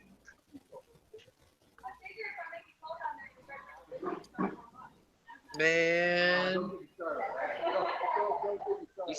You start carrying green label and platinum and gold label, we got a deal. Yup. Yep, that's me right there. Oh, this is a lot better. Now I can feel my fingers. Anyway, I'm gonna go ahead and grab something to eat, guys. So I'll be back in a little bit. I'll probably log on from Have a home good one. a lot more slurred, but I'll be home soon. See you on a bit. Later.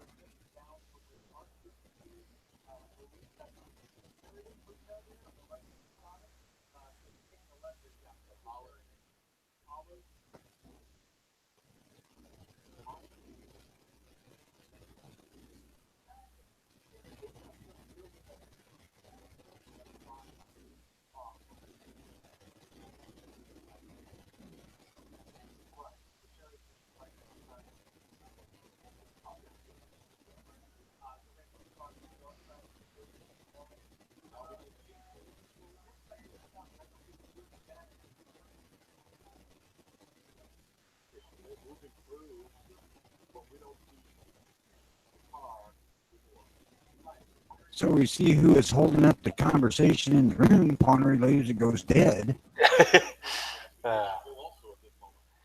Yeah, Gun Channels has been acting up for the past couple of days. For those of you having issues.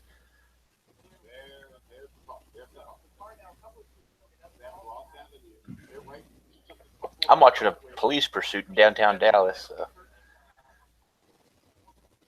Is it high speed or is it one of them boring ass OJ things? They were going about 70 on the freeway, but now they're in downtown. They're literally in downtown Dallas.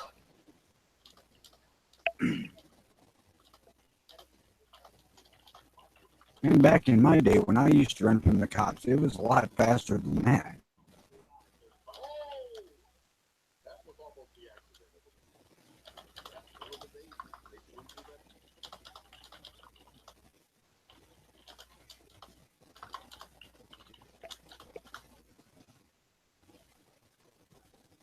Ah, shit.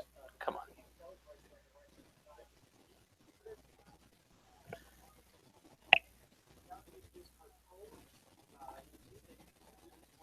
I guess I should post the link every now and then. Where the hell's Knives? We need to do a commercial. Go down to gunchannels.com for all of your entertainment needs there.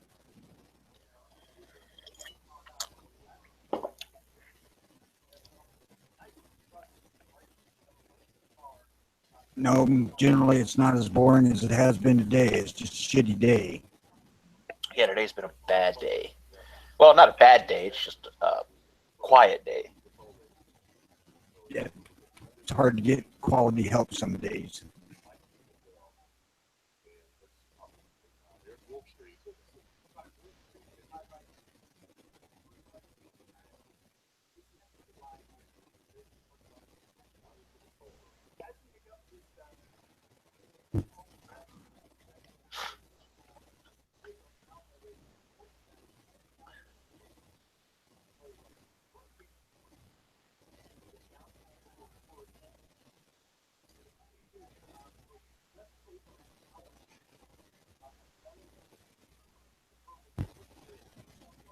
Later, John.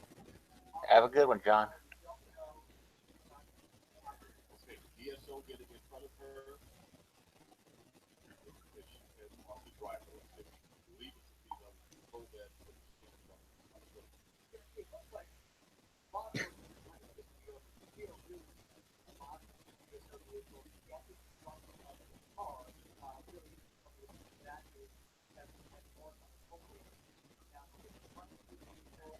I'll post the link in that external in case anybody wants to watch this chase. But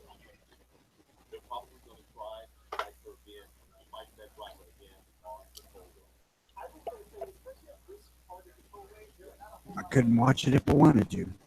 Well, I probably could turn on the news, but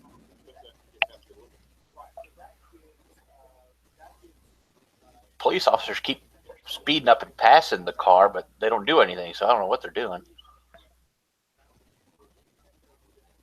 damn, don't you got them grill guards on there so you can run him off the road? Yeah, all the cars that are in the chase have them. All the SUVs had them. But what gets me is the car they're fleeing in is a bright yellow car. So it's like, you're not going to get away. And they've had opportunities to ram them, and they haven't done it. So I don't know what they're waiting for. Maybe the guy's got a freaking bomb strapped on him or something stupid like that. Could be. I have no idea. What the hell did they do that they're being chased for? Supposedly it's a stolen vehicle.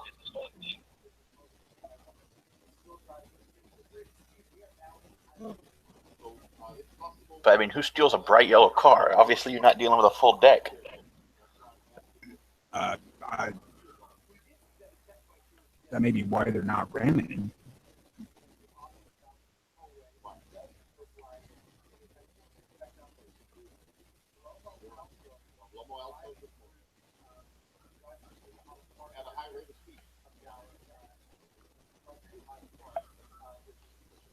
So there's desk sergeants on the radio saying, "You damage that, it's coming out of your fucking check." Yeah, that's probably what it is. Because it's not like they can't catch up to him, because an SUV and a Dodge Charger have sped past him already. So he ain't going that fast if an SUV could get past him.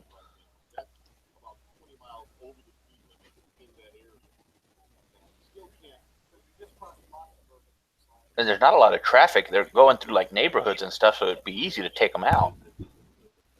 Was that one of them new Dodge SUVs that's got a freaking hell? No, it was a Chevy Suburban, it looked like, or a Tahoe.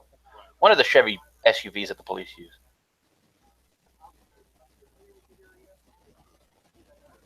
Well, I'll tell you, my Suburban's pretty flippin' snappy.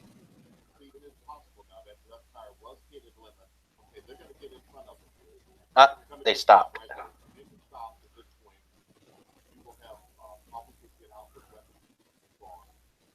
I hope this isn't one of those standoffs where they take 5 hours. Me too, because that's going to be boring to listen to.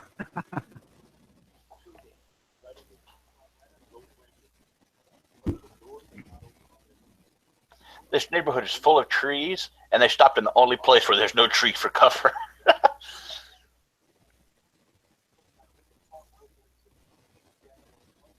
Well, maybe they think the car's bulletproof.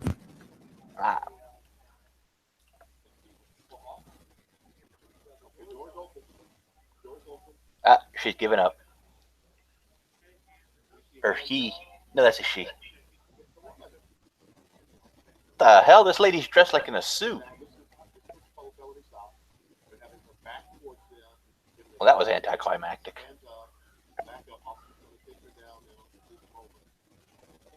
Must ran out of gas. Could be, could be.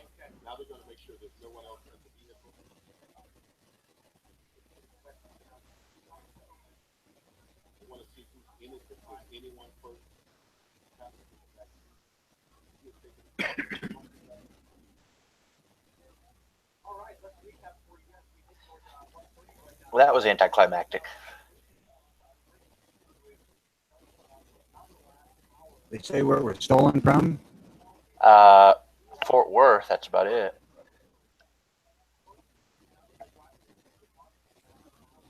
I'm speculating it's a woman stealing her ex-husband's ride. Yeah, it could very well be.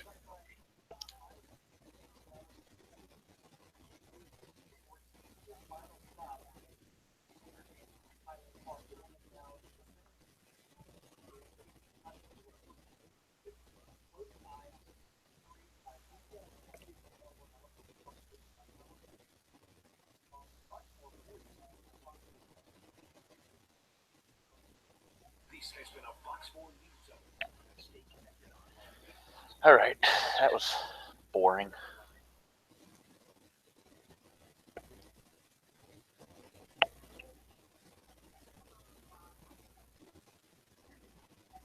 Well, I'll tell you, man, I've had food poisoning several times. It's a bitch.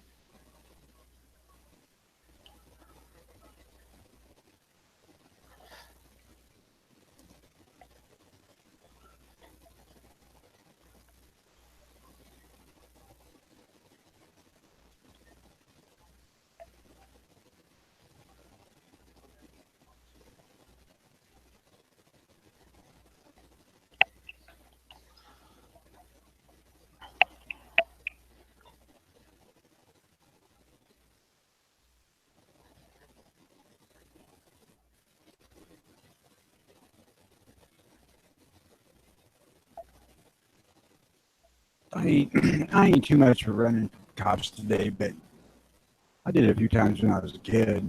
Uh, it was relatively simple to do in these small towns because back then officers didn't have any authority to chase you after you left their city. All they could do was call the county, and they never did that shit either.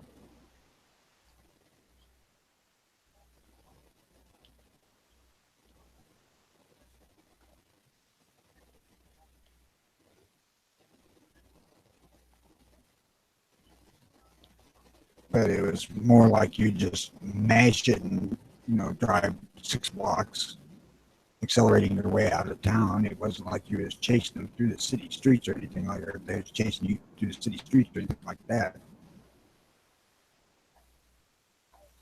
Yeah, and they also didn't have the best radios and stuff then either. They weren't connected to the county. They would have to physically go and call them on phone.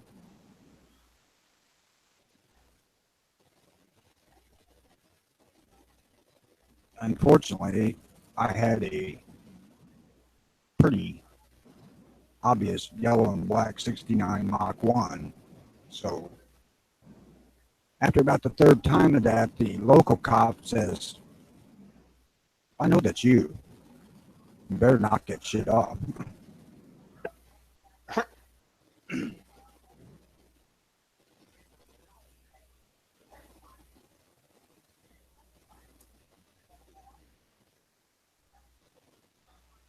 There was nothing nefarious about it. It was just a kid being a kid.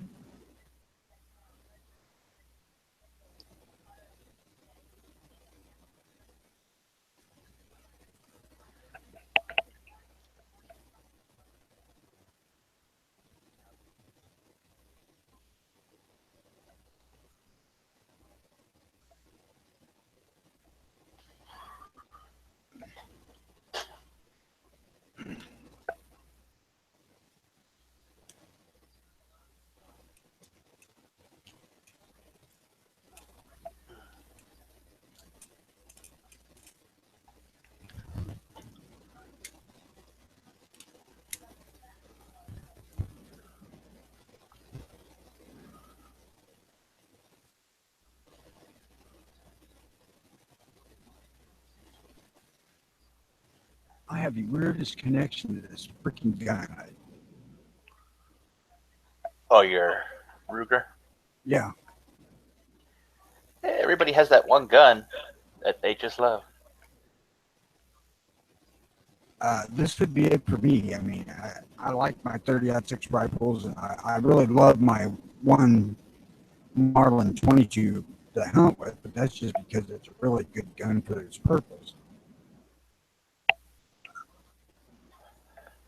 But it's different with this one, and I've never experienced that before, and it kind of surprised me.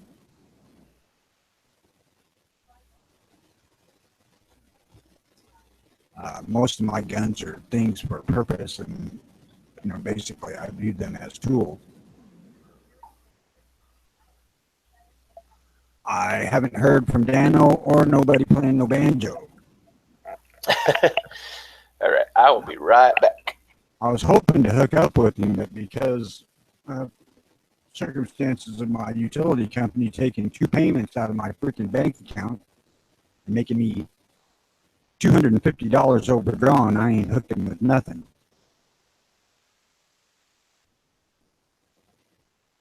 Unless he wants to drive 50 miles or so out of his way to come over to my house. I'm not going to ask him to do that.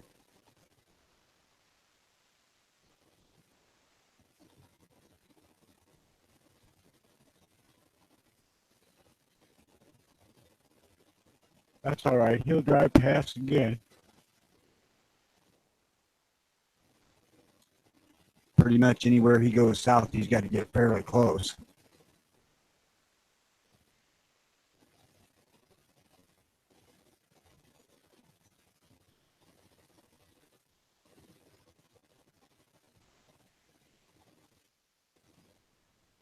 Well, I have never asked him where he actually lives. If he's up in the Rockford area, I had an ex-girlfriend invite me up to spend the night with her.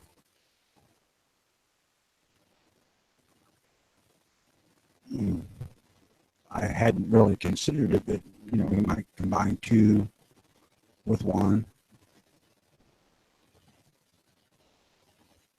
Just kidding. I ain't gonna go romp with the ex-girlfriend.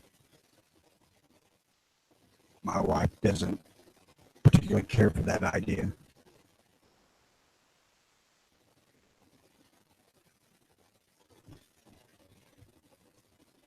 Although at the time she said she didn't care. However, I don't believe her a damn bit.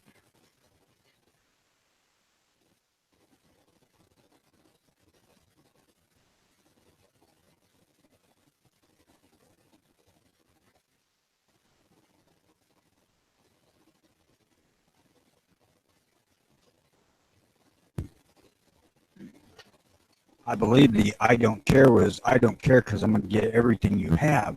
I don't care, not permission to go and sow the wild oats, shall we say.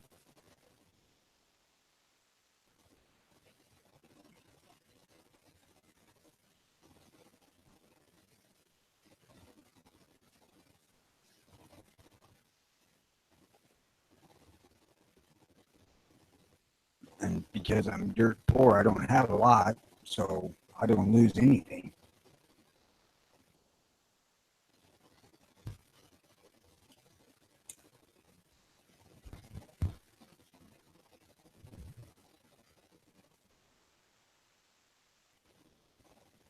But it's, honestly, now that you mention it, I haven't seen anything from Dano yet today, so I don't know what's going on there. I don't think there was severe weather down that way. I think that was all kind of right around this area and to the north.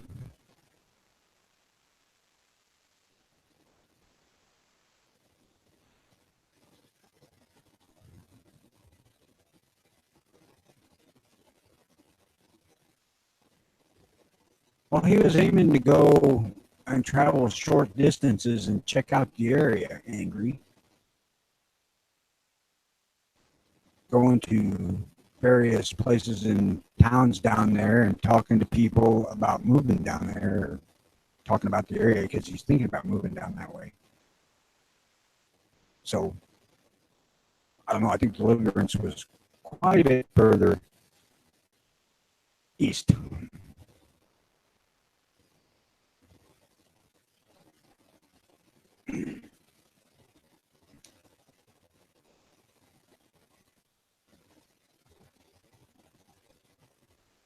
But he kind of picked the less scenic area to, at least that part of Kentucky is fairly flat and kind of mundane to drive through. I haven't been through Western Tennessee in so long I can't freaking remember what it's like anymore. I know the eastern part of it's really pretty. Same with from about probably center of Kentucky to the east is gorgeous country.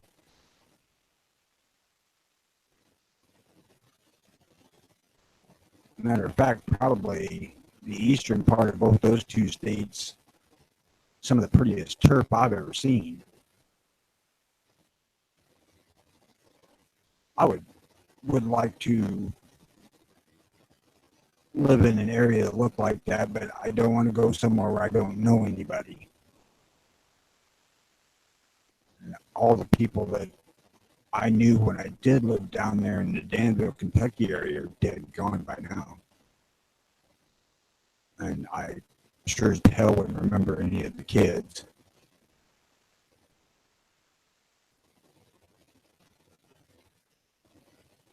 But it was pretty.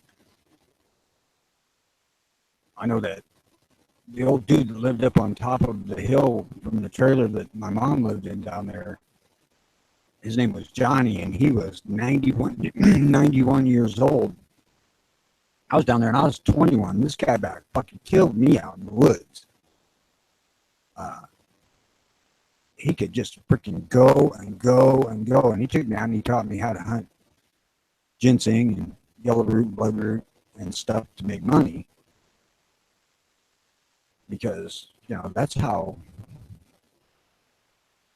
you get money down there. If you don't have a job, you go out and hunt stuff that you can sell.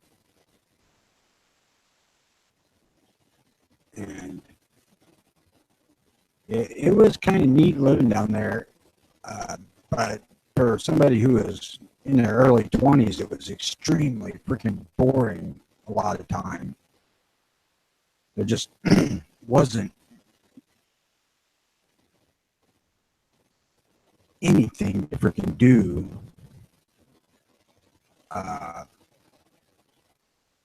Aside from exploring timber in the summertime. You know, it starts getting autumn and winter. You could always hunt, but man, there just was not shit to do in the heat of summer.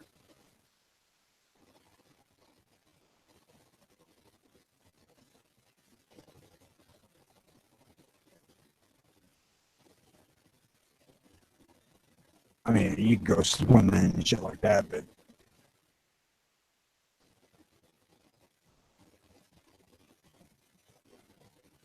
there wasn't, you know, basically swimming down there was splashing in a creek that was, you know, 6 inches deep because it was just a little bit of water running over a solid rock bed.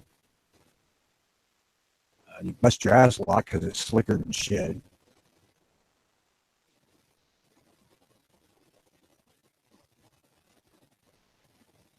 But now that I'm really fucking old, I appreciate that whole nothing to do in the summertime idea.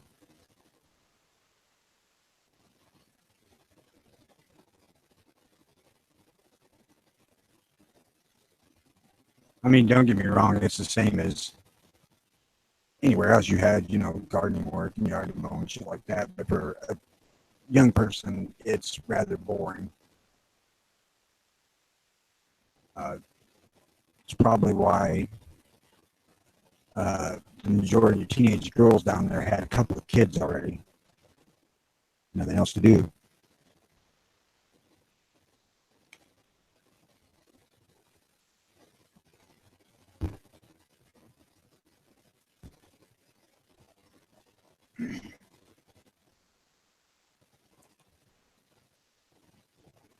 The year before that, I lived in Mobile, Alabama.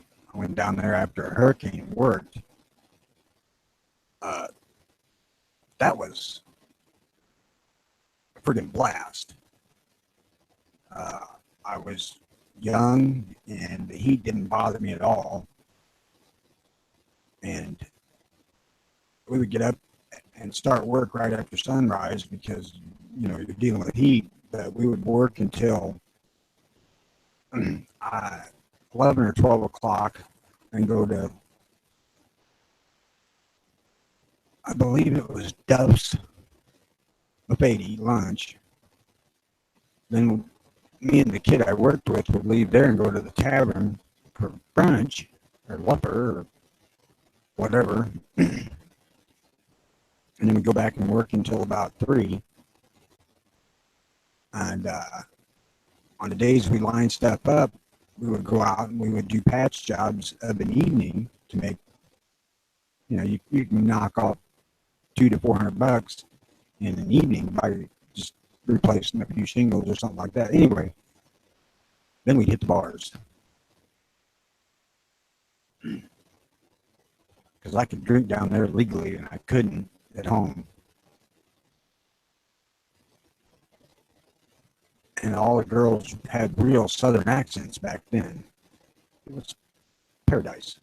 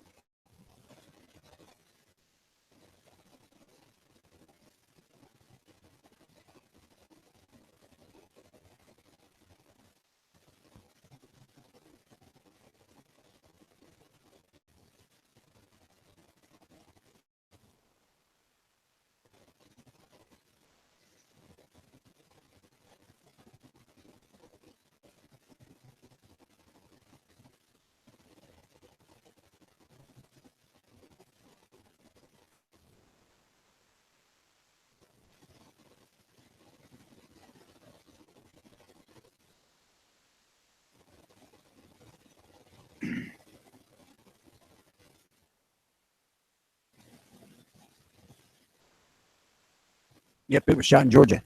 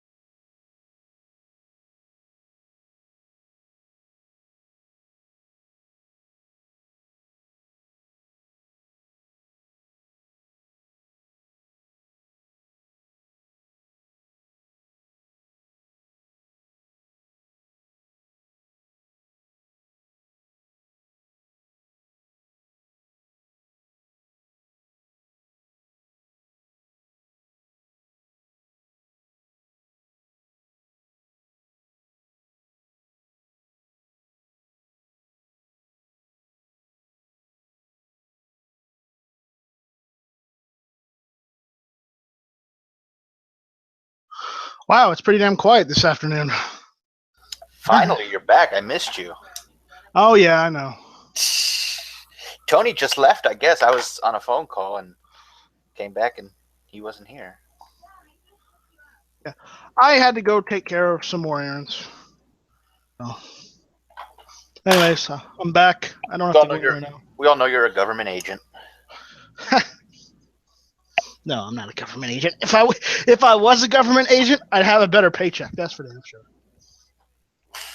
And I'd have benefits. This is true. And I have neither. Well, male hooker doesn't. No.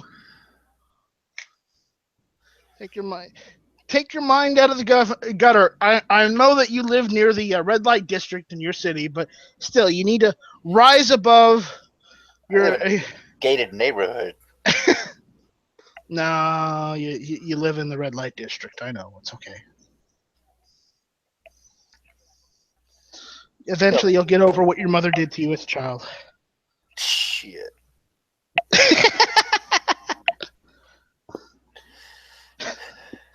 Hey, you walked right into that one.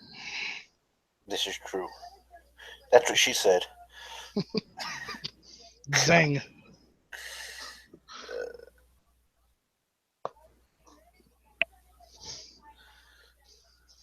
Yeah. No, she would say you didn't walk, you rolled. Yeah, probably. How are your errands? Were they fun? Nah. I did get lunch, though. So. Well, that's always a plus. It's always a plus.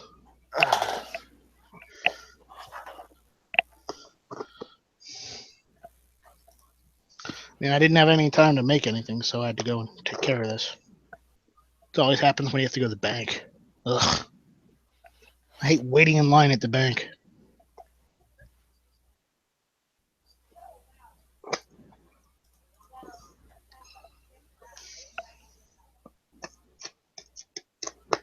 Huh.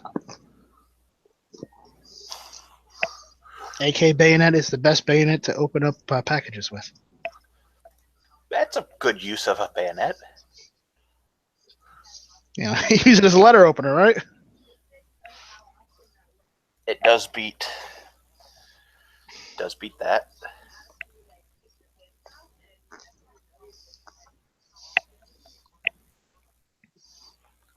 I mean, it's sharp enough. Does the job.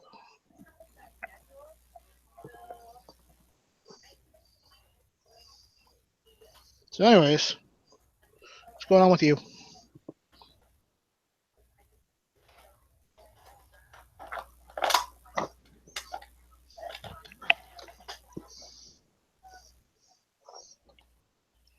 Anything new or exciting?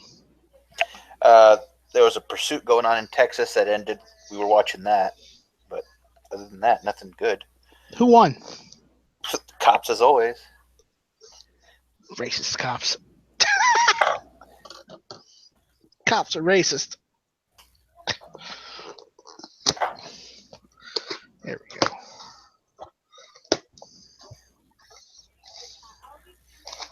All that packaging for one little part. Oh, I'm not even going there. No. I'm not being. I'm being serious. All that packaging for one little part.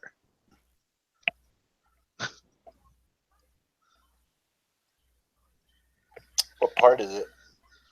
It's the welding. The shelf you have to weld onto the front of a HK 91/semi receiver trip housing. Oh. Turn it from full auto semi. So and I have to go take the rifle apart to make sure it fits properly. If not, I have to go and figure out how I can fix that. That'll be fun. Take the magazine out. It's just an empty magazine anyways. There we go. So what are you up to right now? How's work going? Pretty good. Got to do some field work on the Clinton investigation. Are you really going to test that theory? Hell no. I did not have relations with that woman. Yeah, right. There we go. I'll slide off.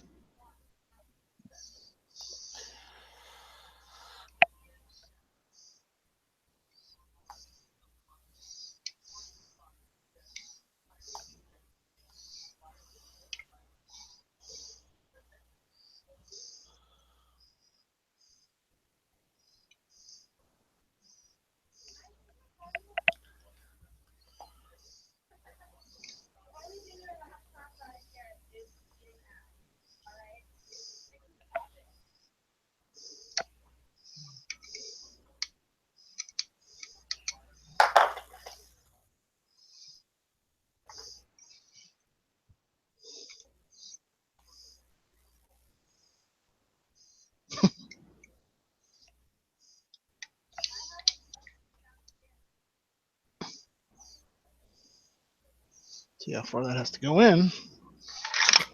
Shouldn't have to go in very far for this. No, don't take the bolt out. The bolt wants to fall out on me.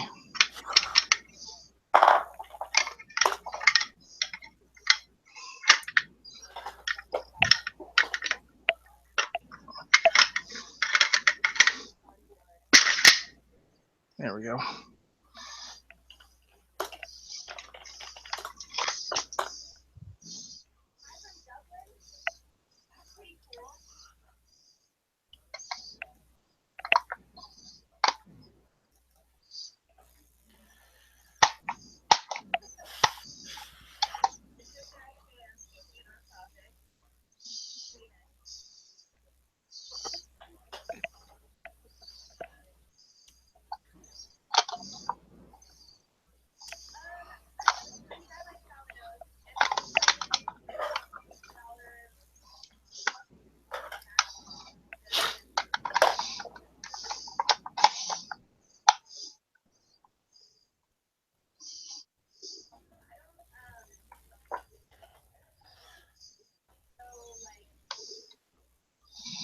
Hmm.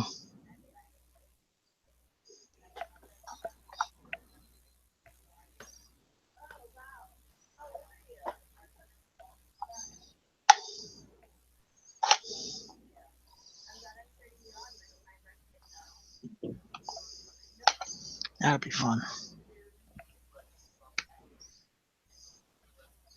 Maybe have it on backwards.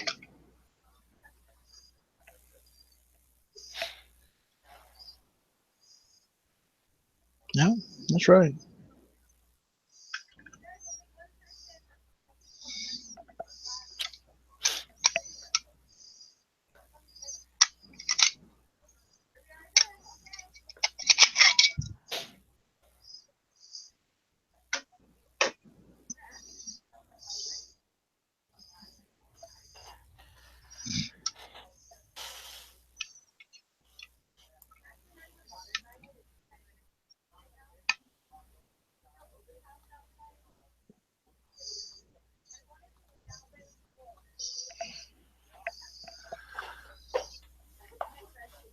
May have to tap it down.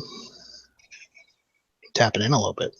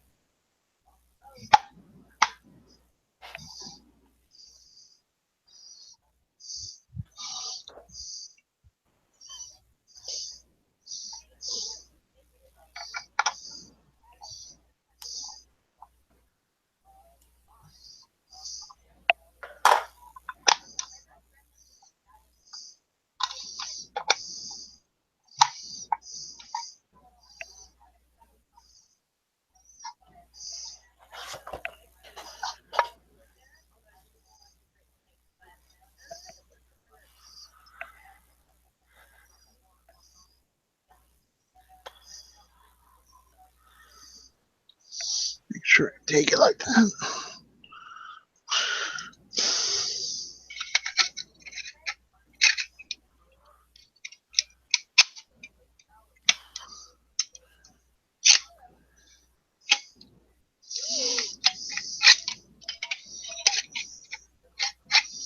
So what's going on? Nothing, just working. Anything interesting going on the gun channel front? Mm-mm. No. I think they would be talking about something interesting or controversial, knowing those guys.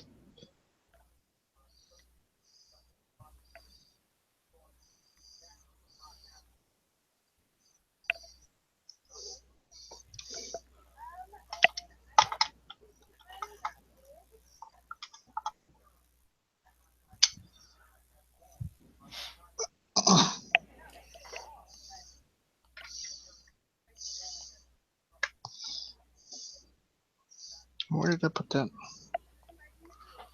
There it is.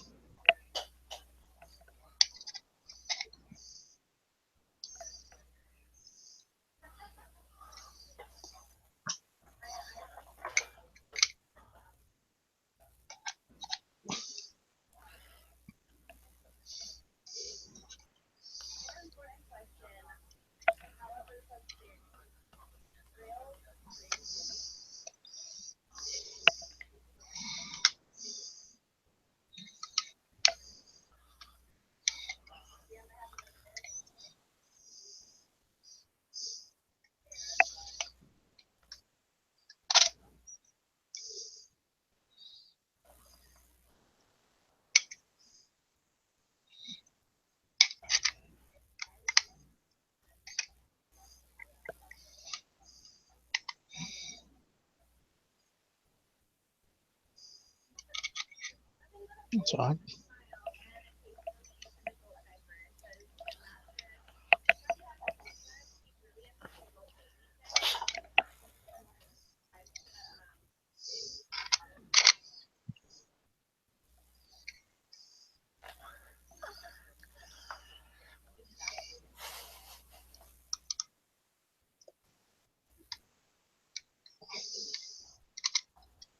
There it goes.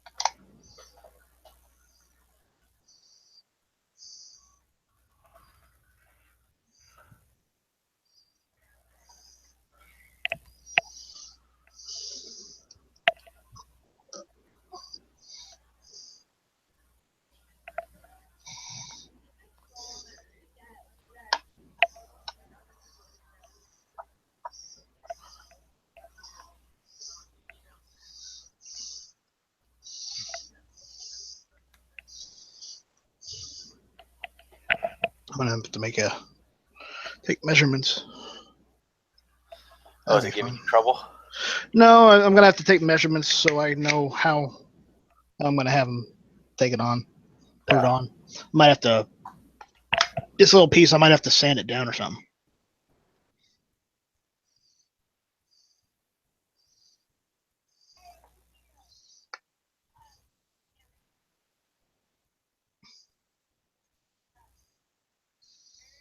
or use a shim or something, but it'll work.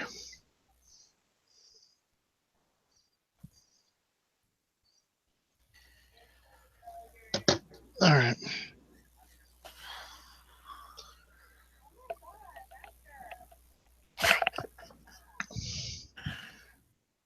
This back on.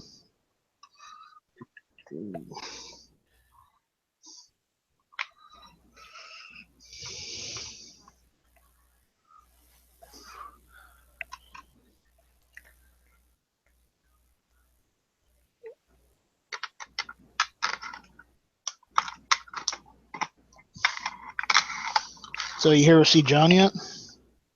John. Z? No. You got the Quagmire thing? Avatar?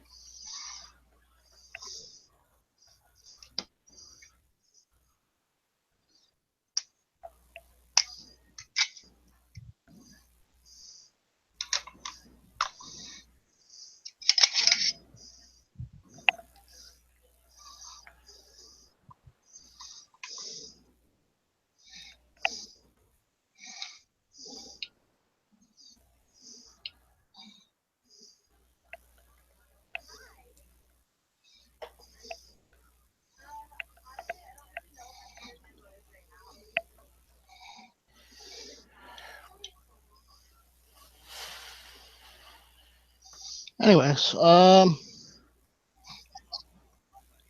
see anything in the news that's worth talking about?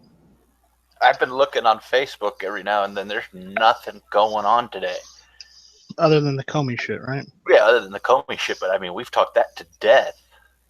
I mean, I could talk about it more if you want, but I just... Only if you can find more reports about him getting fired on air.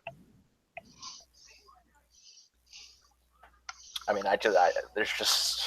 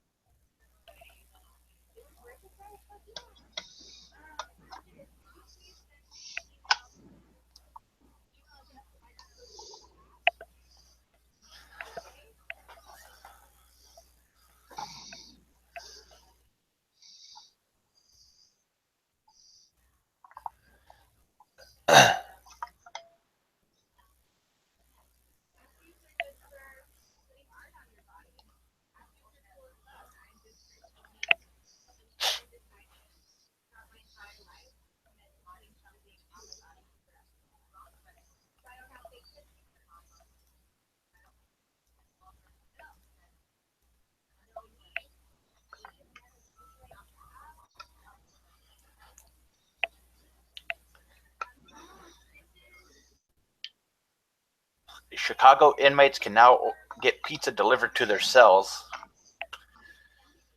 I don't even. That defeats the whole purpose of them being in jail in the first place.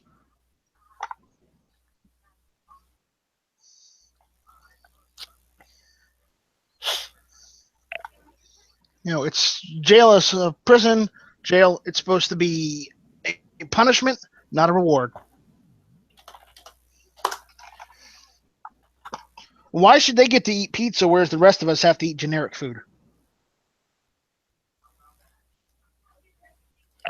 I agree. That kind of shit pisses me off. Now, while some people here on gun channels don't believe in capital punishment like the death penalty, I do. Granted, yeah, it'd suck if it happened to me. But the issue is, if I did the actual crime, then you got to take the punishment.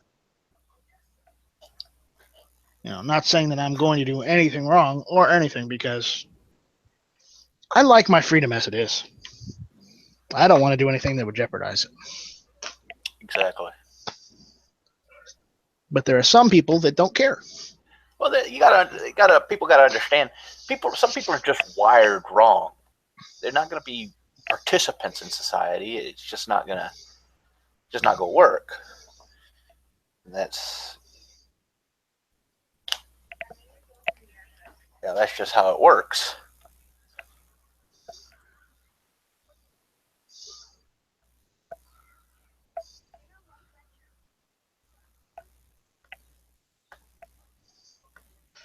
Yep.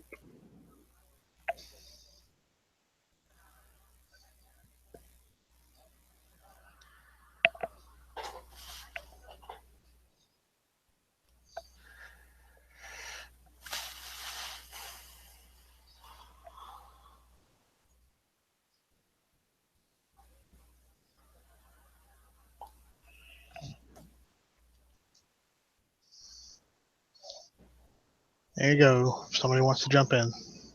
Are you not happy with my company? No, that's not it. I mean, I just don't know what else we could talk about that we haven't already beat to death. And that's the one thing of why I don't like doing these early shows, because I come out with stuff to talk about, and there's just silence. I mean, I got an email for a giveaway. Get this $899 AR-15 free in this giveaway. Problem is, it's a Springfield Armory Saint. I don't want it. I don't want anything branded Springfield Armory. I don't.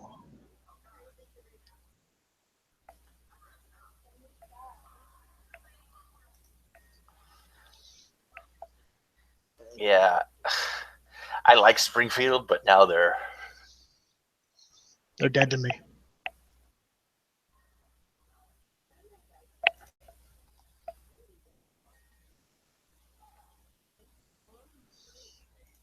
You hear that, Springfield? You screwed the pooch one too many times.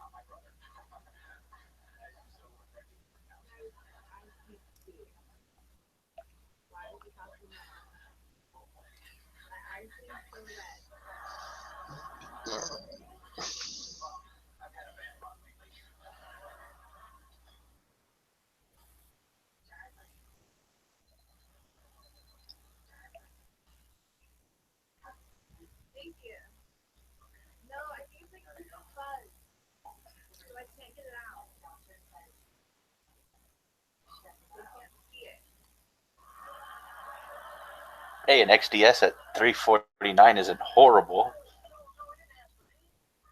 Cringeworthy. Still an XD. Yeah. And I like them too, damn it. You like the grip frame.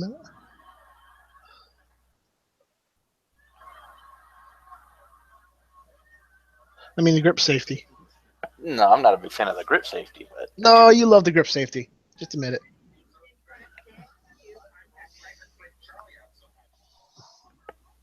Remember, the grip safety is on one of the sexiest of guns. You know which one that is? Nope, not a clue. You didn't watch Match Chat last night. It's a 1911, I'm guessing. I didn't need to watch his chat. Yes, it is the 1911. It wasn't number 1, it was number 2.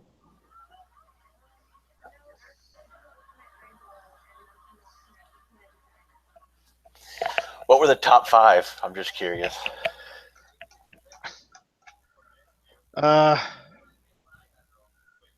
forget.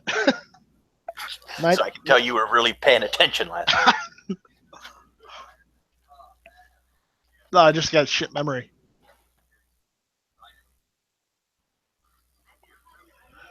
It's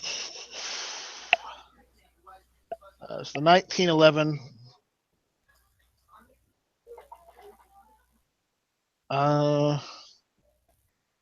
Peacemaker, 1911. Look. Yeah, the single action army, the Peacemaker, Colt Peacemaker, what was it? I think the Mauser C96 got on there. Yeah, the broom handle. Broom handle. What else? It was. I think it was one of the Smith & Wessons. Probably the Model 36. No. Oh, well, shit. Did we get the 686 on there?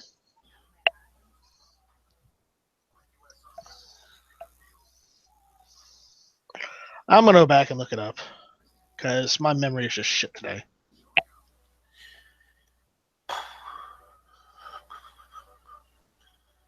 It's not my fault. I promise. It's totally Matt's fault.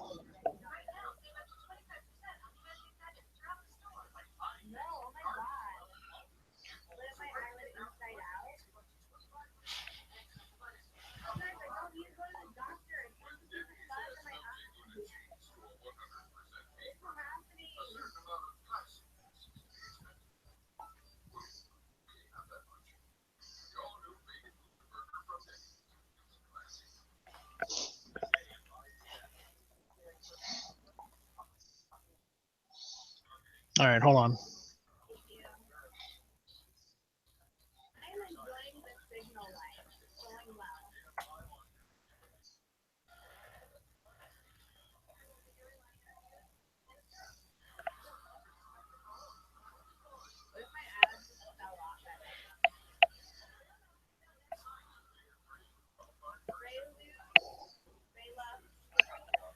Okay, I got it. Hold on. Yeah. What were they? All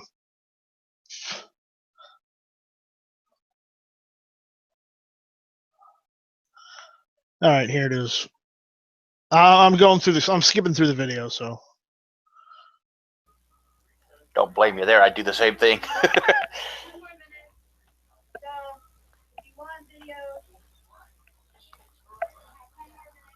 Number 5, Smith & Wesson 686. I don't know. I don't like that. Number 4 is the Mauser C96 broom handle. Number 3 was the Dragunov. I don't know about the Dragunov either. Number 2 was the Colt Peacemaker. And the 1911 was number 1. Yep, that sounds like a good list, but I'd take the Dragunov and the 686 off. Well, it was the issue is our top 5 sexy guns, and I figured, fuck it, I might as well try and get one of my guns on there yesterday, and apparently the 1911 got it, because let's be honest, it is America's gun. Yeah. It's America's handgun. And yes, I know there are other guns that are also America's handgun, but it is the one that's been serving the longest in America, protecting civilian, police, military lives for over 100 years. So, that's all I gotta say.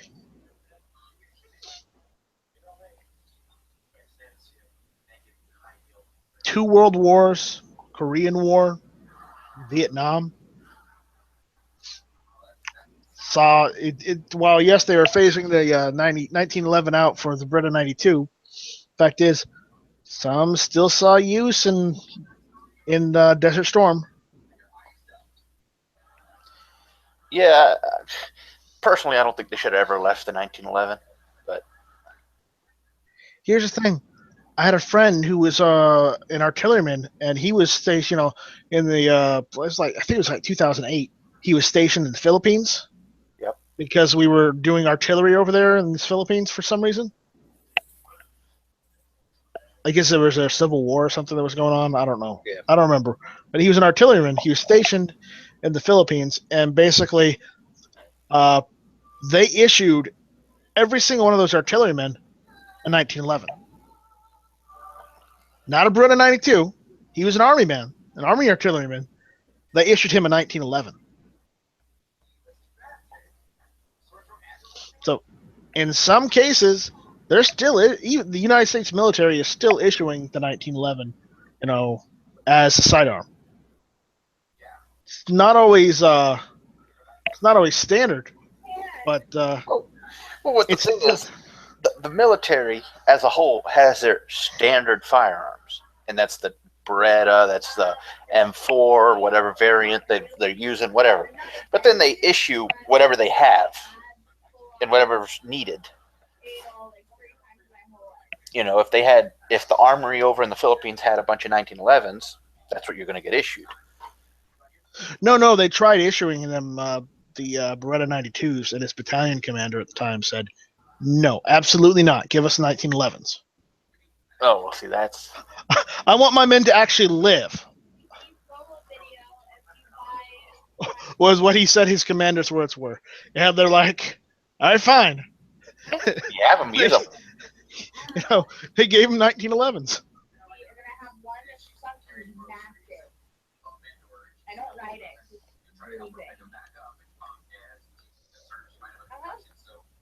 So they are, as far as 2008, when he was stationed there, they were still issuing 1911s at the request of some commanders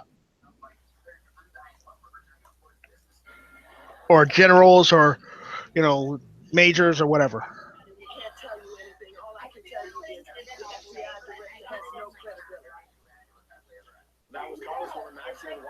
What are you watching? Divorce Court? No.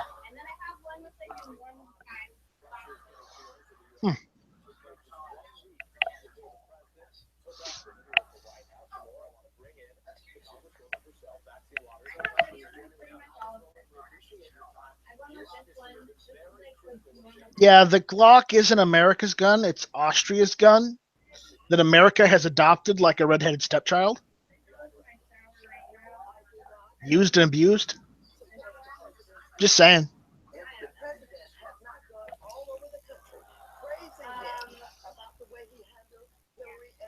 Yeah, Clay is saying out there that he wants a Glock not because it's sexy, but because it's America's gun.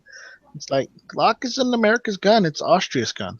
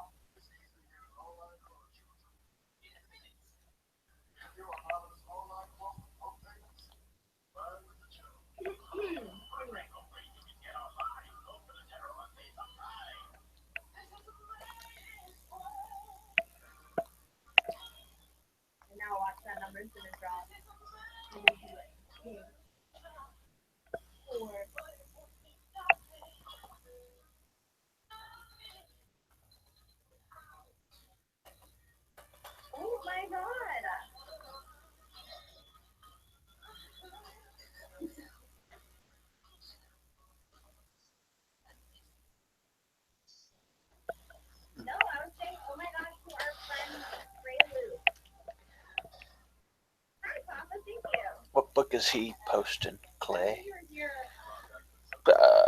Glock, The Rise of America's Gun. Glock's being Wah, barbarian. wah, wah. It's Austrian, not a barbarian. Austrian. Like the governor. Or the former governor.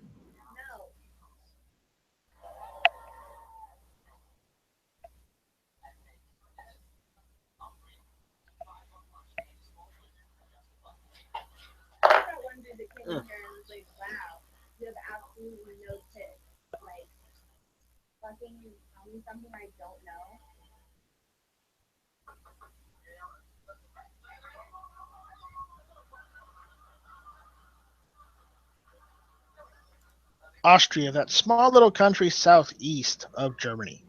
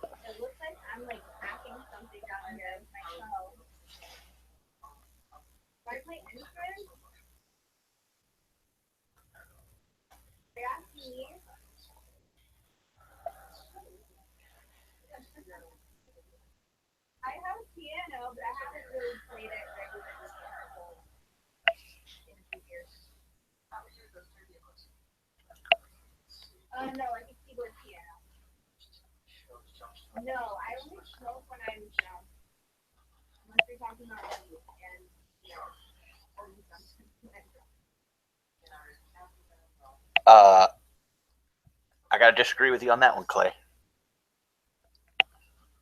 Alright, guys. Well, I need to go soon anyway, and I am enjoying talking to you, but also really to look at whoever's in my shine bowl.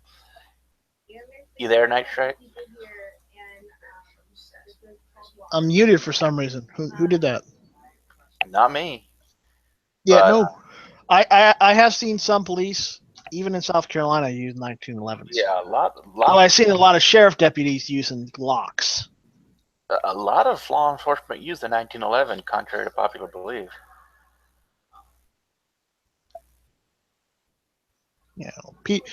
People are just well, in Clay's defense, it's not his fault. He lives in California.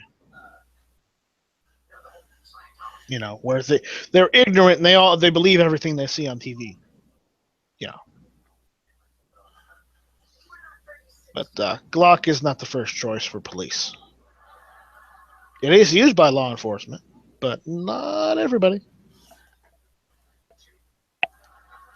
Okay, Clay. It's okay, Clay. Eventually, you leave California, learn that not all police use Glocks.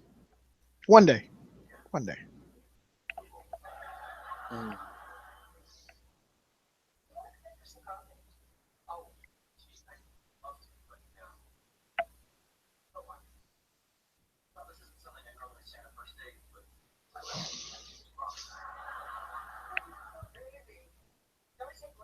Hmm.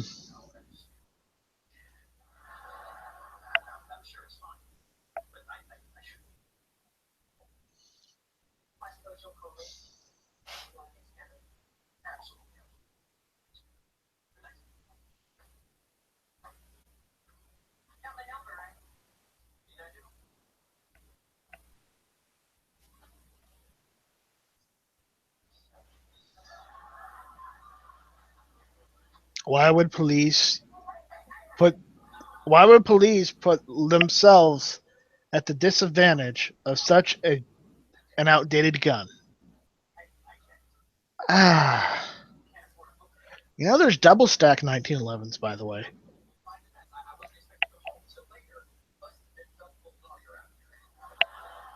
They're not just all single stack. Well, not even that. It's not. Having a 1911 doesn't put you at a disadvantage. I mean, because reality is, most gunfights, even in law enforcement, are 5 shots or less. Shot placement. That's another.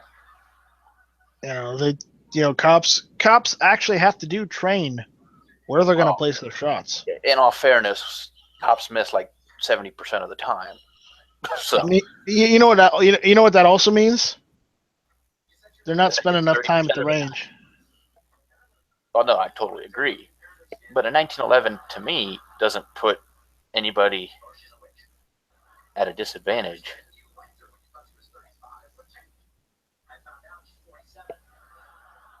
Yeah, I would say it puts them more of an advantage than if you were carrying a 9mm.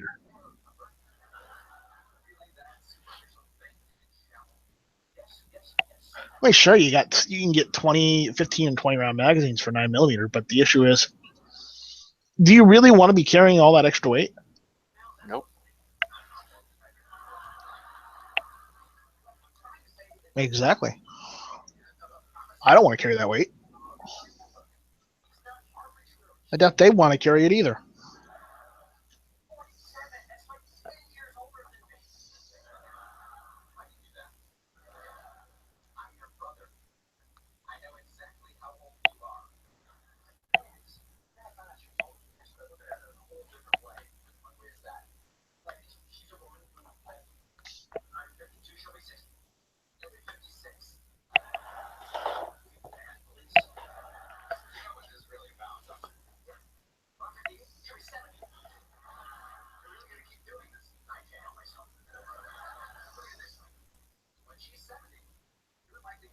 He's like, I wouldn't bet my life on a pair of ordnance. Well, we're not telling you to bet your life on a pair of ordnance. Might get a Ruger. What's another good quality at 1911? Fair Ordnance doesn't make bad revolvers. I don't know what he's going on about. He's saying they're 1911s are crap. Bad 1911s, rather. I don't know. Yeah. Revolvers. I don't know why I said that. You know, Ruger makes decent 1911s. Ruger, Smith & Wesson makes decent 1911s. Yeah, Smith & Wesson makes good ones too. Remington R1, I like those. Yeah, Remington makes that. So, I mean, those are good, solid 1911s. I mean, I would say that even some of the higher end Rock Islands are pretty decent as well. Yeah. You know, so honestly, yeah, there are a couple companies that are a little out there. Like, we all know that Kimber is just overpriced MIM parts, so it's not really worth the $1,000 price tag anymore. So they're just banking on their brand name. And I like Kimbers, but they're expensive. I'm pretty sure somebody else makes a double stack 1911 than Para Ordnance.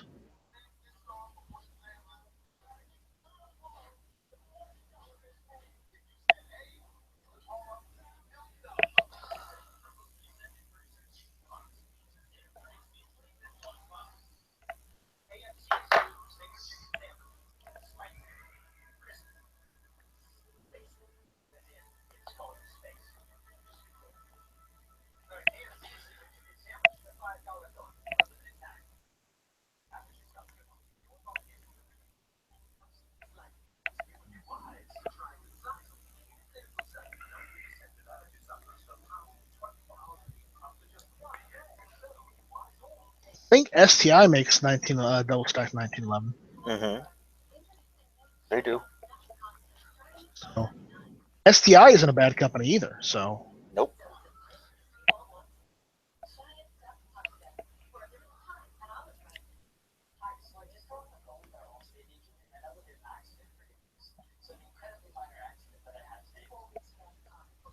Well, what you also have to, what are the main thing they use their guns for? A lot of times the police aren't shooting through barriers and stuff. It's just up close and personal. Right. Because if you're thinking, well, they need more rounds to shoot through barriers, well, then a 9mm ain't going to be the best for that either. No, they're going to need something a little heavier or something that has armor piercing. I like. But at that point, if they're trying to shoot through a barrier, 45 isn't the best caliber either. 9mm sure as hell ain't.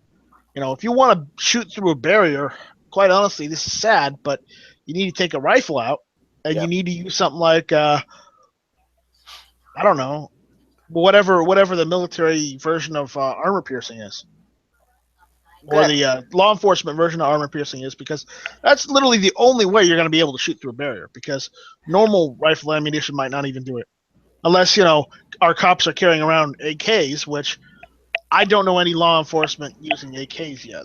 None that I know of. No. But if they were using AKs, even the full metal jacket would be able to punch through a barrier. Granted, it would probably destroy that barrier, but you get what I'm saying. Yes, I do. So, you're throwing one situation in there. That STI doesn't no, not. You said double stacks. Yes, STI makes a double stack 1911. Go check it out. I think it's like their 2011 that does that. Yeah, and they come in 9mm, 40, and 45. Right. So it's applicable. Para's not the only one. Now they are expensive. I'm not gonna, Well, yeah. Just be honest. But if it's the police, one, they get that law enforcement discount, and two, if they buy enough of them, they'll get a deal. That's true. So the reality is, having a 1911 does not put you at a disadvantage. Is it the best gun to have if you're in a gunfight? No, of course not.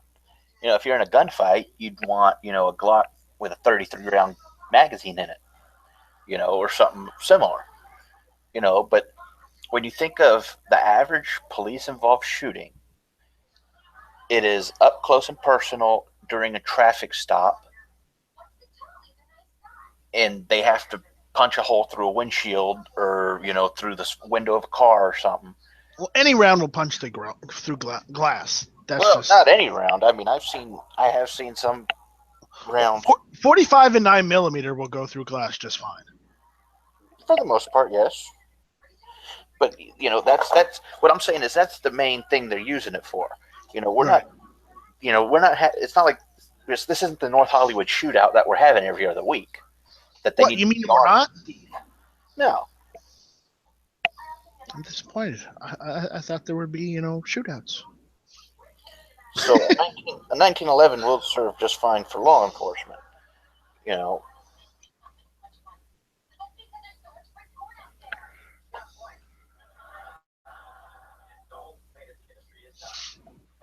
I would argue that even the Glock is not the best for law enforcement either. Well, it's not, but it's the cheapest. It's a cheap option for law enforcement, but at the same time, Well, he no, said you don't want to sacrifice their what is it? You don't want them to be at a disadvantage. Well, technically, if they carry a Glock, they are at a disadvantage. No, it is the cheapest for law enforcement. I'll tell you because here where I'm at, they were selling them direct to law enforcement for $150 a piece. Oh snap! You should have gotten a cop buddy to buy one for you. Nah, I don't want one. I no. Well, I don't mean this and doing the whole straw purchase thing. I mean you should have got him to get two of them and then down the road see if he wants to sell one. Well, they're selling them to the department for $150. I don't know if they were selling them to the officers directly. They might have. You don't know. They might have. I really don't. But so it came down to what was the cheapest, and that was the Glock. There was no. It didn't come down to it's expensive. This that. No, $150 a piece. That's what they're going with. But now they're all using Smith and Wesson M&Ps. Yeah. Well, the sheriff's department down in my area, they're still using the Glocks. Yep, the sheriff's office here. Nobody ever said a Glock puts anybody at a disadvantage. I didn't anyway. Well, I did, and my reasoning is because it's got a polymer frame.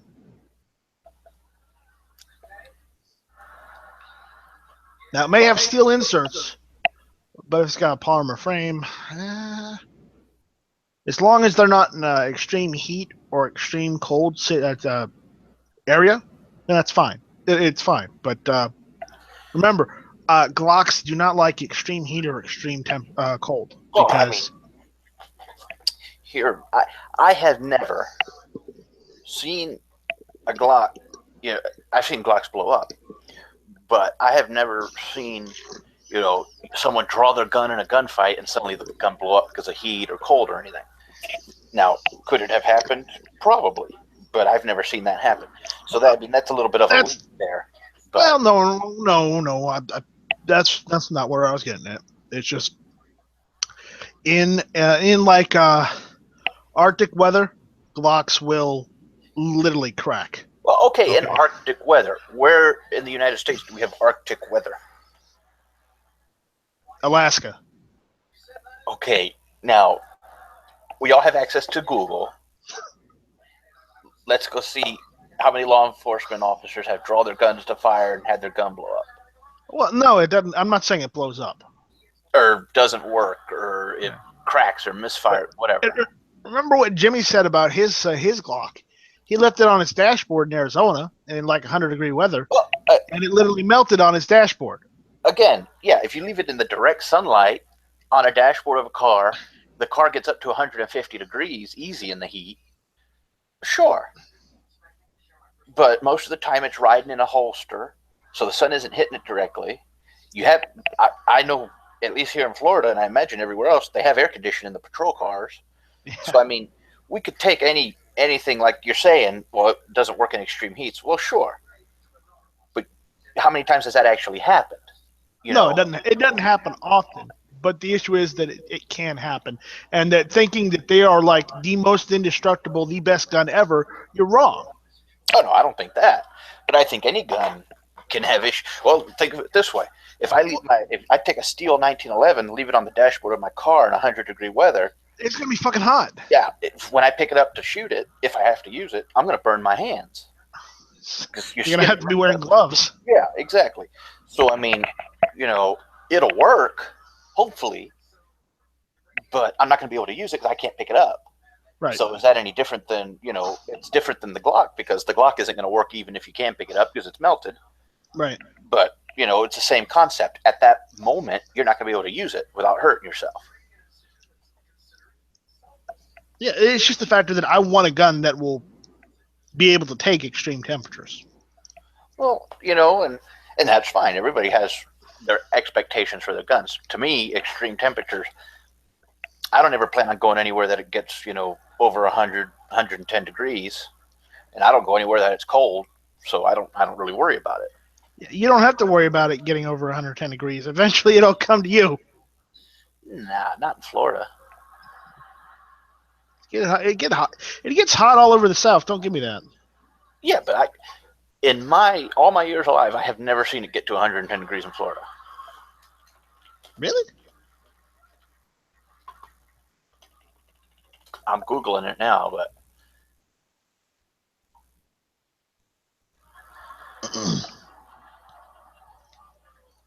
let me see here.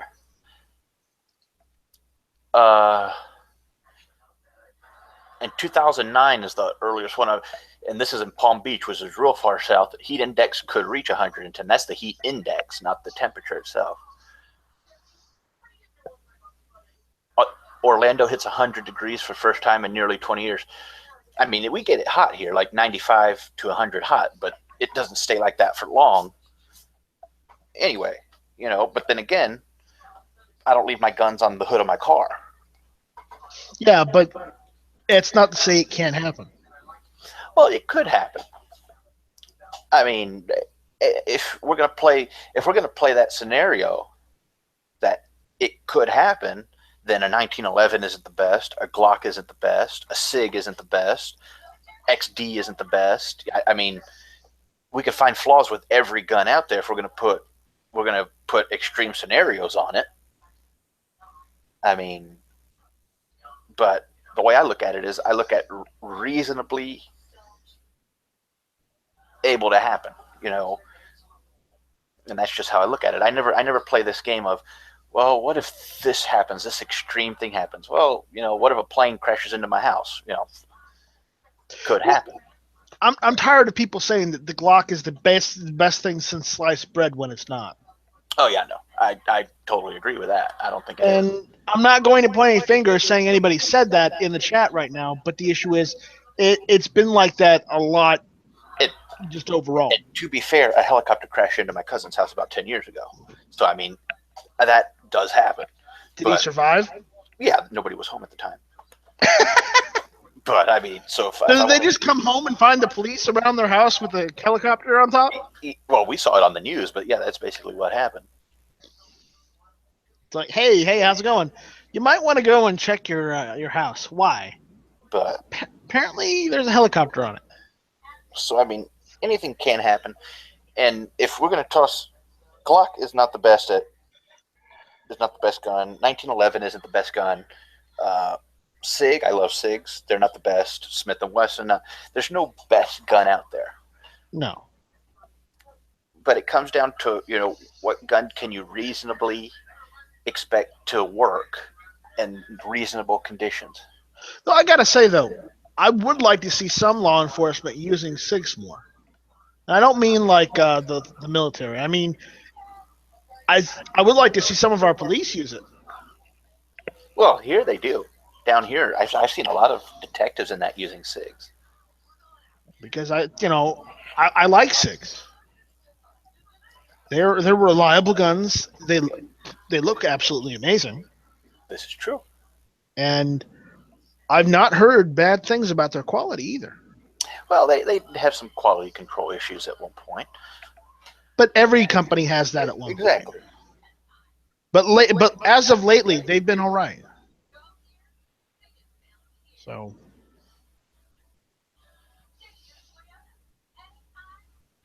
all right, let's talk about something else. Like what? Well, see that was going to be my point. If you want to, No. Look at Pants's comment. yeah, that's what I was going to say a minute ago. There's all types of guns out there. As long as we're talking about reasonable guns, and I'm not unlike Jennings. Like, if you're going to say, well, the best gun out there is a Jennings, no, it's not. The Jennings isn't good for anything. No, it's good for a couple things. One of them being a good laugh. I mean, if you buy a Jennings, it will work. The first 100 shots will work most likely. And if you got $125, you have a 25 Jennings at your local store and you need it. You live in a bad neighborhood, I say go for it. Until you get yourself a high point or something a little bit better. High point. Well, again, I'm talking, someone who doesn't make a lot of money. You work at McDonald's, 3 days a week, but you live in a bad neighborhood, save up, get the Jennings, and when you can, get yourself a high point because that's the best you could do at that time. A high point's a pretty good gun for what it is. It ain't pretty. And Steven is saying, I prefer to carry a CZ. Well, that's you. I very much like CDs. But someone working at McDonald's can't afford a CZ. They can only afford like a Jennings. Yeah, I mean. Or Jimenez. Or same company, technically. Or a high point. If you you live in a bad neighborhood, you need a gun, get yourself a high point. It'll work. It ain't the best looking gun. It ain't easy to carry. It ain't the most high quality gun out there, but it will fire. And I mean, we make fun of high points, but one thing they do is they work in extreme temperatures. You can look all types of videos online. They do work in extreme temperatures. So if you can only afford a high point, get yourself a high point.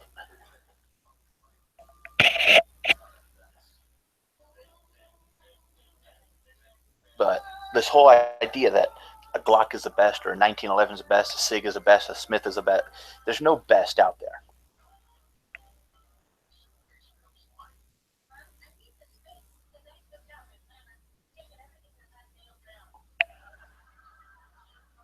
Uh-oh. Flippy says, so I stuck the Krebs trigger in my gun.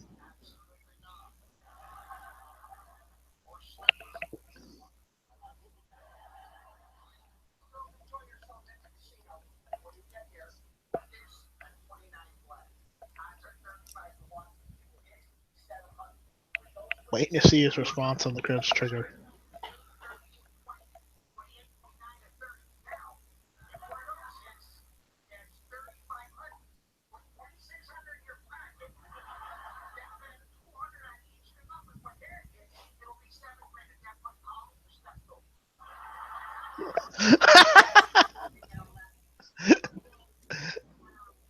He's saying, wait, so if I park next to a volcano, it'll leave my high point on the dash of my car. It'll still work? Yeah, most volcanoes aren't even that hot unless they're erupting. And in Flippy case says, the volcano's erupting, your car's going to be gone anyway. You're not going to need the gun. Flippy says his Krebs trigger, it's better than the Arsenal weird 2-stage garbage. Flippy, get in here. But I want to try the big one. The SIG one, excuse me. SIG. He's probably at work. He can't get in here. Or something.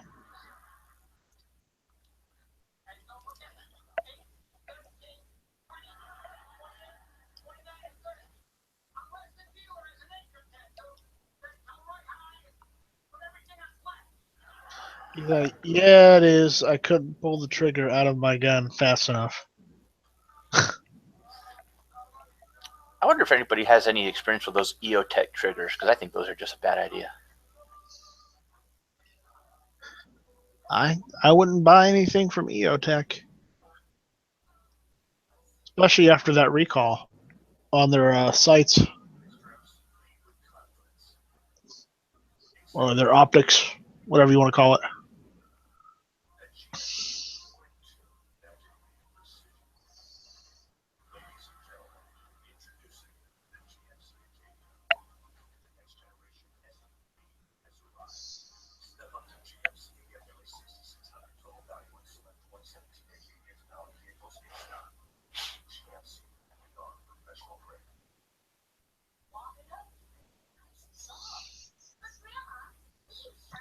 Well, Flippy, just use those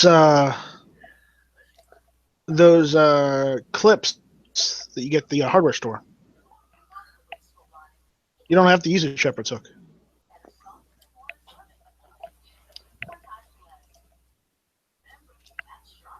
C clips or whatever they are.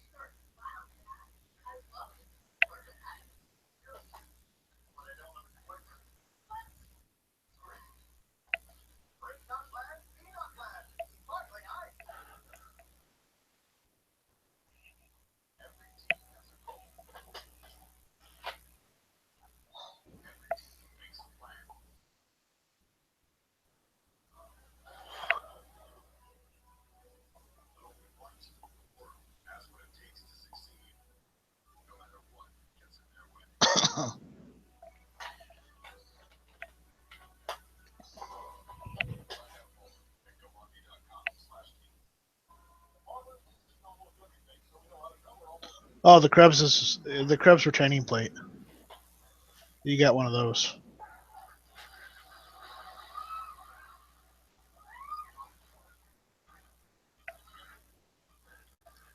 And it's Link.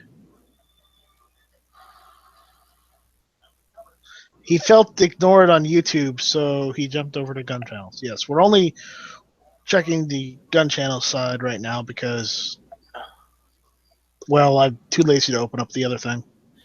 Yeah, I don't even know how to open up the other thing anymore.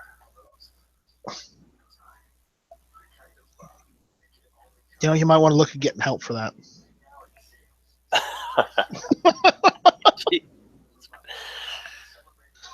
All right, I'll go check out the YouTube side.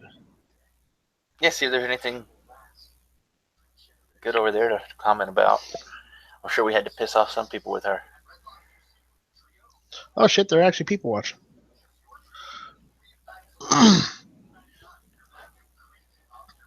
He says I got an email about Springfield putting the XDS at 349.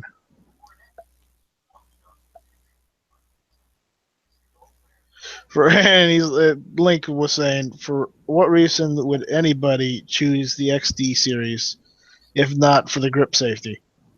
That's its only unique feature. I just like how they look, the lines of the slide.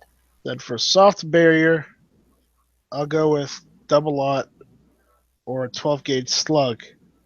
For hard barriers, 50 BMG is the only thing that you can expect to punch through every hard barrier you might need to penetrate.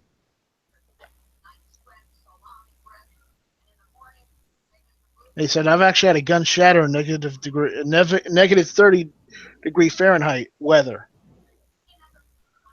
The metal just couldn't withstand the repeated impacts at that temperature. And he's like, and Nick C says, you aren't accounting for humidity. It makes it feel like 110. So in 100-degree weather in Florida, it'll feel like 110 degrees. Yeah, it may feel like it, but that's not what it is. The link says, could I get a link to this chat on gun channels? They don't watch it this side. Hence why I want a link. Laugh out loud. Nick C, laugh out loud. All right, there we go. We're all caught up. Link, you want to get a chat to this link to this chat and jump in? You know, we're on gun channels, yo. Just get the link and jump in.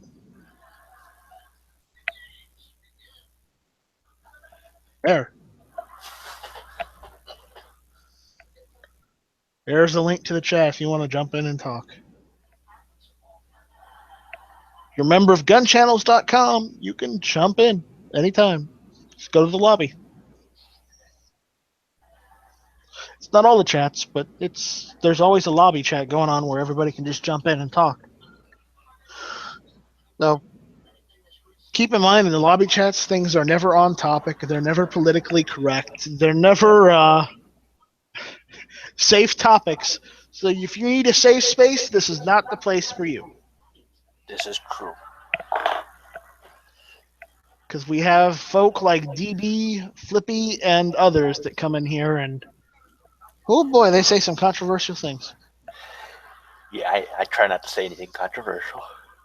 Right. That never ends well. You are nothing but controversial, Tino.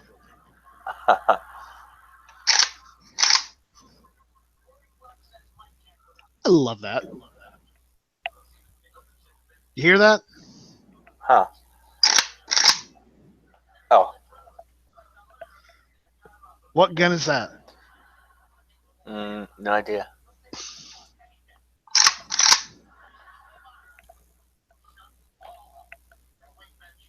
Any idea yet? Uh-uh.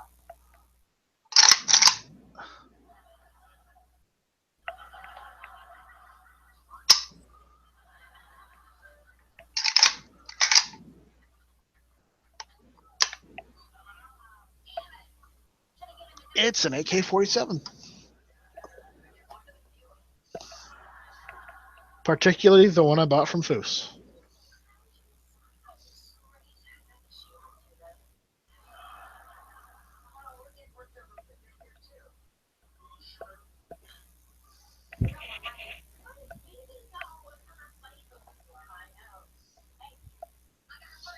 Flippy says, so who is sending me an AK trigger for an ALG AK trigger for my late birthday?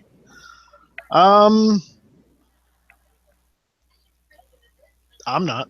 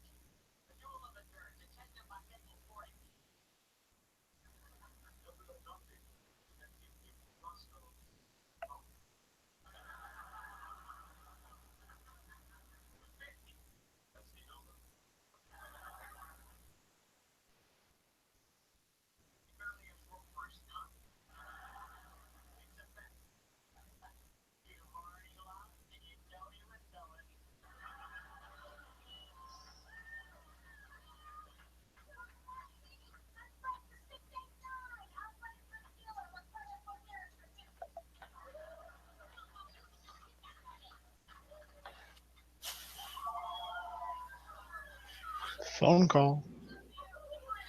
not answering it. Why not? You love phones. Nope.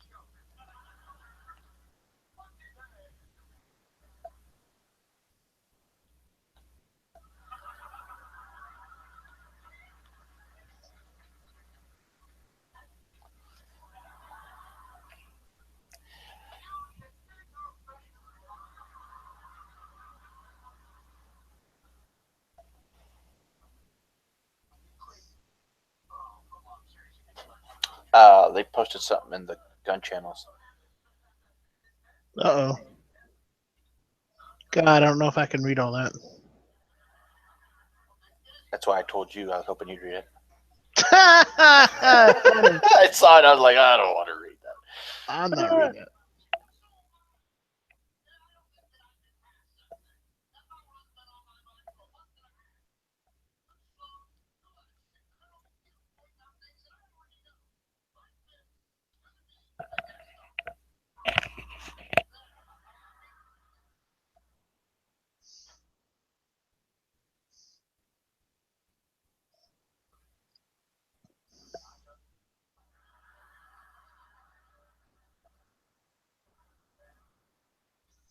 I love an FS 2000, but the issue is I'm not paying the price tag on it.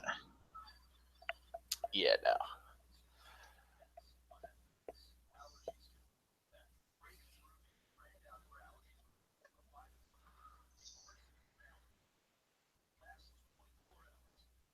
Because that's like $2,500, or at least 2,000. At least that's what's going on Gunbroker right now, because they don't make them anymore, so you can't get a new one.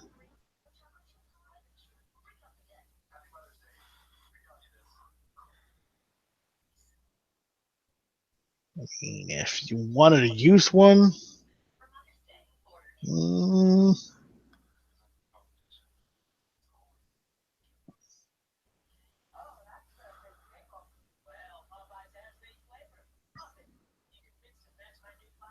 I still think, yeah,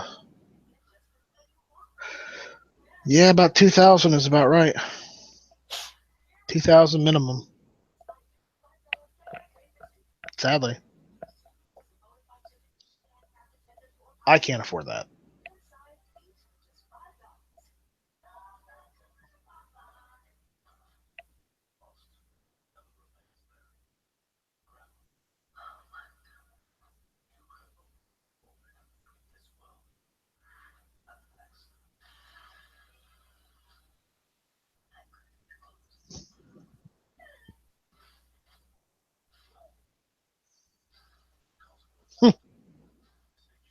Lippy's like, nah, ARs will champ right through it. Yeah, they might. Well, with Flippy, when he means ARs, he means Noveskis. Because that's all he buys.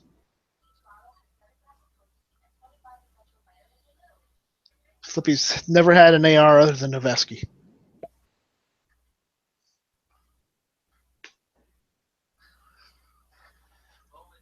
I mean, there you go.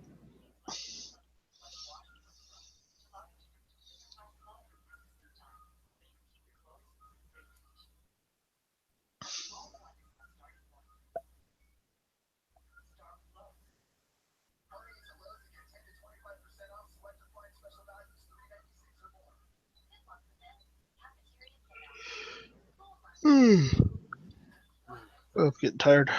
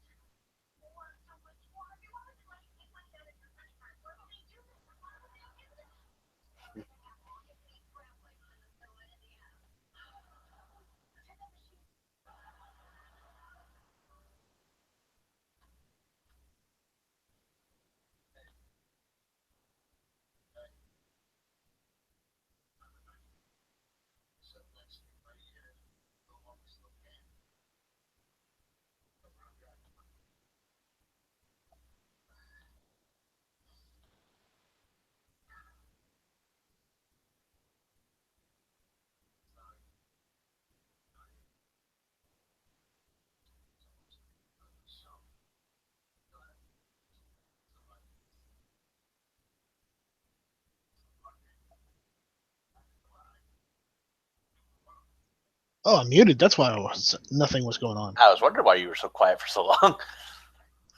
Yeah, it's like, hey, I'm talking here, and there's just nothing coming out. Wait, it's like, wow, Tony's really quiet for right now. That's like really hard, or he must be studying or working very hard right now. So let's not interrupt Tino. But no, yeah, I was muted. What were you saying? Nothing important. It's just gibberish, like usual.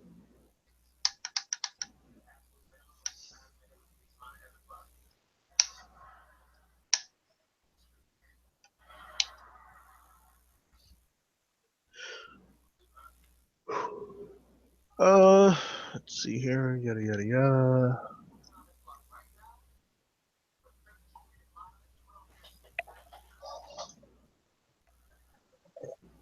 What's going on GC side?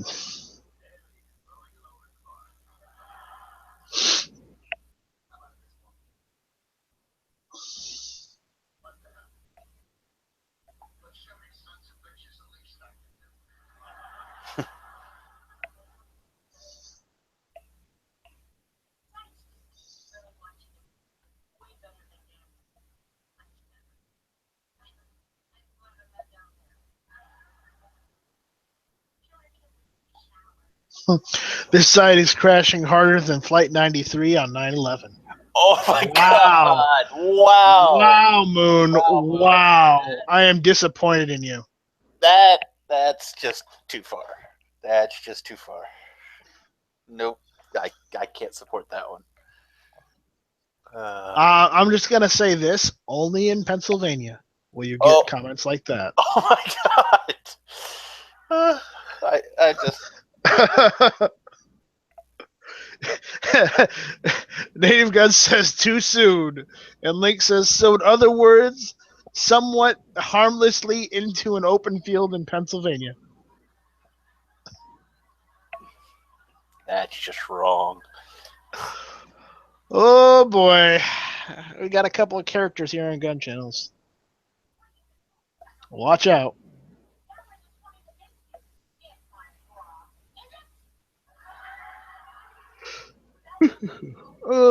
What else is going on? Let's try the news now.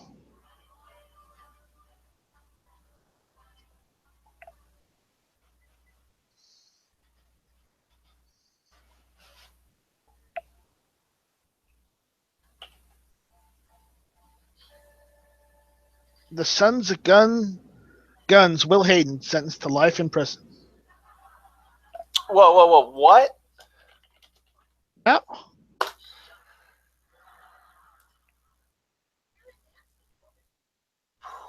Jesus. Oh, this is 5 hours ago. Let's see here. Life in prison. That's pretty self-explanatory.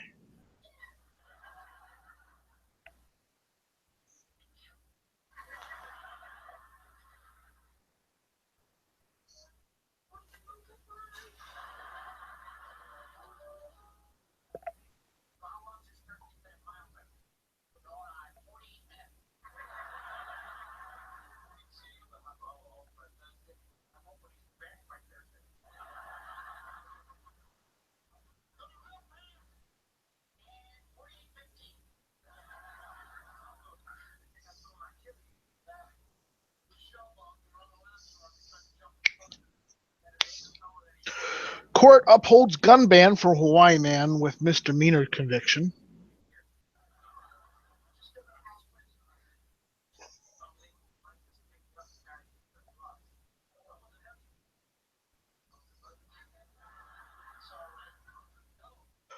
Ooh, this will suck for Yankee.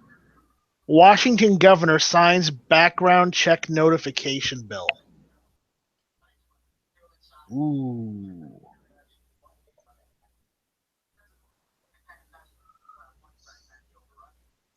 Not so much it will affect him, but it'll affect everybody else.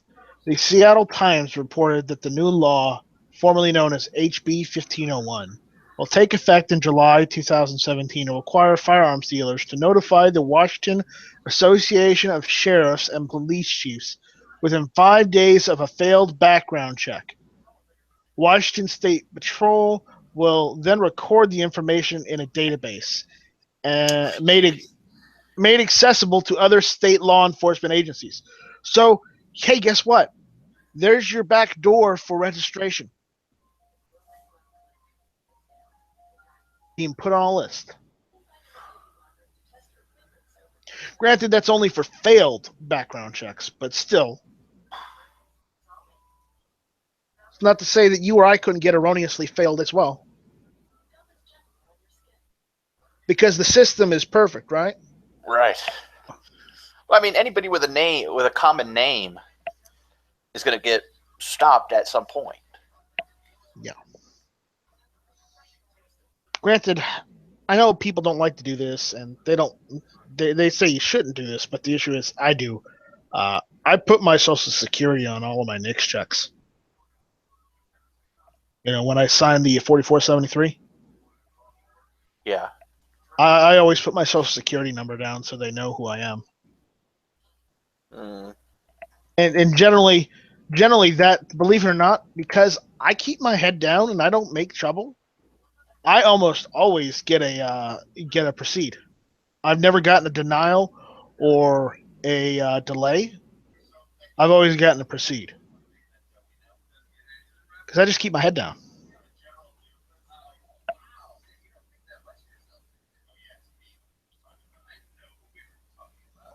But this is still in place to make sure criminals don't try and illegally purchase firearms and whatnot. Yep. In Washington, while I don't support the way they're doing it, I understand why they're doing it, but I don't agree with it.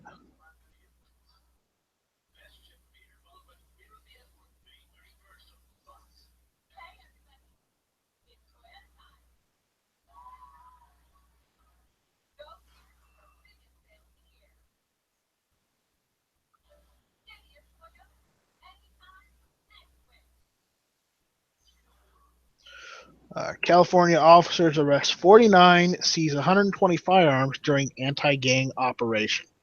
Oof. Only in California.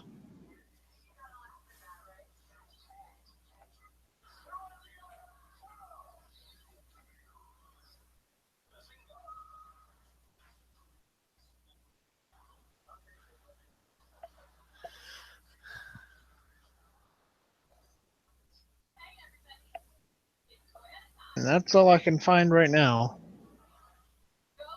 Let me check on the other side.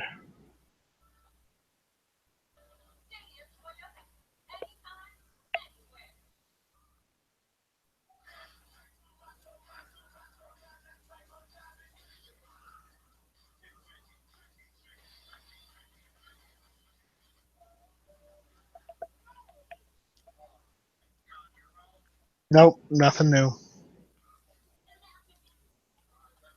Well, that's it for the news.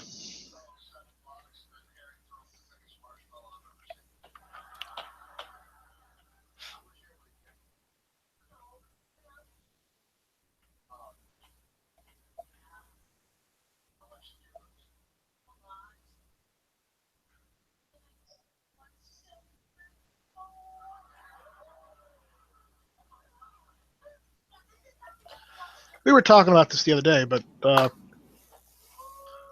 here's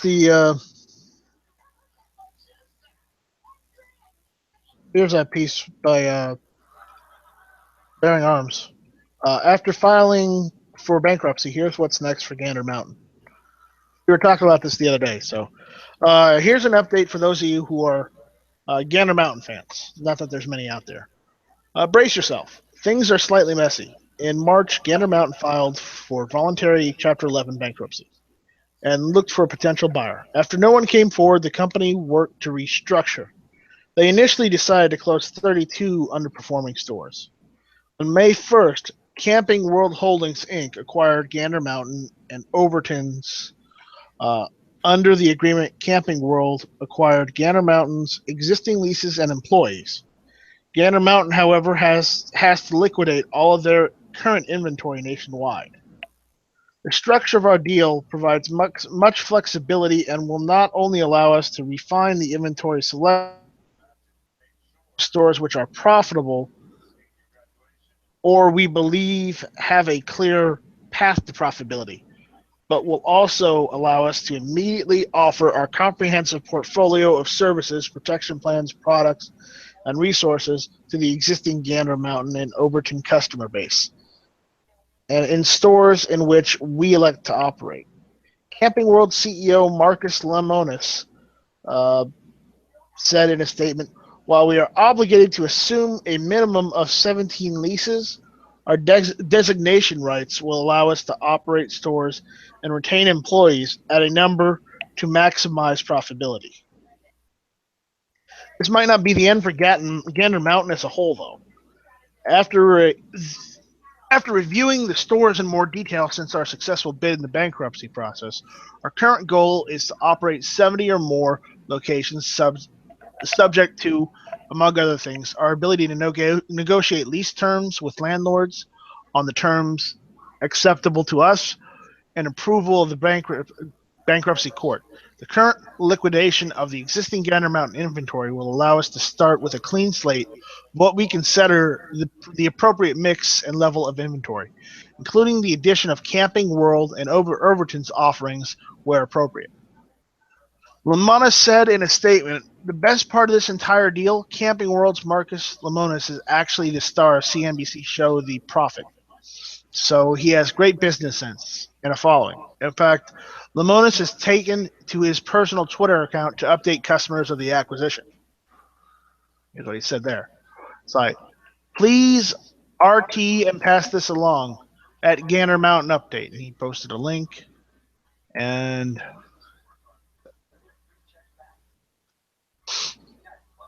his goal is to keep at least 70 Gander Mountain stores open. The number may grow as his company evaluates each existing location. As of now, these are the stores that are going to remain open. Florence, Alabama.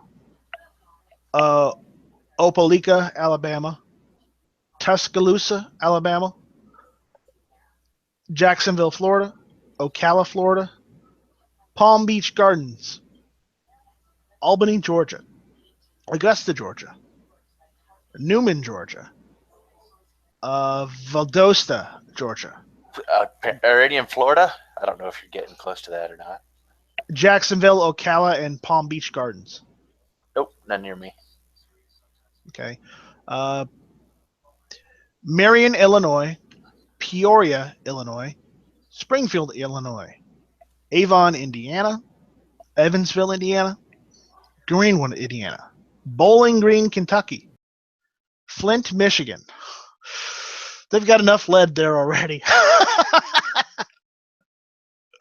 That ain't right. No, it's not. But it's not my fault either. Oh my god. Oh, I had to make the joke, and it was funny. Wrong, but funny. All right, Grand Rapids, Michigan. Marquette, Michigan. Saginaw, Michigan will stay open. Forest Lake, Minnesota. Lakeville, Minnesota. Chesterfield, Missouri. Hattiesburg, Missouri. No, Mississippi, excuse me. Greensboro, North Carolina. I'll be back.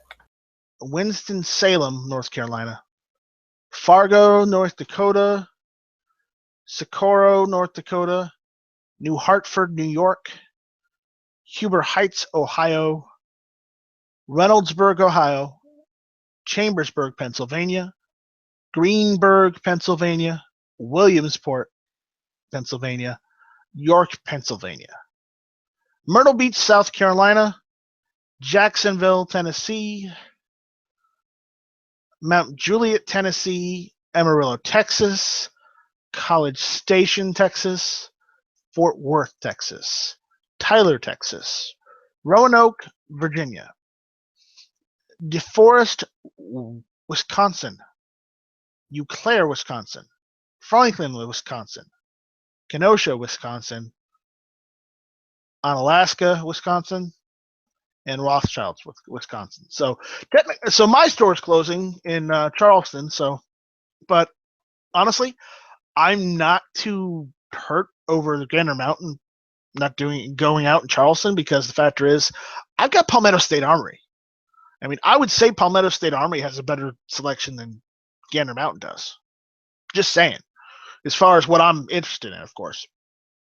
Granted, it might suck for some people who can only get stuff at Gander Mountain that they can't at PSA, but I'm pretty sure you can get almost anything at PSA that you could Gander Mountain. If not, they can order it for you. But yeah, this is expected to be updated as Camping World decides what stores are profitable. If you have a Gander Mountain gift card, you have until May 18th to use it. So, FYI for everyone. All right, that's it on Gander Mountain.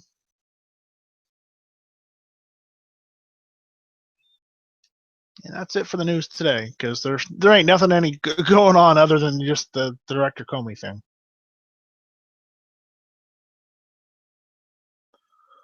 So.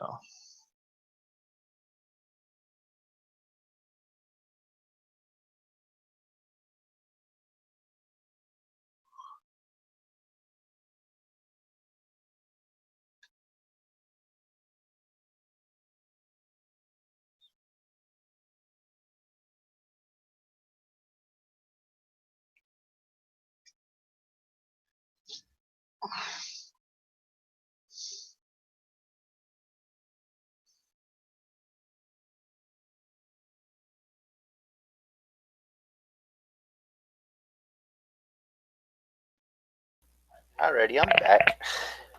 All right, welcome back. Oh, you missed me. Not really. Let's see.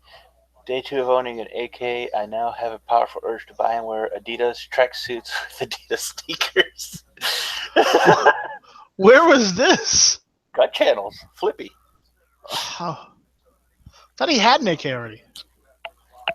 I don't know. I'm just reading what you wrote. Sneakers. It's a Carnicon reference, all right. But he has to have the 80s mustache. Flippy, can you grow an 80s mustache? Are you old enough yet?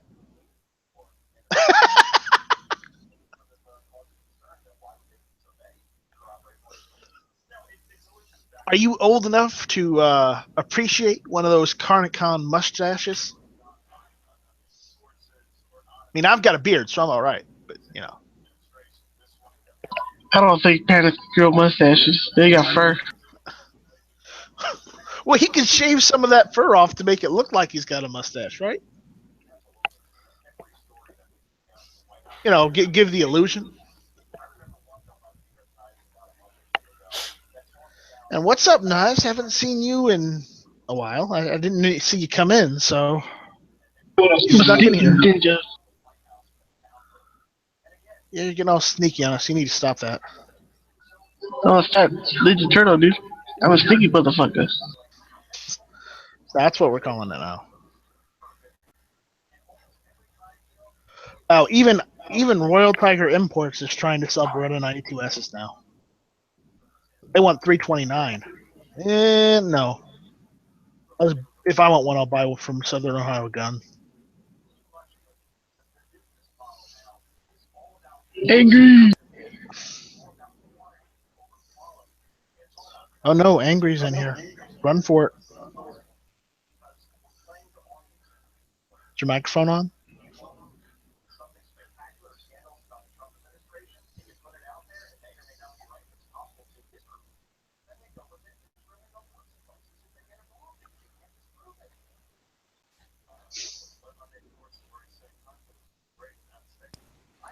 Yo, yo.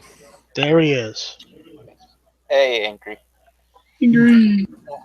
What's up? Not much.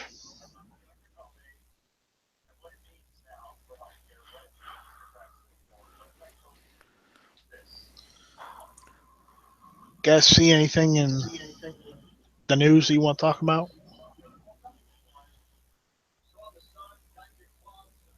I haven't seen anything. Everything's just about Comey right now. Yeah.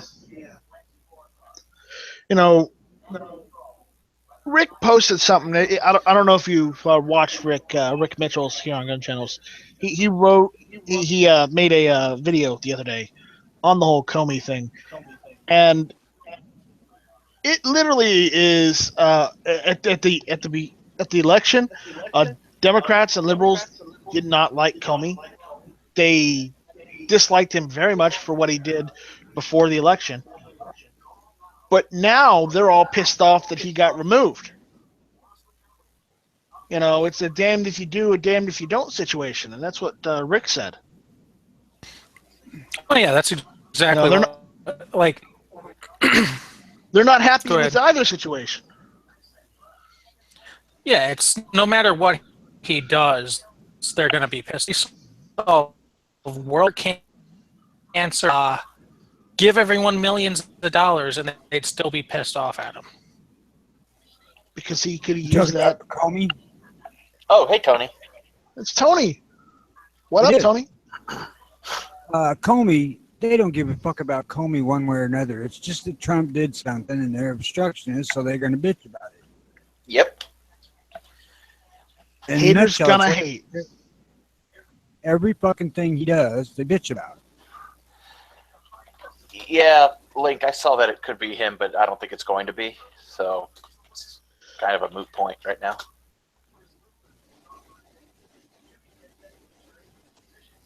Every little thing he does, they're calling for an impeachment. He could come up today and say, yeah, this job's not for me, I'm stepping away from being president, and they would bitch and complain and call for him to be impeached. Like, that's just how they act. You can't impeach someone that resigns and I steps sure wouldn't down. want him to go and Pence to be in his place.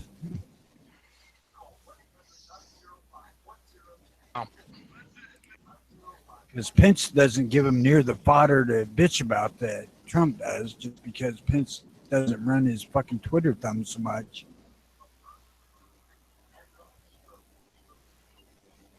Exactly.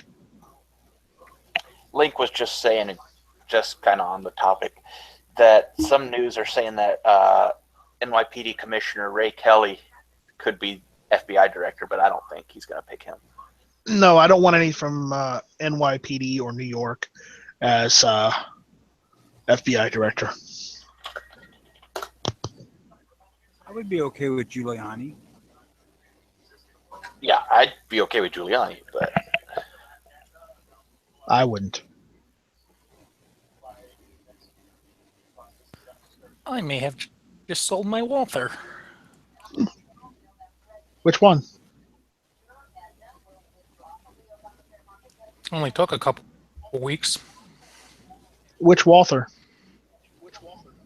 My CCP. Is that a loophole thingy?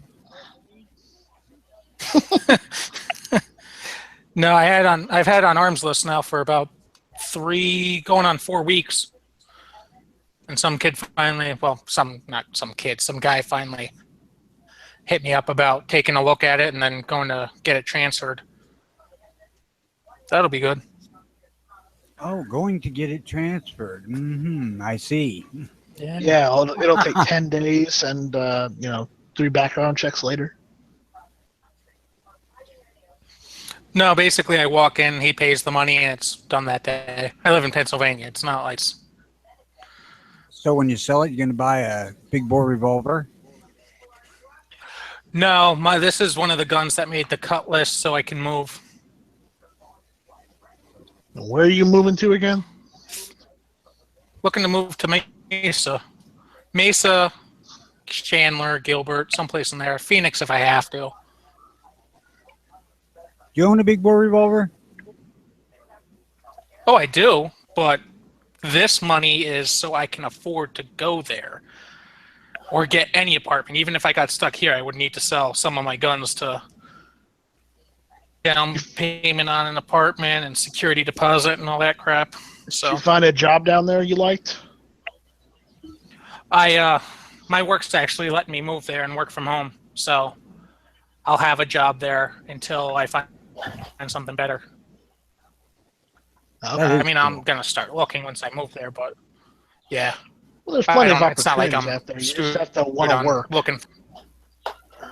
Yeah. So I like Arizona. Whereas the last time I was there was like 7 years ago, but whatever. And if anyone says, well, Night Strike, the last time you were there was 7 years ago? Yes, I was visiting family because, hey, guess what? I have family that lives there. Oh They my. couldn't get farther away from you. Angry, you own a big bore revolver? I can't remember. Not yet. That was what was next on my list before all this crap came down. That was going to be my next purchase, and then all this shit happened, and I gotta keep a list of this to who to forced to shame, move. who not to. I will. Once I'm there and I'm settled, I'll have one. Is it going to be a thing where we all have to move to pawn shops and stuff there? I can go and. Is it going to be a thing where we are all going to have to move to Arizona so we can start the Gun Channels militia? No, I ain't moving to Arizona. It's too fucking hot there in the Campus summer. compound. Just they have pools and air conditioning. See, they've got pools and air conditioning. They also have something called swamp coolers. I know what a freaking swamp cooler is.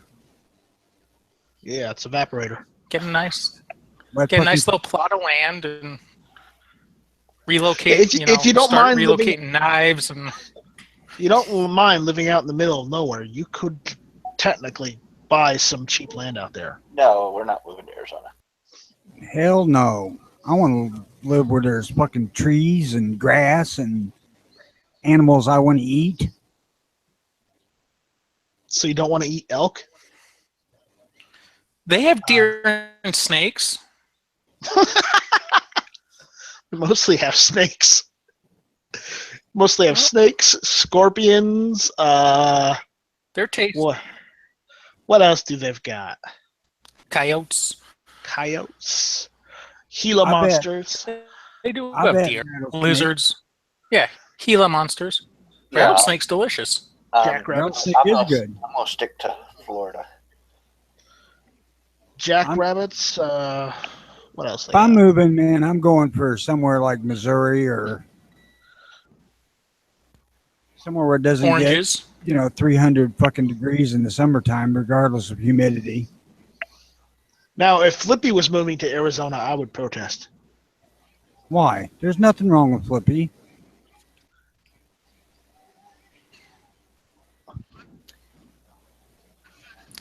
Welcome. Fuck, if you're gonna let knives in, you let anybody in. Oh shit! It's All a right. girl that's buying my gun. I shouldn't assume her gender. Sorry, knives, man. I'm just kidding. Well, I can't really That's cool. control. I can't really control the border. So, if Knives wanted to jump over the border, he's welcome to. Well, hell no, you Dude, I can't. need a passport to go across lines. Fucking South Carolina. I'm I'm closer in to South Arizona than Carolina. you are. That's ironic. Really ironic, because the girlfriend. I'm originally from there, though, so That don't mean shit. means more shit than you do. I've never claimed to be from Arizona. I've been through the fucker twice. That's enough. I got nothing against Arizona except it's too damn hot for my taste in the summertime. And what I remember of it, it was extremely sparse of trees. Well, you were too far down south then. You want trees? Go to northern Arizona. That's the beauty of Illinois. I get trees wherever I'm at, either that or cornfields. Not fond of cornfields either. Oh, cornfields are all right. They keep the deer fat.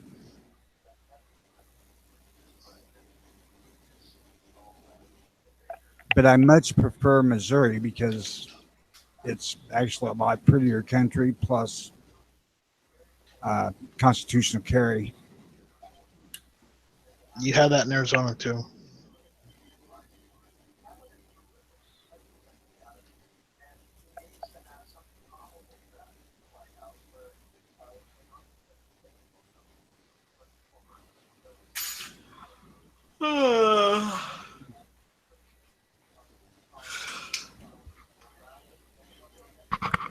Man, that's one thing after I changed out a trigger. I'm like paranoid for the next week that just Hey, the Flip. pins in my trigger are just gonna fall out for like no reason. You got a retaining plate, right?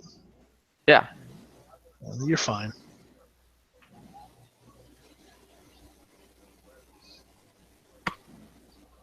So I'm just like sitting here tapping the pins to like make sure.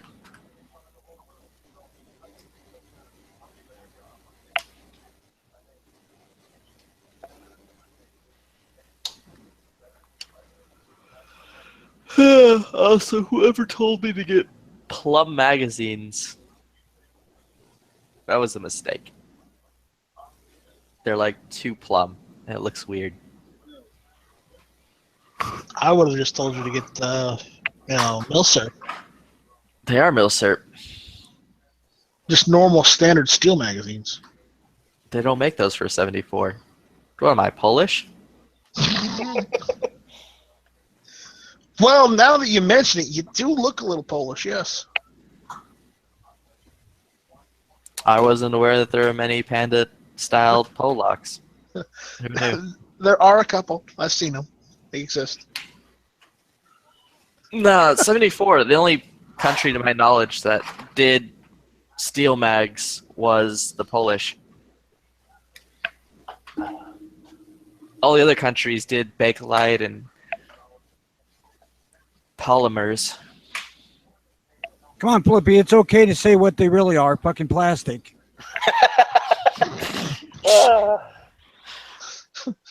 Nah, dude, it's polymer. Who triggered Tony? Nobody needs to trigger Tony. Tony triggers himself. That is true. It's okay. I don't have a real gun. It's made out of polymers and metal. Wait a minute. Either you have a real gun or it's made out of polymer. You can't have both. Yeah, right. It's one or the other. You got to pick. That's right. Don't- This, Blackhawk is made out of steel and wood. You don't get to choose. Now, you can pretend well, it could be both, but it really can't. I ain't hacking on the polymer guns. It's just the technical term for freaking plastic. Alrighty, I'm back. Oh yeah, I forgot about Romania. Romania does also make steel mags for 74s. Told you. You didn't say anything. I said they do make steel 74 max. And you said, "What am I, Polish? Polish?" So there you go. Oh, that Question. I'm not saying it wasn't a legitimate question.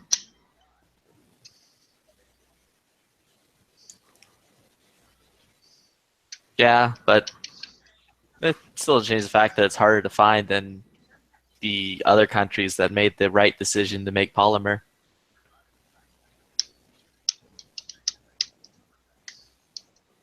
It's just the purple polymer mags look weird. Actually, I think every damn magazine I got is steel.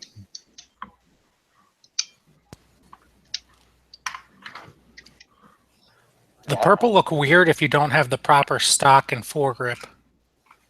Like you have to have all the matching furniture for the purple, though.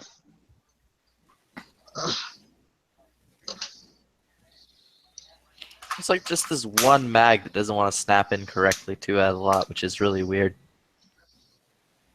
Both of my mags for my 74 or 740 are steel. The cheap ass mags for my Phoenix are all steel. And all my Sigma mags are steel. I'm about 50-50. Like half my AR mags are polymer, half are GI mags. How much Well, I of a mean, problem? GAGs are GAGs. GIs are aluminium. How much That's of true. it is? Yeah. How much of a problem is it dropping one of them on the concrete when it's really cold? What, the polymer I mags? wouldn't know. I live in Texas. One of them polymer magazines. I've never done that because the only time I've shot in the cold is in dirt. And we have this thing called snow that really cushions. We have this thing called snow. That's good. I approve of that. So I'll let you know. It won't get cold, but I can pretend.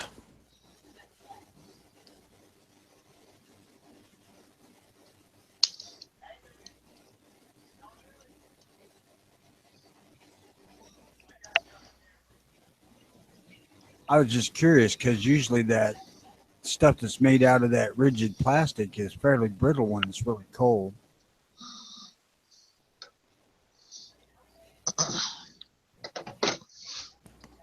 Yeah, I've never had a problem. But again, like where I shoot is usually all dirt. I've never shot over concrete and dropped a polymer mag. Dirt, and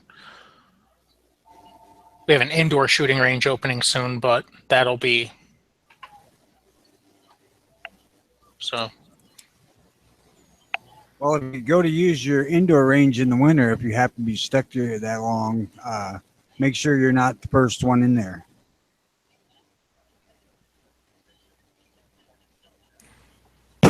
I will do my best. I can assure you that it will be outside temperature at first until they turn freaking heater on, because in mine, they don't heat it unless somebody's in there. Yeah, I'm gonna actually go and check them out this week because they're opening Monday, I think. They were supposed to open last month, but they got pushed back. So I'm gonna be there Monday. They're supposed to be a huge facility. They're supposed to have a indoor shooting range, a shoot house, they have a deli in there. Like the guy was showing me pictures when I was at the shop before when he was building it out. It looks massive. So sometime this coming week, and after I get moved out of this house and get placed up someplace temporarily, and get some pictures and maybe some video footage. Well, hell, any kind of indoor range is pretty good size. I mean, if it's a 25-yard range. Yeah, he has initially six bays at 25 yards, and then he said they're expanding out. Like that's just to open, because he's going to be offering classes like basic pistol classes and CCW classes and stuff like that. But then he said he's going to be adding within the next year at least 10 more bays onto the range in like a separate area. I don't know what the distance is going to be. And then the shoot house, I don't know. I didn't ask him how big it was, but he was showing me pictures of it, and the thing's massive. Like it has a catwalk above it, and basically bought a big warehouse and just turned it into a range/gun store. That's hopefully when he designs his indoor, he made his lanes big enough that you could actually teach people in.